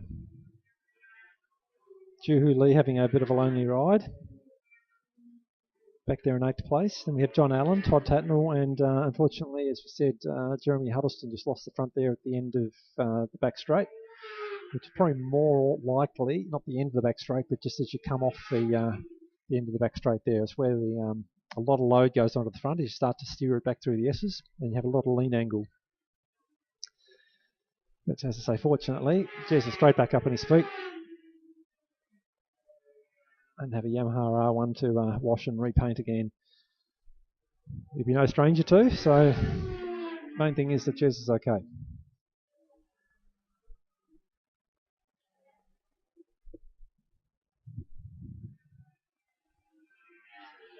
Nick Williams looking like he's gapping Wade Schrader a little now, about a second between them. I think starting to settle down a little bit. Brett Simmons getting into a bit of lap traffic. He's coming up behind Todd Tatnall just as they go through the chute. So as long as Todd knows he's there, he sits him up a little bit, but Brett gives him enough room. So nice safe overtake there from Brett. Brett's last lap through 54.2, so he's lapping very comfortably in that range, given that this morning he went 2 seconds a lap faster than that. So to Jason Spencer, I think he gave it his best early and probably said, Brett's just got too much of a gap on me to take too many risks.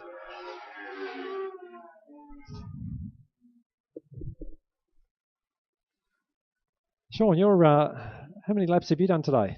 More than some of these riders. You got too many balls in the air today. I take over as Clark, of course, 5 seconds, and Jeremy Cartwell's off the end of the back straight. Well, wasn't that spectacular, was it? No.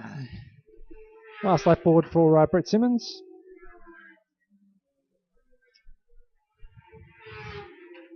Now up to a 6 second gap over Jason Spencer. I got a bit of goss on Jason's bike in the last race. Oh, yes? Yeah, he said it was electrical problem. Okay. Not sure how much electrical issues happen around the back wheel where he's looking, but... Well, look, that's a bit more detail than you usually get, which is a technical problem.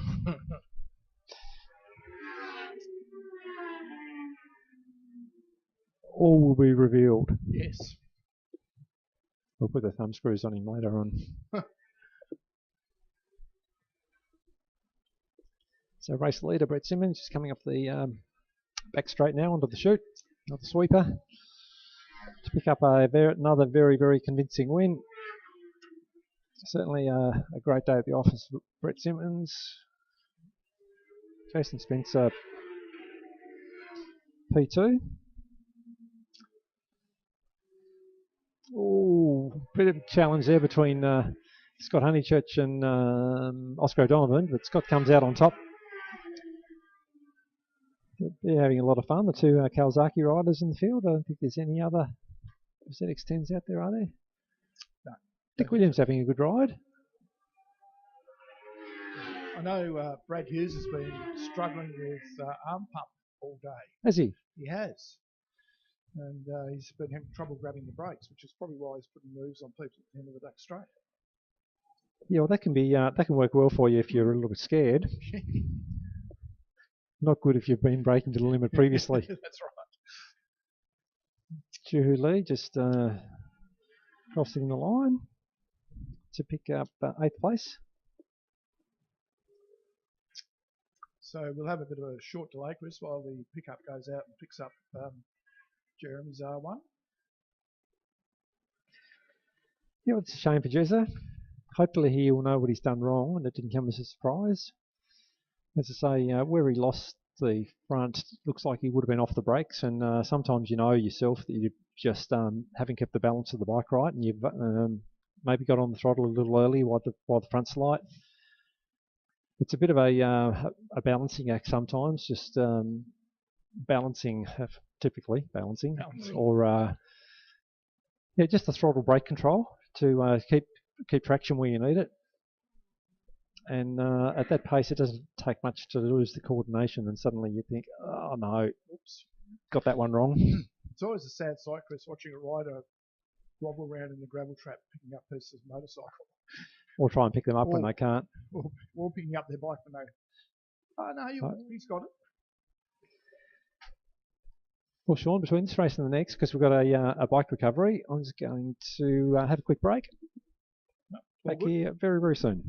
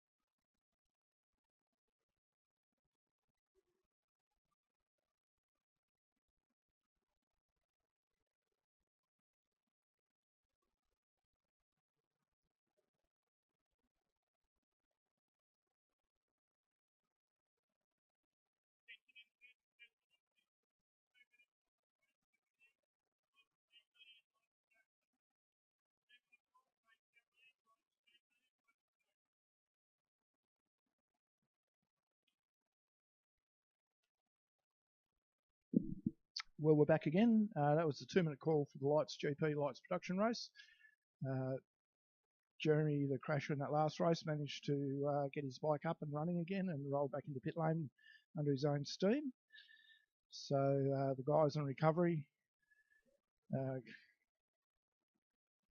didn't have to do anything. So we're back on track again with the 2-minute call for the Lights GP and Lights production race, which is a mixture of Moto 3 bikes, KTM 390s, 400 Ninjas, Kawasaki Ninjas. So 2 different classes in this race, the production bikes and the GP bikes. It's always close racing. So we're all coming into pit lane now. And people are just checking to make sure their transponders are working. Of course, here we use activated transponders, so you've got to stop and activate them as you come past the tower. And they run for about an hour. So we've just got to make sure everyone stops and activates their transponder. We're getting ready. I think Matt's about to release the bikes. He's just waiting for the last couple of stragglers to turn up. And yep, he's opening pit lane now, so got everybody heading out.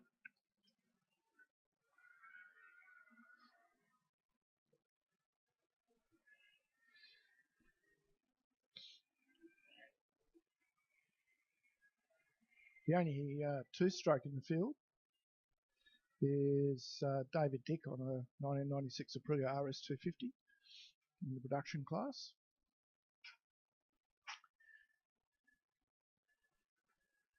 Again, all these bikes are well presented.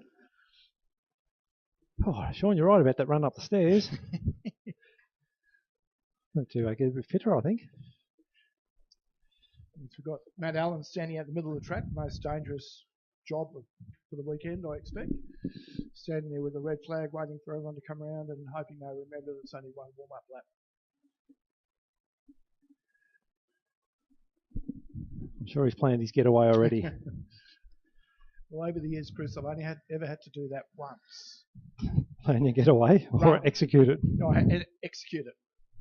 When we had Brad Wooten one day forget that it was only one warm-up lap, and he came through full noise out of the sweeper, and I'd stand in the middle of the track. Oh, Brad wouldn't do something like that. It was okay. He was locked up both wheels as he went past me. That's how he always rode. Yeah.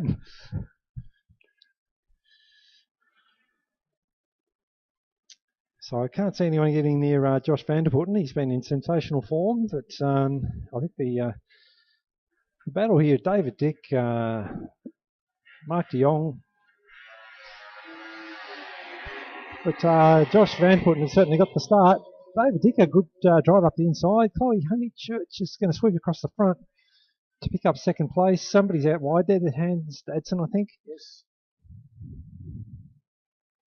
Mark de Jong got an absolute shocker of a start, but he's picking his way back through the field again. He certainly did. He's in front of Isaac Simmons from David Coward, I think it is. Hans Dadson.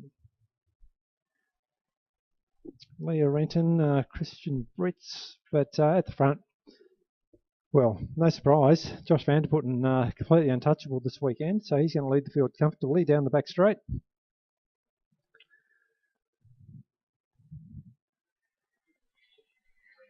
And Chloe Honeychurch. So on the P2, Aaron Wade, no surprise on the GP by coming through, probably claim Chloe pretty quickly. David Dick got away to a very good start, and as you say, Sean, Mark de Jong coming through pretty quickly too. Oh, so Aaron Wade up the inside of Chloe.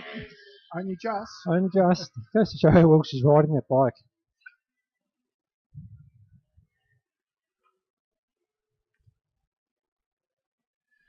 So I don't know that David Dick's going to be able to do much about Chloe Honeychurch. She's gapped them pretty well so far today. I find it interesting that the 400 Ninja stays with the Moto3 bike going up the hill. It is very interesting, isn't it? It's a bit of a capacity difference, of course. And maybe it demonstrates that the GP bike makes most of its time during the through the corners with a superior chassis. That's it. Lightweight. Because I expect their horsepower is about the same. But we also have seen that the production bikes are capable of running towards the front. We saw, I think, Joel Kelso here a few years ago on the Yamaha R3 beat the whole field, and I think, I can't remember what lap time he got into, but it was something like a 58, was it not? 58 somewhere. Yeah. So around about the time that Josh Vanderputten's running at the moment. And it was on used tyres as well. Yep. It's a bit unfortunate for Joel Kelso last weekend in Automo. Look, what's your opinion on that? I know everyone's got an opinion, so let's not start a raging argument in the pits. But I didn't actually see it. I only saw Joel's posts on Facebook afterwards. Okay. Yeah, certainly the TV pictures would tell you that he was looking sideways crossing the start-finish line, looking to pull a tear off. And then very quickly found there was a slow bike in front of him, being the leader who had slowed down for post-race celebrations. Right. So for mine, I think there's two lessons there. One is always watch where you're going, even if the race is finished. And two, don't assume that everyone behind you slowed up just because you finished your race. That's right. So do it in a very safe area, maybe not on the start-finish straight. Yes. A number of years ago, Kevin McGee had a similar issue with Bubba Shobert. Oh yeah, I remember that, and that was sickening. Yes. I think Bubba Shobert was in a coma after it, was he not? For a fair long time, I think. Yeah. And I've got a feeling that handed Malcolm Campbell his bike to ride at the very first Australian Motorcycle Grand Prix in 1989, which was the Cabin Honda. But yeah, that was terrible. Kevin McGee actually stopped to do a burnout. Yes. And Bubba Shobert came through and collected him. So that was not just a rolling bike that he hit, it was a stationary bike at speed. Yeah, that was nauseating to watch that. And then, unfortunately, a few years later at the same circuit, Kevin McGee was in a coma with a brain bleed after a massive high side there, I think it was. And that was pretty much that for his career, I think. He had a few rides after that, but nothing like it at his best. Same event where Wayne Gardner high-sided and broke his femur. Nasty period of racing, that. Yes. Anyway, we're neglecting bikes on track at the moment. Josh Vanderputten still is the man, out to an 8.9 second lead. He's crossing the start-finish line now. Is it sounding a little bit fluffy, or is that sounding a bit ordinary? Yes. I thought it was on the rev limiter coming over the line, but then when he downshifted, it also sounded a bit like a misfire. Certainly he hasn't backed off, unless he's starting to run out of fuel. Yeah, they're a fairly highly strung little engine that require a fair bit of maintenance. So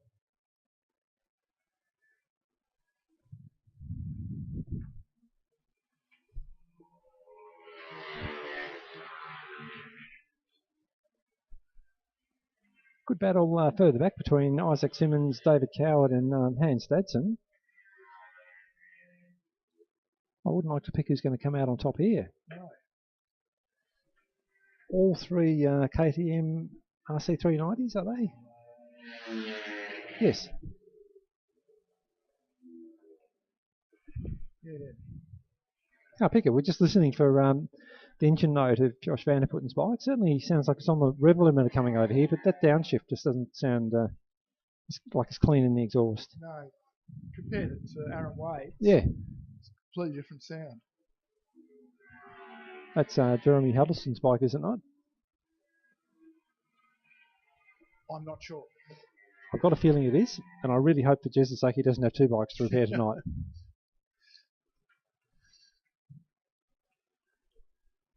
Look at this battle further back. Isaac Simmons, Hans Dadson got past David Coward. Oh, David Coward looking up the inside. No, he's backed out of that. And three bikes exactly the same. So last lap boy coming out now for Josh Vanderputten. Josh has got a bit of lap traffic ahead of him. I think Josh might just be on the limiter as he goes across the line there, Chris. I think that's all it is, Sean. It's just the downshift that I found interesting. Even when the revs dropped, it still sounded a bit uneven. Yeah. Seems to be still running okay. It's pulling strongly up the hill. Yeah, I was just looking to see if he's going to catch the Isaac Simmons group before the line. I don't think he is, so that means I've got another lap they'll get in. It's going to be pretty close. But no, they're coming off the end of the back straight now as Josh Vanderputten's just coming over the hump. So they'll be right. They'll get one more lap in. So who it's going to be, Isaac Simmons, Hans Dadson, David Coward looking for run up inside. Oh, he's going to go for it. He's through, yes. Josh Vanderputten picks up the win, rounding up Leah Renton. So I don't know that he saw the checkered flag. He's still going as if he hasn't. And it could be because Leah Renton was on his inside as he overtook. Would you agree, Sean? I think so, Chris. I'm Josh pretty sure. Yeah. So I hope that doesn't spoil the dice going on in front, because Josh doesn't realise at this stage the race is finished. No. I think they may be okay, though. Well, I think it's probably going to catch them. Well, yeah, I think you might be right. But I don't know if it's going to change the order. So it looks pretty safe anyway, because Isaac Simmons is going to hold off hands. No, David Coward has held that position. Well, sorry, take it back. Josh Vanderputten knew full well. He pulls in, but just fastest slow down lap I've ever seen, I think. And really well deserved. Great job. Yeah, that bike does sound a bit fluffy, Chris.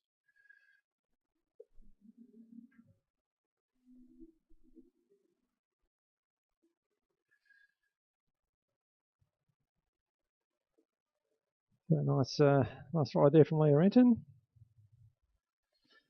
You see her enjoying her racing. Really impressive ride from Aaron Wade. It's been a bit of a lonely one for Aaron today.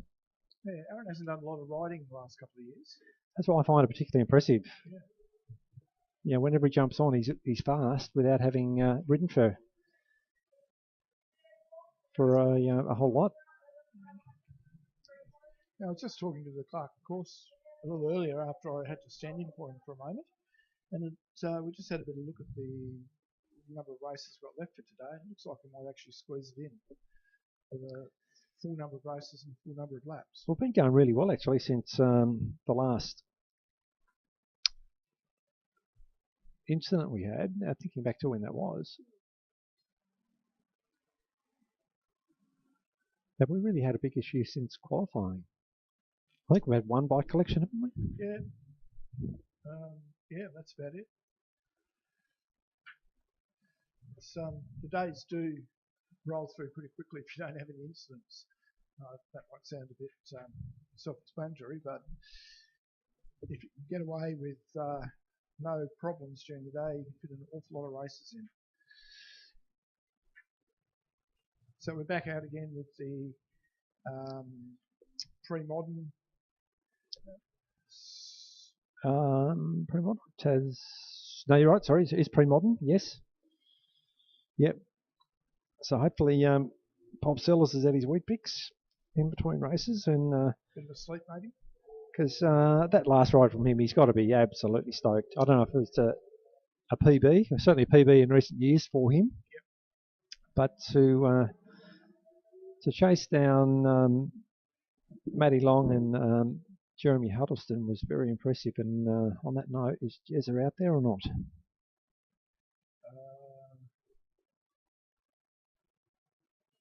I've got a feeling he's not. I think so. I did see him wandering across the ambulance before. I'm not sure. Yeah, so I thought that might have been precautionary, but maybe he did pick up a small injury, because he certainly looked. Oh, there he is down there now. In the pits, that is, not on the track. Yeah.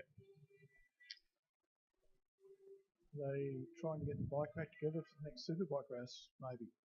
Well, maybe that's his focus, and that'd be understandable too. Yeah. If nothing else, he could ride the old one. That's right. Just noticed Bob was that keen, he actually won the warm-up lap this time round. Well, again, it's a credit to him for that last ride he put in, and again, I think for me demonstrates the value of having fast bikes around you, or just other bikes around you. It really does tow you along. Yes, definitely.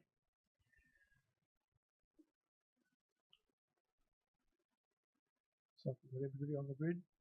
But while Jeremy Huddleston's on a mission, Wade Schrader's back. So red light is on, racing. Matty Long definitely gets the jump this time. Bob Sellers gets a bit of a wheelie and unfortunately loses quite a few positions. So he's only back in fourth, but he didn't want to give too much away to Matty Long, because Matthew's going to be certainly pretty focused on gapping these guys.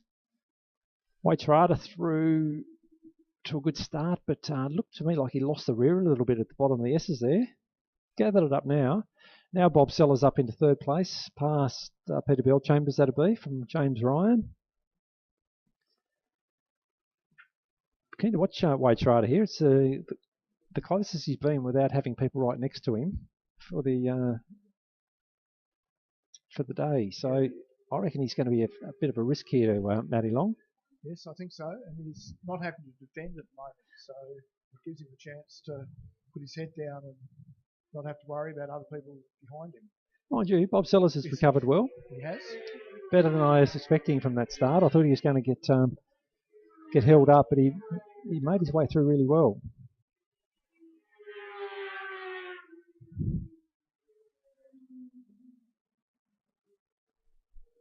So not too much of a change so far. James Ryan holding down fourth from Peterbilt Chambers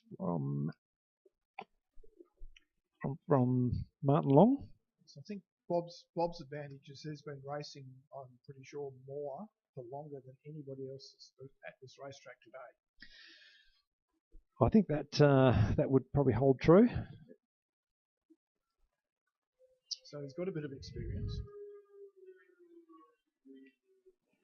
So Matthew Long still holding the lead. I don't know if it's changed much. So it was 0.8 last time through, and then 2.2 back to Bob Sellers. This time it is 1.3 and 2.8. So Matthew Long has actually pulled out a little bit of a gap on those chasing him. So visually it looks much the same. Matthew's half a second quicker than Wade and nearly a second quicker than Bob. Yeah, and the trouble for Wade and Bob is that Matthew's not going to get slower. He's riding a smaller, lighter bike and he's young and fit. So they can't wait for him to come back and his time to drop. They've got to find something and close down that gap, as Bob did in race 2. And I think Wade Schrader is going to have to dig a bit deep here, because Bob Sellers is doing exactly what he did in race 2. He's chasing him down.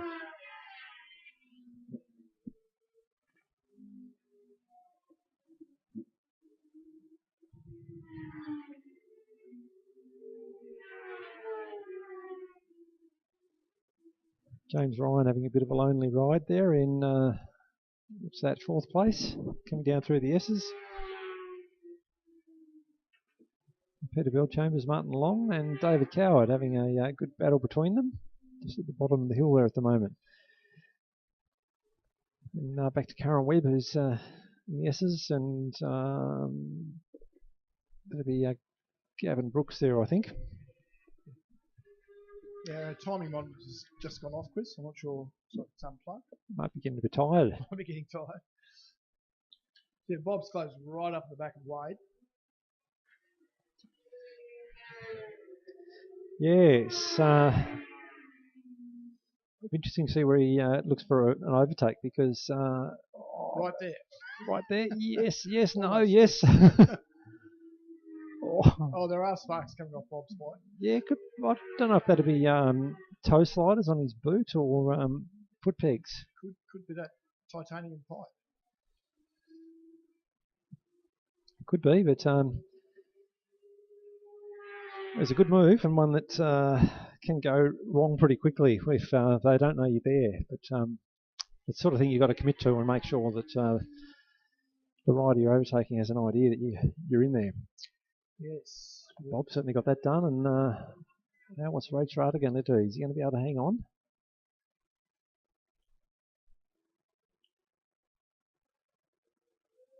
So last time through, Bob Sellers did a 56.28.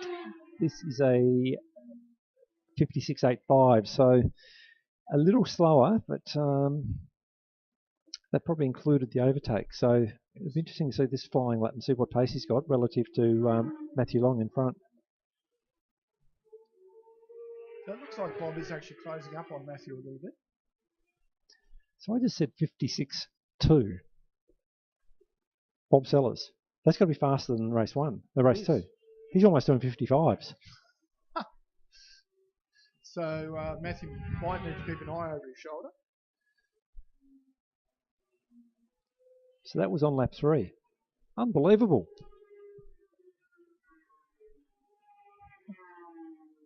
He might have, he and Brett Simmons might have been conferring. Yes. But now Wade Schrader's digging deep. What's Wade going to do this time through? 56.78 for Wade, so that's a PB for this race for him. Bob Sellers, flat 7. So he's slowed a little. So whether that's because he's tiring and doesn't have the carrot right there in front of him, I don't know. But now he's got the pressure from behind from Wade Schrader. Yes, it's definitely going to slow them down a little bit with Wade putting pressure on him. Although Bob's pulling away down the hill again into Calvin's.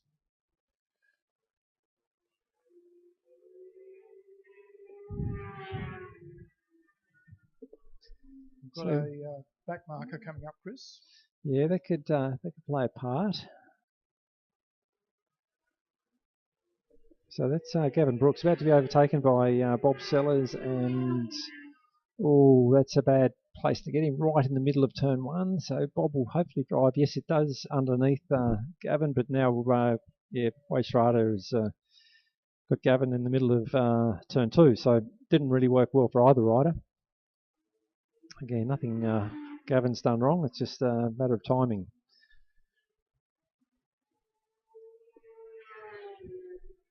So the lead Golden Era Open bike is James Ryan, who's holding up P4 outright.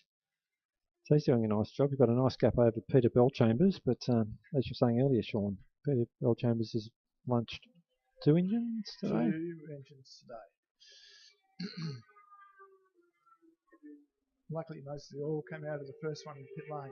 So Wade Schrader all over the back of Bob Sellers for the run through the chute for the last time. Matthew Long will pick up the checkered flag, but Bob Sellers will hold on for second place from Wade Schrader. So great battle between the 2 Yamaha R1s.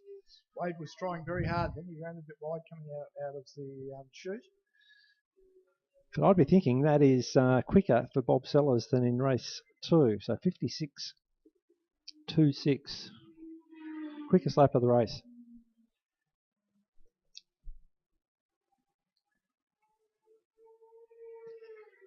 It's already impressive enough, but imagine if he lowered that by another 0.3 to hit a high 55. That would be absolutely phenomenal.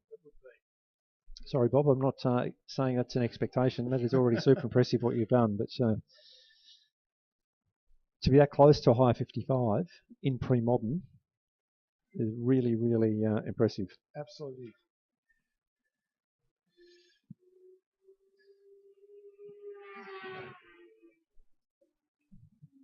It wasn't that long ago that the superbikes were running around here, modern superbikes were running around here in that sort of lap time. Yeah, well, that's right. And, we know that era of bike was very competitive.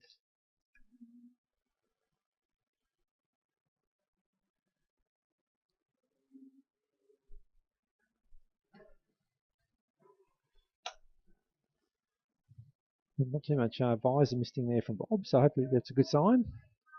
They're not panting too hard. Maybe he's forgotten to breathe.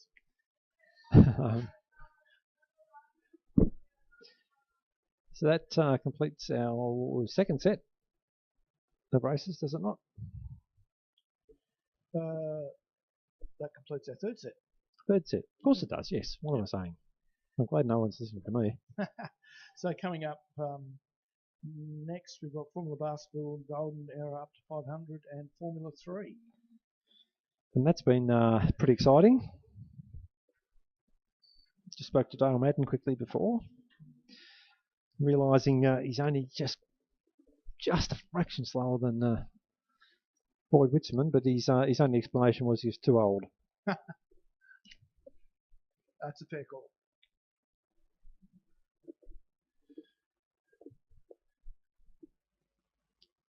Yes, I'm glad you corrected me there. I just noticed the time, 3:30, so we wouldn't want to have to get through another two whole sets of races. No.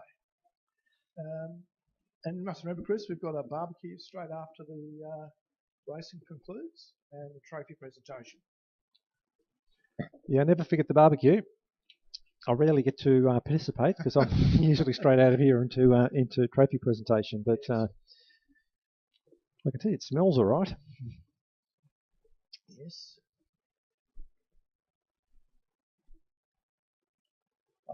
I think Jasmine may have enlisted Gus again. So the master, he's a Michelin chef, isn't he? He is, at least. The barbecue chef, that is. At least 2 stars. Yep. And fierce on collecting that gold coin donation.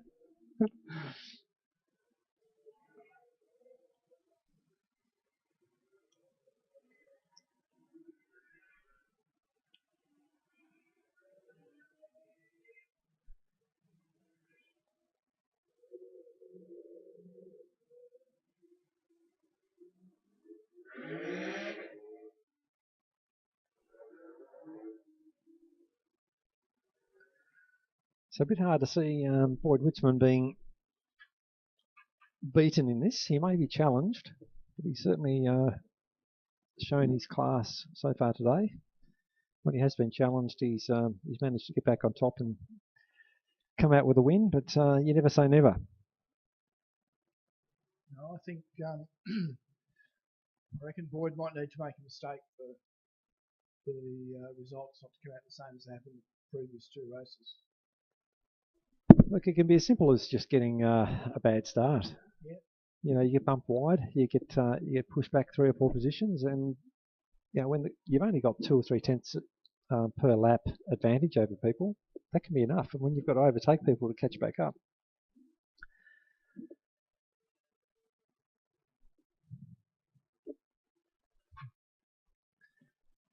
Impressive straight line speed from the SV650 of Dale Madden's, given it has no fairing on it. And it does have the legs on the R7 of Boyd's down the back straight. Maybe it's all the con, these fairings. That could be.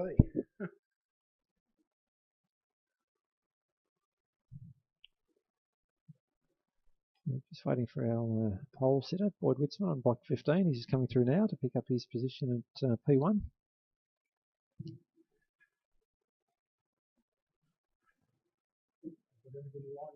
Daniel Briggs from row 3 will be looking to make a good start to see if he can get the better of Ben Aby this time. And this time, Boyd Witzman gets away beautifully.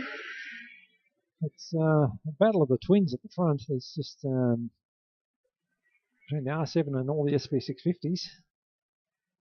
But I know Dale Madden does actually get Boyd Witzman. So Boyd's got the work to do again. And that is James Aby in third from Daniel Briggs from Rob Scott and Ben Aby, I believe. So this time, Daniel Briggs looking to get up the inside. Calvin sits it up. Only just keeps it on track. I think that was a hold your breath moment for him. Hasn't stopped it, though. He's straight back onto it. Yeah. Well, it didn't hurt, did it? That's right. So Dale Madden still holding off Boyd Witzman at this stage. He'll be. Look at the extra run that Boyd Witzman's got there through the chute. He carries such good corner speed. They're looking to go down the inside. Wow. He made that look way too easy. I think Dale Madden didn't probably expect that down the inside through the chute over the start-finish line. You don't see that very often. You don't, but I think it was just credit to the great drive that Boyd got off the end of the back straight. He's certainly making that bike work nicely for him.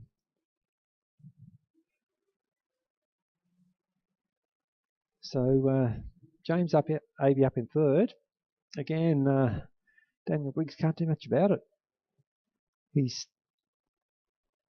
just behind Rob Scott there at the moment, and Rob's been running similar times to Briggsy, so he's probably going to find it pretty hard to get past Rob Scott, I'd expect. Lining up and move down the brakes at the end of the straight. Is Rob Scott going to have any part of that? No. Rob Scott says, no, you're going to have to do a bit more than that, mate, if you're going to overtake me. And as I was saying, when you're doing similar lap times, it can be hard to get past. Looking to run up the inside into one. I think he's going to commit to that. And, yep, through this time. Rob Scott looking to go around the outside of Daniel Briggs. Boyd Witzman just starting to gap Dale Madden a little now. James Aby having a bit of a lonely ride in third. And now Daniel Briggs trying to pull clear of Rob Scott.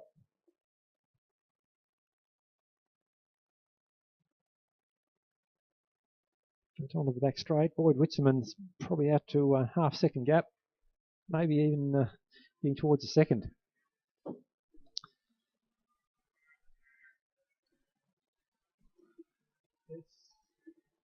Daniel Briggs has pulled a fair old gap on Rob Scott now. Yeah, try and hunt down James Avey. So I think Briggs would probably like to get one back on James Avey. I think so. Ryan Chen and Ben Avey having a battle going across the start-finish line. Ben Avey getting up the inside of Ryan Chen. SV650 versus Yamaha R6.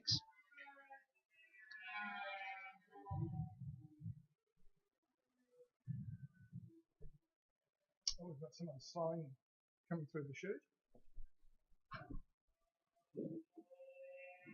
So that's Cameron Rowell. VFR 400, is it not? Yes, it is. Yeah, not sure what's going on there. The bike sounded okay, but he certainly doesn't look to be riding aggressively. So just looking at the lap times, 59.4 was the last time, the best lap, and last lap for Boyd Whitson. Back across the line now. 59.25, so lowers it again. 59.4 from Dale Madden. Dale is not thrown in the towel. That's a good time from Dale Madden.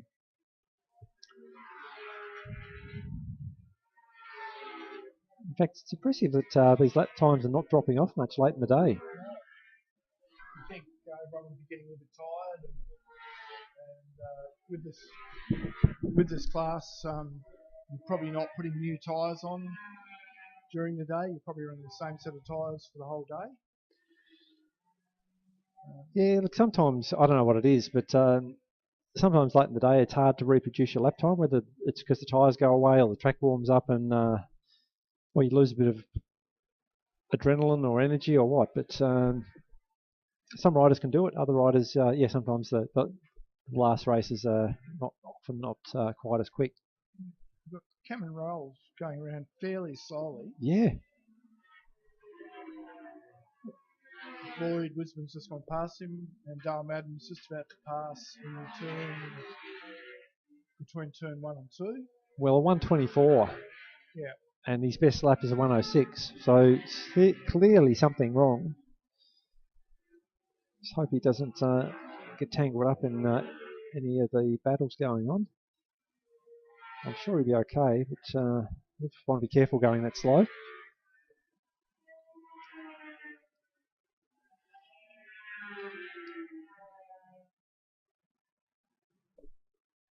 So Daniel Briggs is closing up on James Avey as well, coming into Calvin's.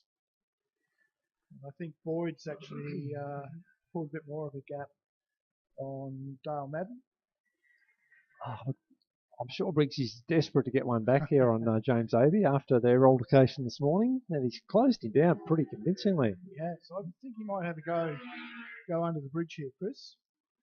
Where did he get through on Rob Scott? That was into turn 1, wasn't it? Yes. So he must feel pretty good about that. He does carry good speed through there. Closes up on James into turn 2 as well. I think he's closer now than he has been the whole race. Yeah, he certainly appears to have the pace. Let's have a look at his lap time. So 59.8 he's done. James Avey 60.3. So he's half a second a lap quicker in their best lap. Yep. So he's got the pace. He just needs to get fast. Looking at Brandon Pearce on CBR 1000 holding off Eleanor Renton on a VFR 400. Talk about a mismatch of bikes and riders, but still having a great on-track battle. That's right. Coming down through the S's at the moment.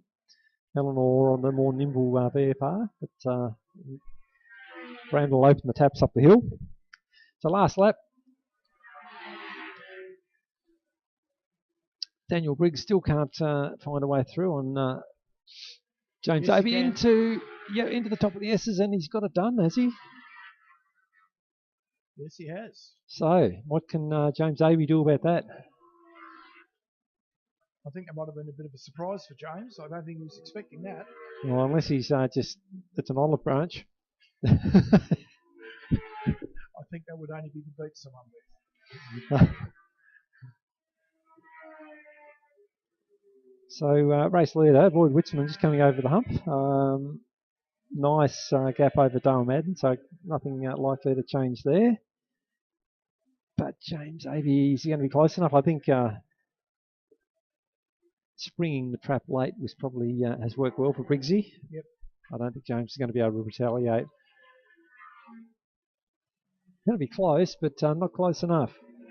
So Briggs is pretty happy about picking up P3. A bit of a pump of the fist.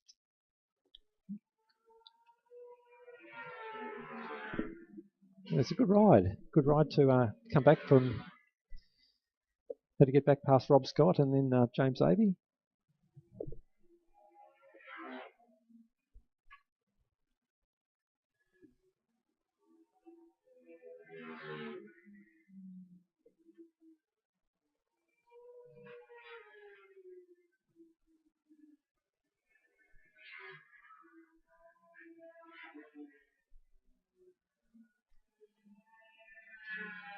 Trevor Renton having a bit of a lonely ride back there, and just looking for Brandon Pearce, who's managed to hold off Eleanor Renton.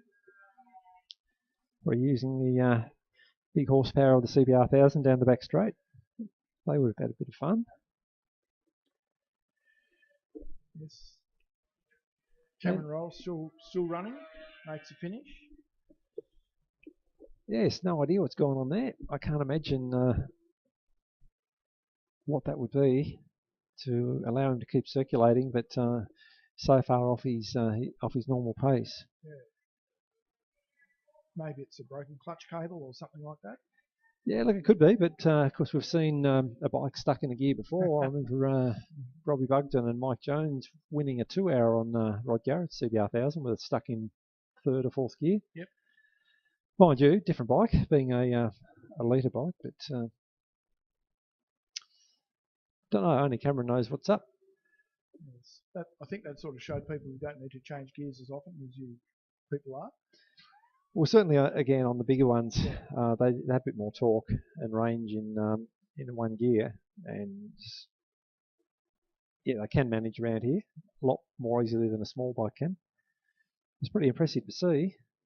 For those that didn't see it or don't recall it, Mike Jones did the first session, came in to hand over to Robbie Bugden, and he'd managed to grind the end off the gear lever, so there's nothing left of it.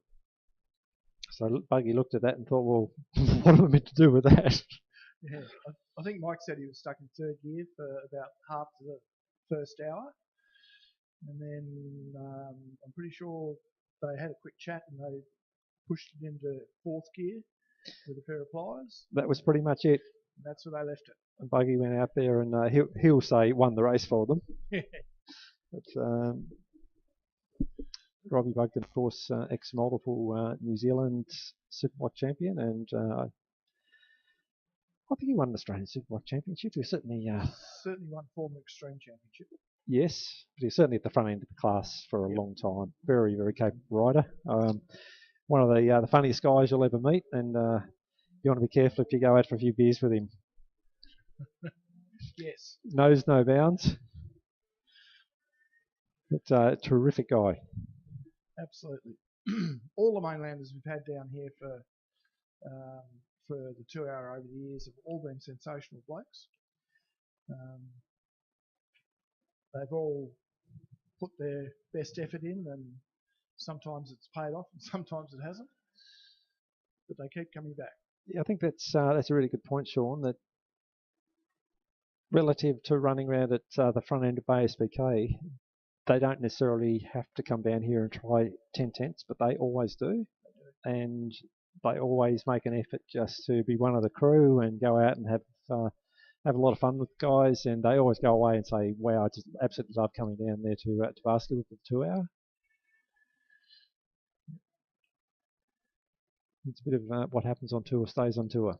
Yes, most definitely. So we've got the 600s back up again, with Lockie Curtis and Jess Woods and Marcus Delaney on the front row. Martin and Matthew on the second row. Yeah, Matty Long been getting some great starts from row 2, so watch him again. racing, and once again, Matty Long gets a brilliant drive through and picks up Marcus Delaney in the back of Jesse Woods. So it's Lockie Curtis who'll lead the field. Jesse Woods holds a tight line into the top of the S's to hold off Matthew Long. So it's a little bit like a replay again of even races 2 and 3. Jesse Woods will be desperate to defend up here, I think, this time, and does so well. So it's Lockie Curtis from Jesse Woods, Matty Long. Oh, big pass on Matty Long down into Calvin's. That's gutsy on Jesse Woods. It's pulled it off though. He's got a half a bike length ahead of him. And Marcus Delaney looking to run down the outside. He's made that work for him today. And Jesse's got straight up the inside of Matthew at the end of the back straight. Oh, Matthew Long back underneath Jesse Woods. That's brave and committed. Yep. Some pretty hard at 600 racing here at the moment. So Matty Long, he really produces early in the race. I love his aggression in these opening laps. So Jesse was having a look up the inside into turn 2 then. Wasn't quite close enough. Lockie Curtis just spinning up a fraction off the bottom of the hill there. Nothing to be concerned about, but just goes to show he's certainly still dialing it in. Or pouring it on, so much, probably more than dialing it in. He's not backing off at all. Matthew Long, probably gap. Jesse Woods a little, has he? Yes, he has. Be good to see the lap time this time through. I'd almost be thinking he's matching Lockie Curtis for lap time. I think so. And so Lockie Curtis, 56.3, 56.3 for Matthew Long, 56.7 Jesse Woods, and 56.6 for Marcus Delaney. So it would have been interesting if Matthew Long was just a bit closer to Lockie. We were talking earlier about the good drive that Lockie's getting, and I was just chatting to the team there earlier during the break, and saying that really it's a combination of good setup and riding hard. There's no substitute for that. No. But you do need the bike to be working with you. And it would appear they're covering all bases there. Yes, absolutely. Jesse's closing up on Matthew again. The end of the back straight. Just doesn't quite get close enough to do anything. Yeah, 56.6 that time through for Matthew Long, but a 55.3 for Lockie Curtis. So Lockie's actually ramped it up. The other guys are still maintaining that pace. Their pace from the previous lap.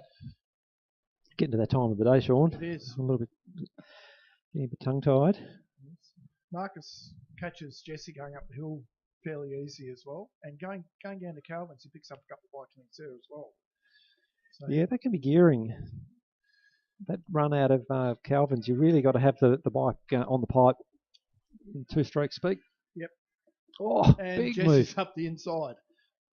Wow. I don't know if he caught Matthew napping a bit there, but it looked a little bit too easy for Jesse. Yes.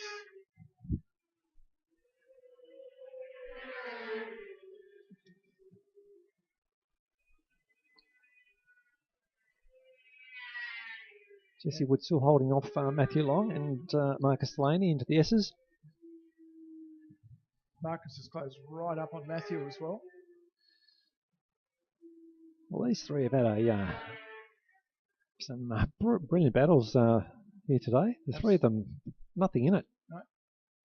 I wouldn't be surprised if Marcus didn't have a go at Matthew down here in the Calvin, so not quite close. I reckon down the back straight, he gets a good run and he's strong under brakes. So keep an eye on Marcus Delaney, or maybe not quite close up. Oh, yes, there you go. goes. Yep. That's what I was thinking, but it didn't look like he was close enough. Yeah, so maybe Matthew's got a problem. Maybe. He certainly punched out pretty hard in the opening laps. Now, whether... no, look, I don't know. I can't imagine the tyre's going to drop away that quickly. He's down to 57s. So...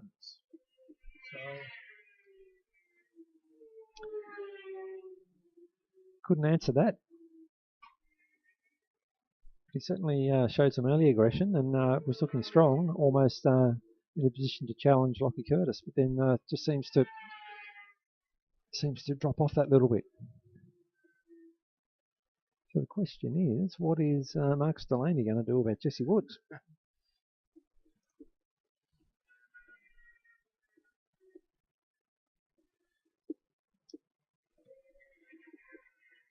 Not much at the moment. No, Marcus is very good coming through Calvin's. He's quite conservative line, so it gets him on the back straight fairly fast.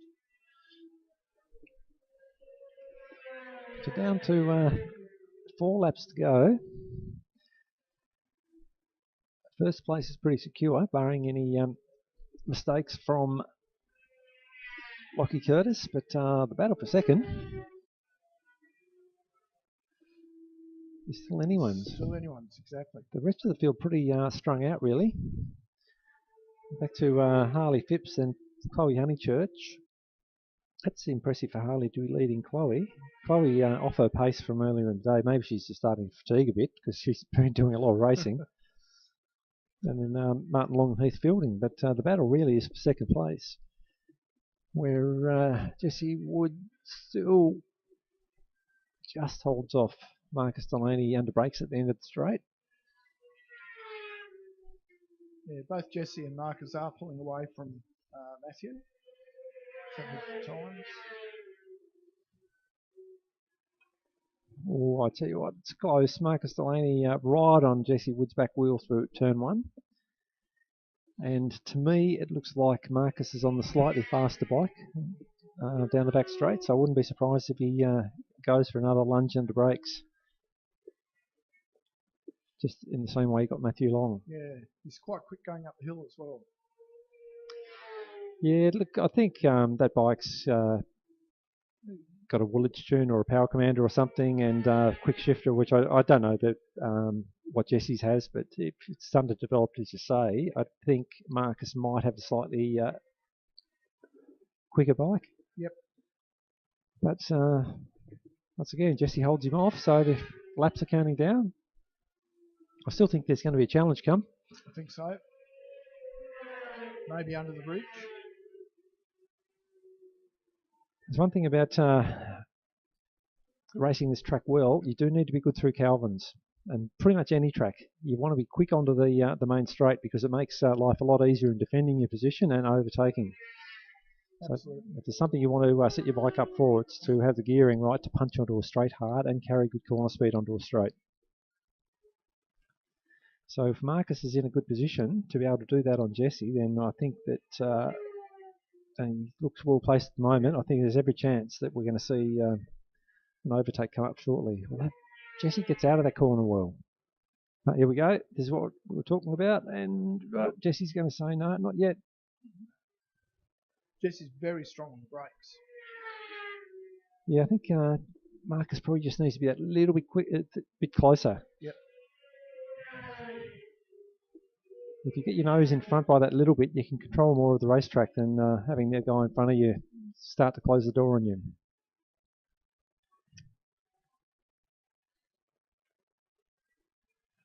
It's Matthews dropped down to 57 sevenths now, so he must have some sort of issue.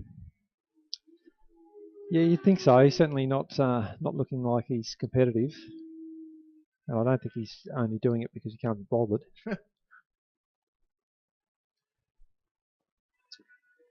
So once again, onto the back straight, but it looks very much the same as the last lap, where exactly the same. Tried the same move and failed again. So Marcus Delaney, I think, just needs to try and be a little bit closer coming on to the back straight. And he's run out of time though, Chris, because that's checkered flag. That is checkered flag time. So great battle there, and well done to Jesse Woods for hanging on. Of course, we missed Lockie Curtis taking another very convincing win to make it 4 from 4.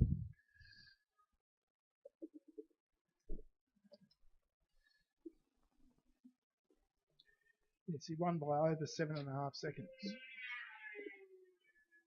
which is pretty impressive. Pretty impressive, yes. Because the guys behind him aren't slow. No.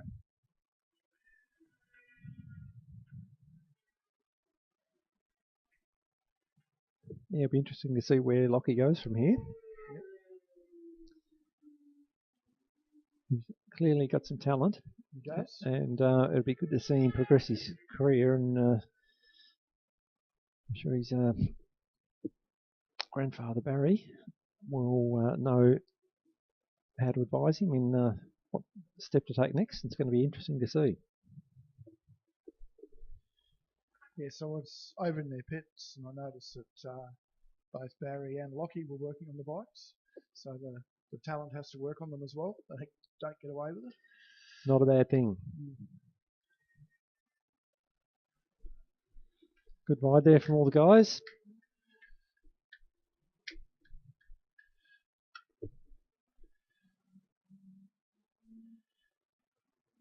And girls, of course. Of course. So Kylie Honeychurch just makes her way back. Harley Phipps has impressed me today. He has. He's done very well.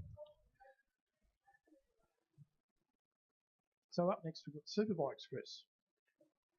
Yeah, well, it's always hard to bet against Brett Simmons, but we did see Jason Spencer digging very deep in the early laps of the previous race, so it'd be interesting to see if Spence comes out and maybe try something a little different. He certainly is a racer and doesn't just accept coming second. So looks like they've got Jeremy Huddleston's bike back together. Well, that's good. Or at least he's getting on a bike. I don't know what it is.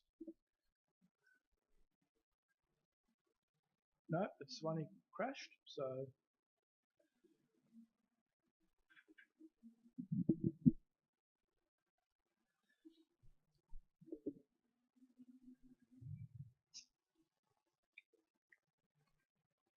yes, plenty of duct tape on that motorcycle. Yeah, you can see the windscreen bouncing around there. It doesn't look like as quite as well secured as it probably was earlier in the day. As long as it doesn't come off, it'll be okay.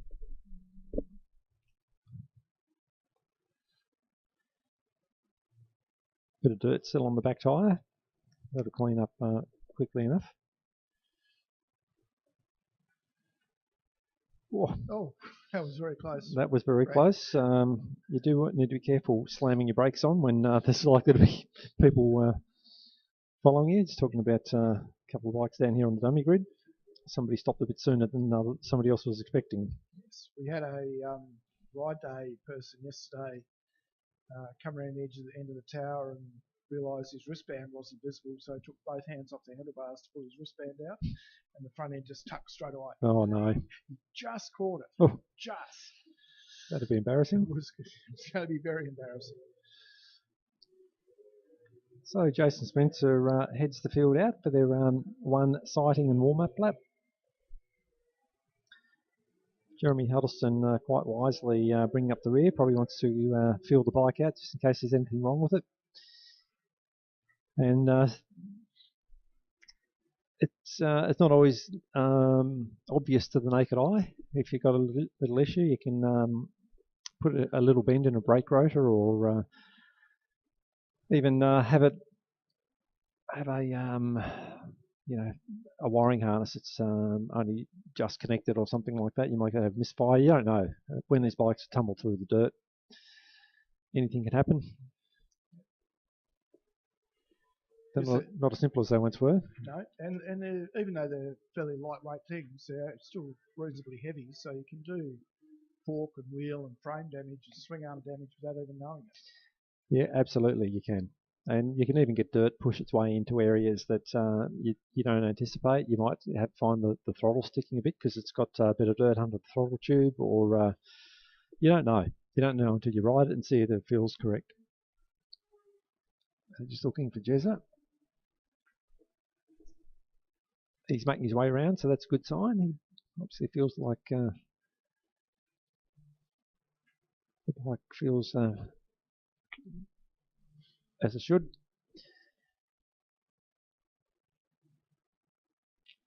Shadow's getting a bit longer, Sean. Yes. First day of no daylight savings. But the sun glistening off this field of superbikes, they look absolutely spectacular down there. Yes. So, ready for a start. Will Brett Simmons make it 4 from 4? Certainly gets the jump by a mile on the field. Scott Honeychurch threw nicely again from second row to pick up P2. It's Jason Spencer into P3 from Brad Hughes. I think that's Oscar O'Donovan. No. I did notice when Jeremy Hudson took off there was an awful lot of chain snatch. So I'm not sure if his chain's full of dirt or... Oscar O'Donovan. Oh, someone's run wide up the top of the hill. Who's that? Can't quite pick it, but ran right on there at Calvin's. Gathered it up and kept going, but I thought they were going to run off there for a minute. But back to the lead anyway. So Brett Simmons typically leading the Superbike field. Coming through the chute for the first time. Jason Spencer spinning it up. He's got past Scott Honeychurch, who's also spinning it up. Then we have Brad Hughes. Oscar O'Donovan. Oh, of course, it's Jezza Huddleston. I was thinking it was a Kawasaki back there, but it's because it's got the black fairing now. I saw the green and black. So Brett Simmons looking like he's got a reasonably comfortable little margin there over Jason Spencer. With a standing lap again of 56.4. Yeah, just sensational, isn't it? It is. And Scott Honeychurch just holding up Brad Hughes.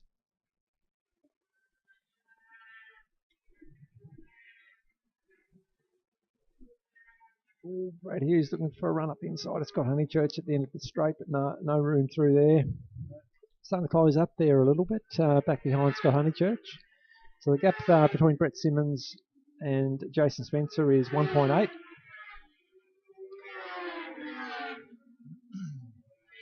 Brad Hughes looking for a way through on Scott Honeychurch. Scott getting a bit ragged between turns 1 and 2. Nothing to be concerned about, but maybe just got out a little bit wide on the ripple strip.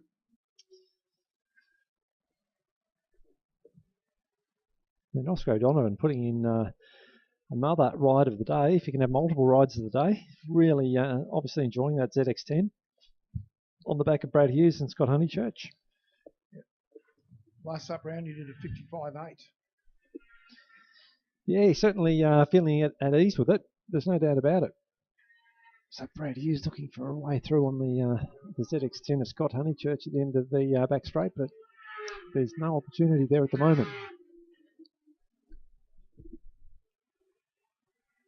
So the gap at the front still only 1.6 seconds, 53.8 from Brett Simmons, 53.6 from Jason Spencer. So a little bit like race 2, where at this time of the day, or the race, Spence was closing down on Brett a little bit, but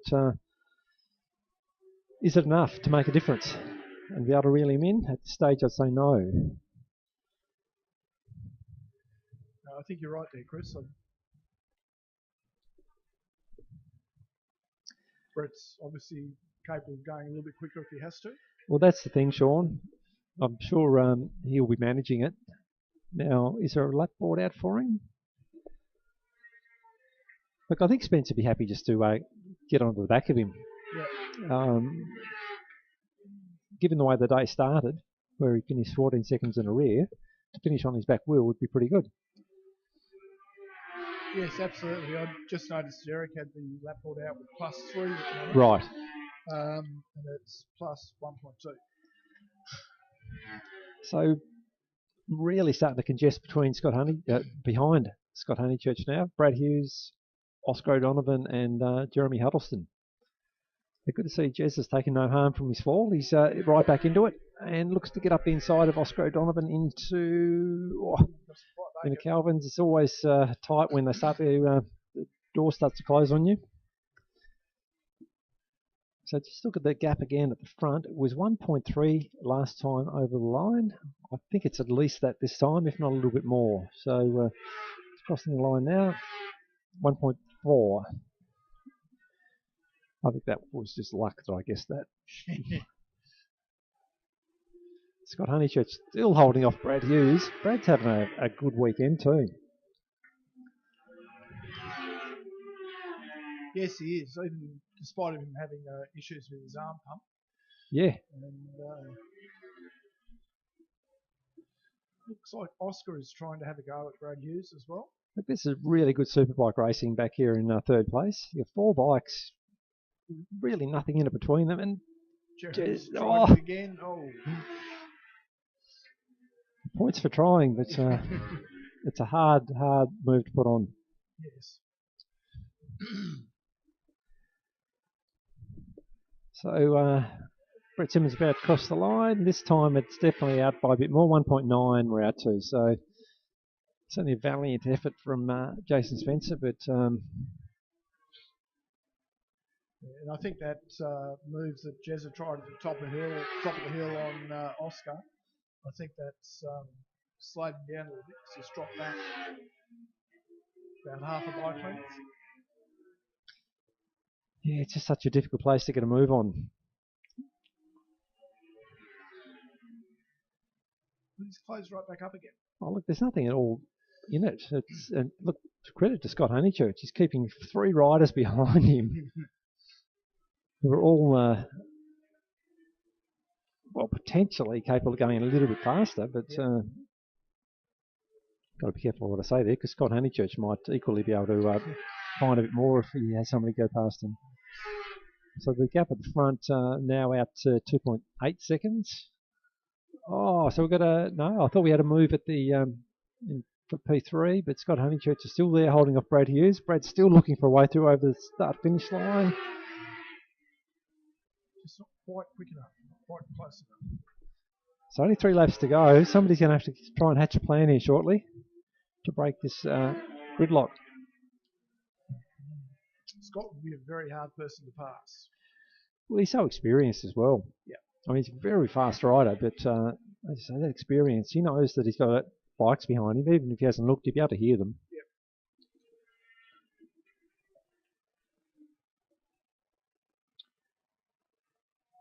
Yep. And those lap times, you've got to be taking a bit of a chance to get past somebody. You do. So Brett just came across a back marker, which he passed cleanly through the sweeper. So still no change back here in third position. So Scott Honeychurch with 2 laps to go. Still holds off Brad Hughes, Oscar O'Donovan. I'm going to go out on a limb here and say Oscar's going to put a move on somebody and break up this this pack. I think Oscar's looking like he's got a bit up his sleeve. Yes. Question is, can he find somewhere to make it stick?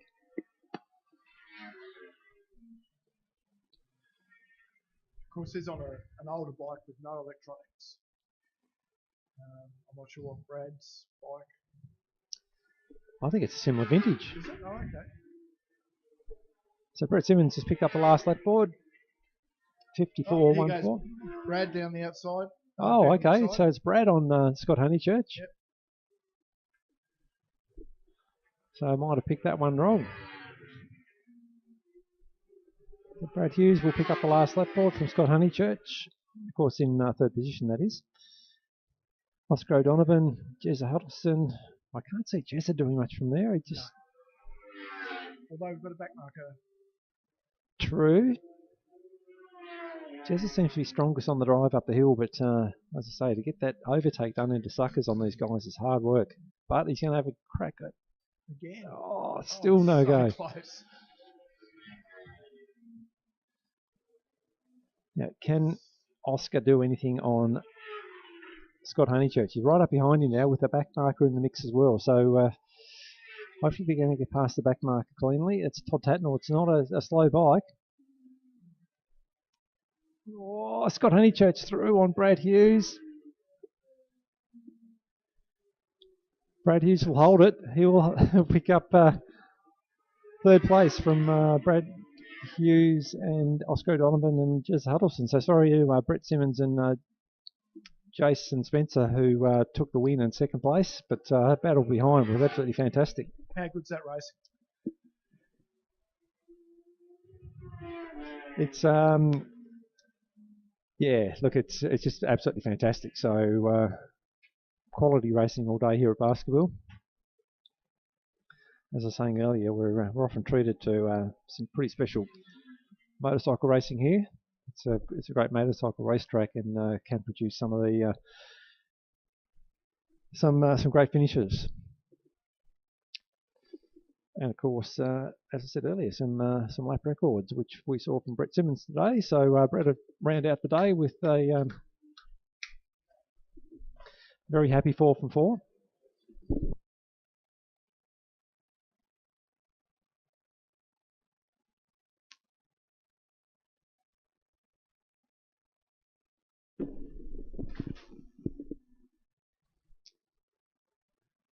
So Sean Patmore just off on officiating duties again, just to round out the day for Sean.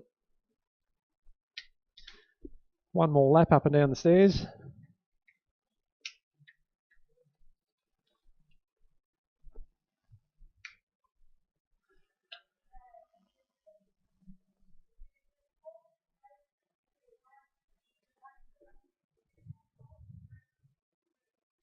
That's the call for our Lights GP Lights production.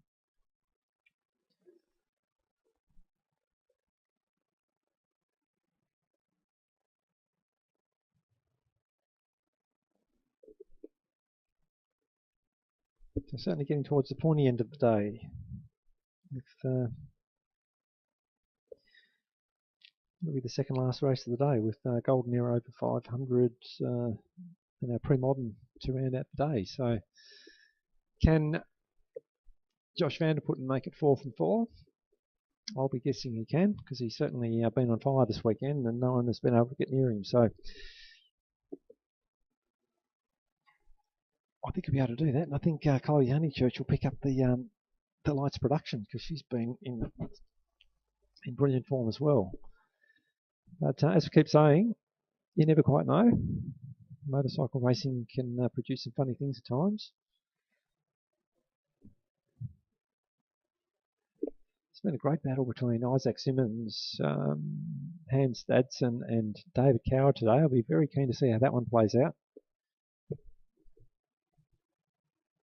So to Mark de Jong against David Dick. It's a GP bike versus a production bike, but there's some brilliant racing. I'm pretty certain they've all had a lot of fun down there today.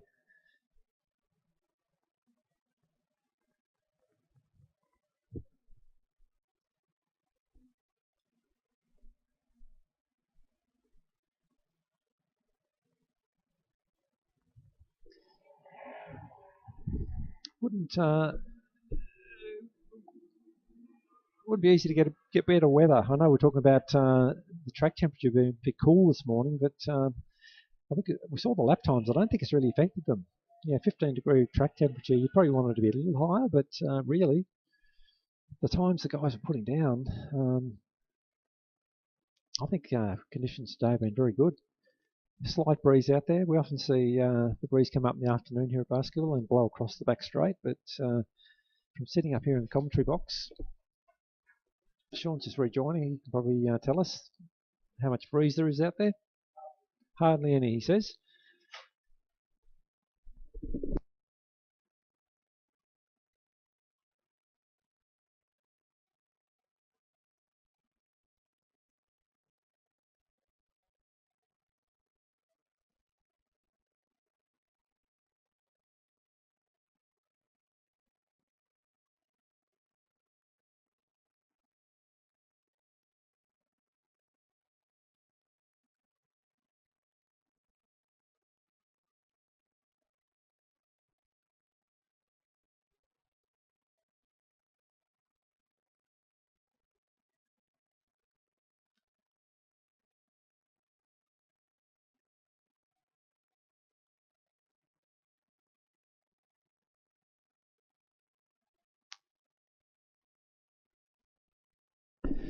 Sorry about that, just a small technical clarification, but we're about ready for a start.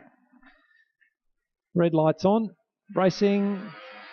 Josh Vanderputten getting away to an absolutely beautiful start again, but so too Chloe Honeychurch fires the Ninja 400 up into P2 going into turn 1.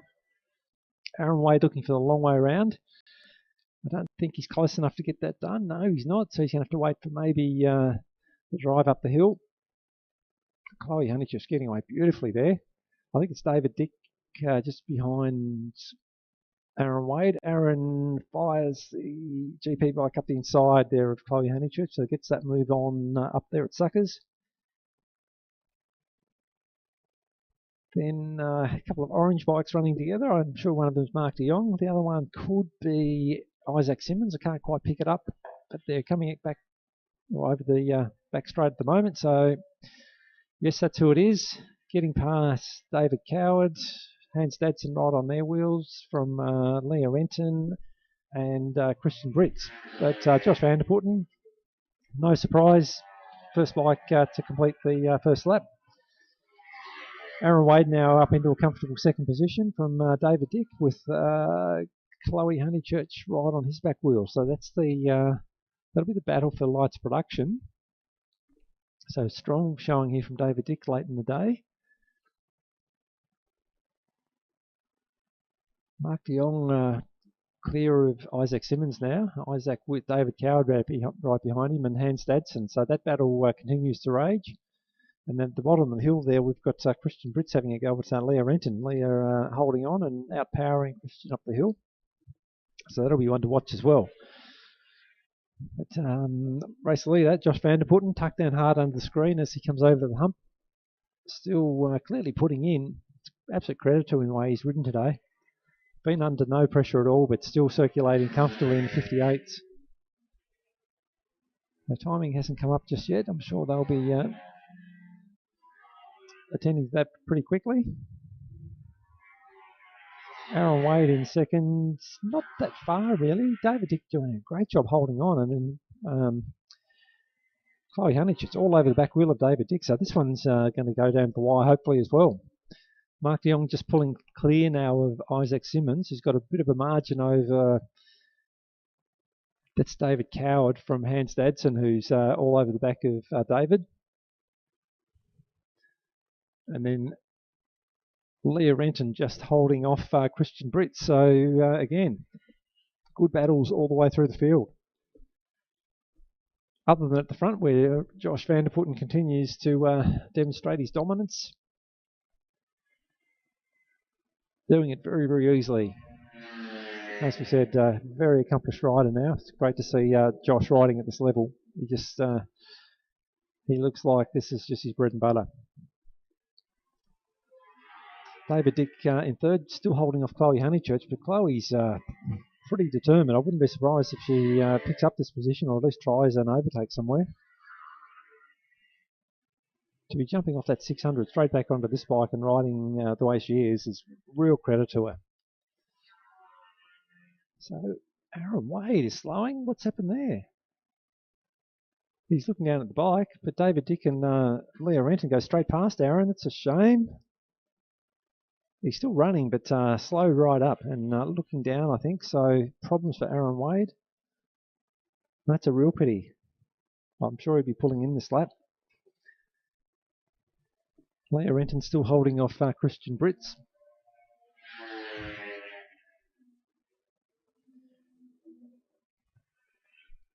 Josh Van der Putten crosses the line.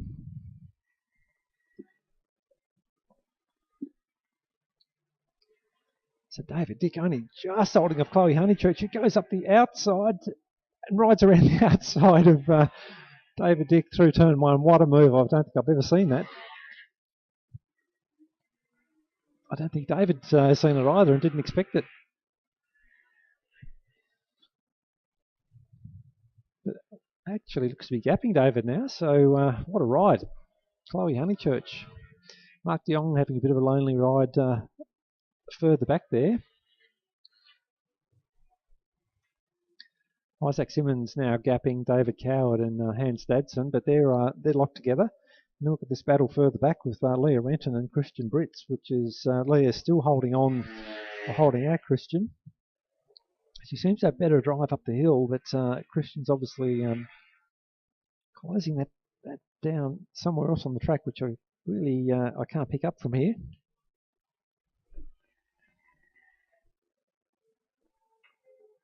David Coward and Hans Dadson just coming over the hump at the moment. Nothing between them, both on identical bikes. So I don't know if Hans is going to be able to do much about David Coward. He's certainly thinking about it though. He's close enough. Oh, Chloe Honeychurch wide at the bottom of the hill. She gathers it up though, and David Dick still holding on, not by a lot.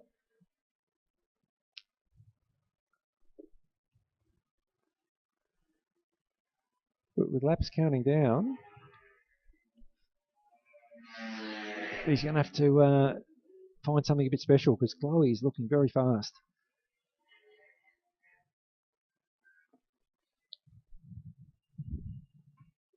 Five laps remaining.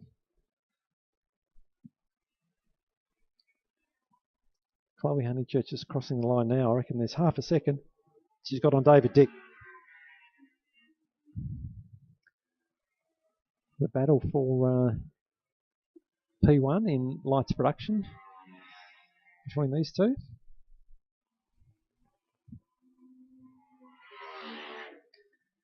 Isaac Simmons certainly pulled away from David Coward and Hans Dadson now. Isaac having a bit of a lonely ride, but good to see him coming to terms with the larger RC390.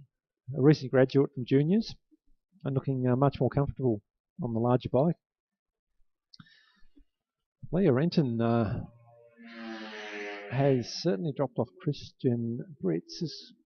Oh no, I was going to say, has he stopped? But he's just coming over the start-finish line now. So I wonder if he had a bit of an issue, ran off the track somewhere. Last lap brought out, so a bit of an issue with what's our timing showing. It's showing 4 laps remaining. So let's take it as last lap. That's what the track officials are saying. And I think Chloe Honeychurch has probably got enough of a margin now. She's probably out to just under a second.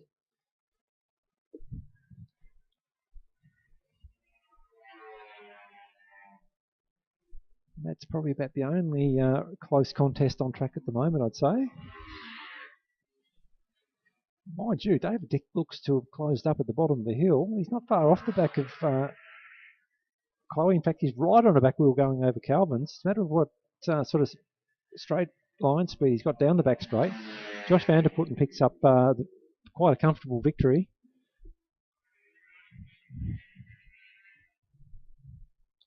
But this battle back here for Chloe Honeychurch actually has pulled out a little bit again on David Dick. She must get a very good run through Calvin's. So David's not going to be able to do much about that. So race win in the lights production class to Chloe Honeychurch. Good ride from both riders. And, Mark de Jong next bike to cross the line. No one anywhere near Mark, so a bit of a lonely ride there for Mark. Isaac Simmons.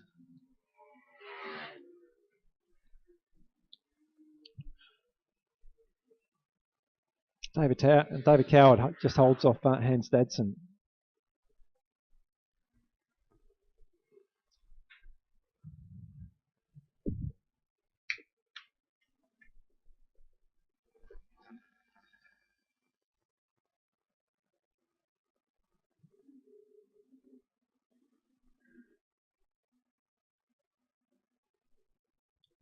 As I was just saying to Sean, certainly noticing the shadows getting longer.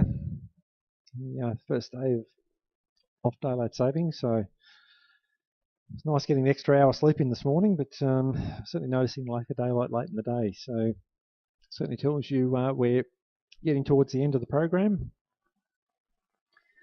And if I'm right, that means we've got Golden Era over 500 and Super Sport to come, which has been absolutely fantastic so far in the first 3 races.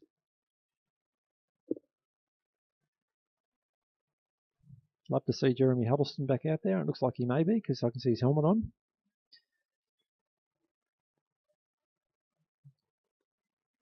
The standout, taking nothing away from Matthew Long, I think has been Bob Sellers, who's just been lapping those low 6s on that Yamaha R1.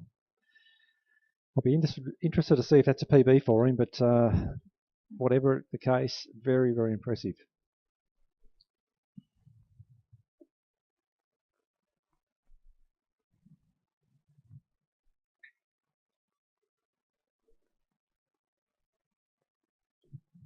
Just a reminder that following the last race, there is a trophy presentation and barbecue for gold coin donation down here in the pits. So if anyone feels like hanging around, by all means do so.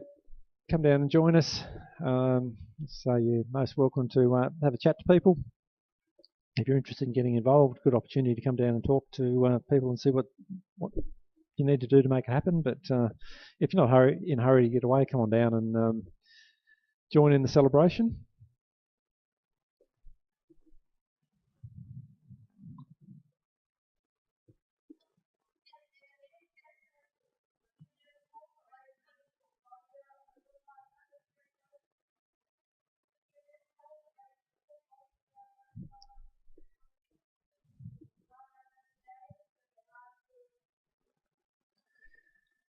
So last group of riders has been called up, as I was saying. It's Golden Era over 500, Pre-Modern Supersport and Pre-Modern Open, which are really just all the older big bikes.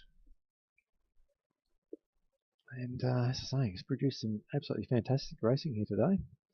So first bike to roll out is Jeremy Huddleston. So great to see him back out. He missed race 3, I assume, because he was trying to repair his main bike, his superbike, after his race 3 crash, to get back in race 4 and try and salvage some points.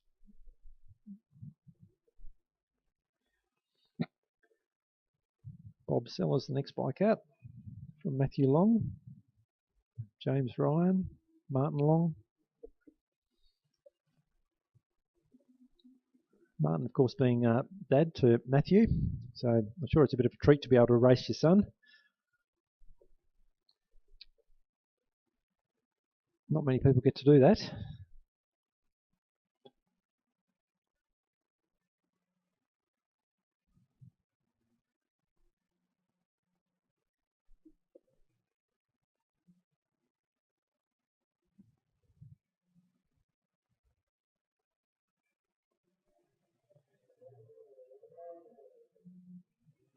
Bob Siller's first bike away on the warm-up and sighting lap.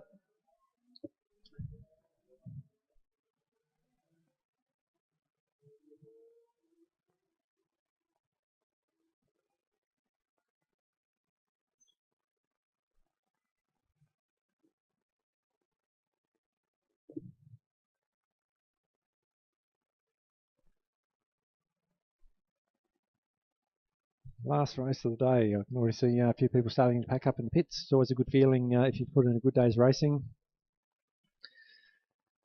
Particularly if you feel like you've given it your all. It's a very satisfying feeling about getting out there and pushing as hard as you can, and you know there's a bit of risk involved, and to come away with a really good result, it's, as I say, it's a really satisfying feeling. You're typically pretty tired, mentally and physically, but also very satisfied. And I think there's every chance there'll be a few guys in this field that will be feeling exactly that way. It's been some very hard-fought battles today. Quick lap times.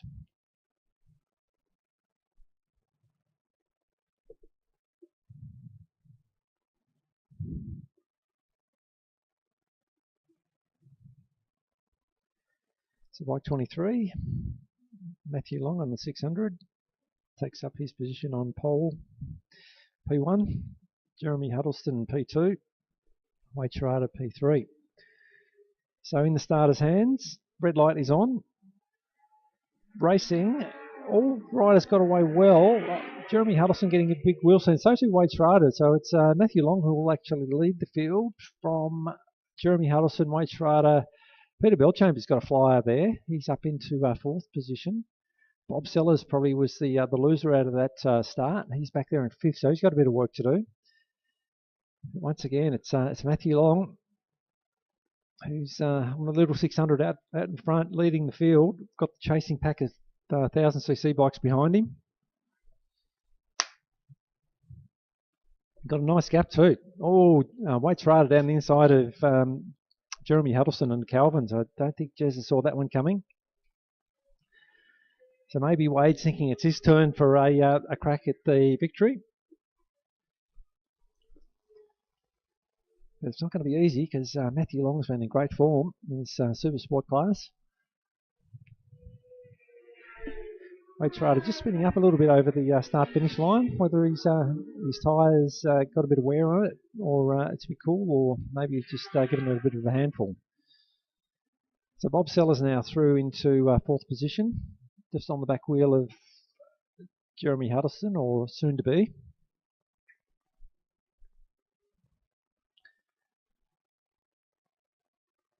So pretty well spaced at the moment from Matthew Long back to Wade Schrader, Jeremy Huddleston, Bob Sellers, and then quite a gap back to Peter Bellchambers from James Ryan. James being the first of the Golden Era open bikes.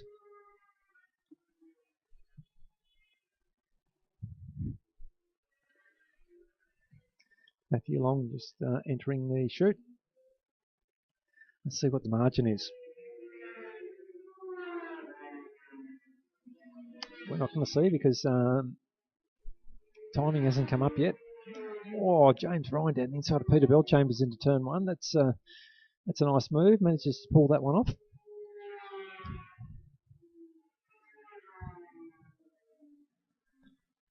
Matthew Long still holding on to a comfortable little margin there over Wade Schrader. Interesting to see what the lap times are. Still waiting for our timing to come up. They're having a few technical problems there this afternoon.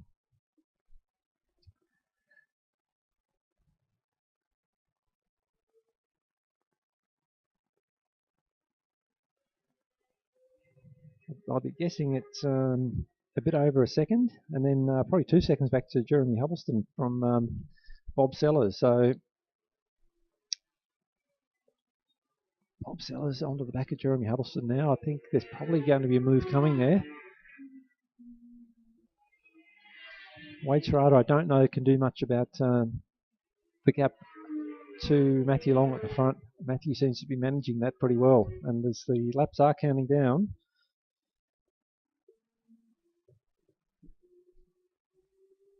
he's going to have to find something pretty quickly.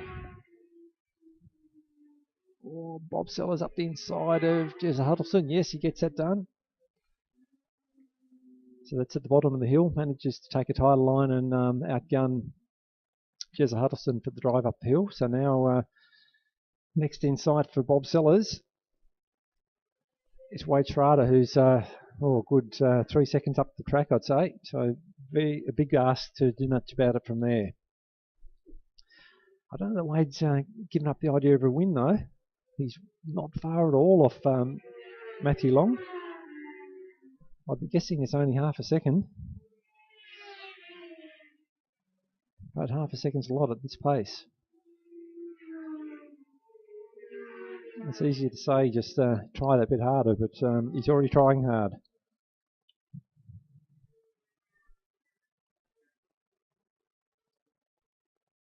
Bob Sellers still holding off Jezza Huddleston.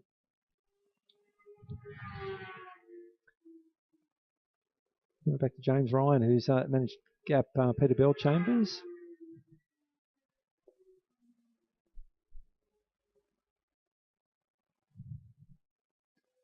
Back to our leader. Oh, I tell you what, it looks visually like it's closing down. So Matthew Long under brakes at the back of the back straight at the moment. Into the back straight, I should say. Wade Schrader, if he can get a good drive and put a clean lap together through the back of the circuit, he's got the horsepower to be able to draft past Matty down the back straight. I'm sure he knows that. I'm sure he's trying. But Matthew Long is not obviously an easy man to chase down and pass. Jezza Huddleston still hanging on to the back wheel of Bob Sellers. James Ryan has said a bit of a lonely ride there further back from Peter Bellchambers and Martin Long and David Coward. Sorry, Matthew Coward, David's dad.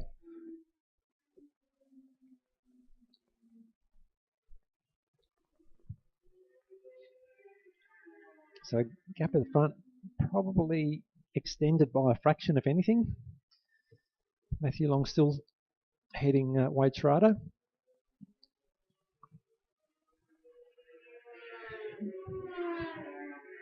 It'll only be half a second between them, if anything. And then Bob Sellers only just holding off Jezza Huddleston. So Jeremy's probably not giving up on third place here either. Certainly no threat coming to James Ryan on the Golden Era Open FZR 1000. A good ride from Peter Bellchambers on the borrowed machine from Karen Webb. Not that far behind James Ryan, and James does punt that old FZR 1000 around here very, very well.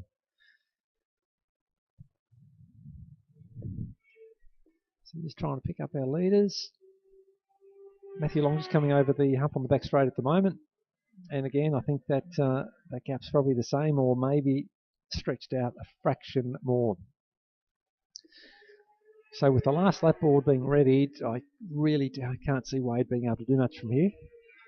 It's been a great ride from both guys, but I said a little 600 out there leading 3 litre bikes has been really impressive. Wow, Jeremy Huddleston up to the inside of Bob Sellers late in the day. Last lap, so I don't know if Bob Sellers can come back with anything there. Whether it's Bob fatiguing a little bit or look, I don't know. Only Bob can answer that, but Jez has certainly got the move on. I'll put the move on and managed to pull out a little bit now on Bob Sellers. But back at the front, Matthew Long has extended that gap a bit further. A bit of lap traffic coming up too. That's Gavin Brooks. Wade Schrader will just get through before the turn at the end of the back straight. But it's Matthew Long who will pick up race 4 in the pre-modern Golden Era race. Wade Schrader a impressive second. Jez Huddleston, and then Bob Sellers certainly did roll out of it towards the end. I'm guessing that starting to feel the body aching a bit, but there might have been something else, I don't know. So James Ryan will pick up Golden Era Open honours.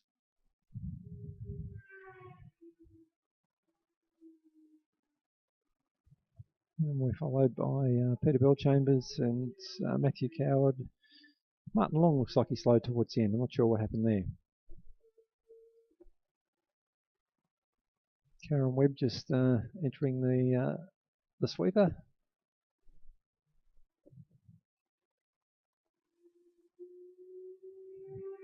So Karen, I believe, will round out the field. So that will conclude our racing for today. Some pretty spectacular racing all up, I think, and very, very hard to go past. I think that sensational lap record set by Brett Simmons early in the day is probably the highlight. But plenty of good racing throughout the day. I'm sure everyone's enjoyed it. I hope you've all enjoyed it certainly as much as I have. It's presentation time, so I'm going to exit here and get down to the barbecue and the presentation area. So as I said, please everyone feel free to come on down. We'll be getting into the trophy presentation very shortly. Thank you.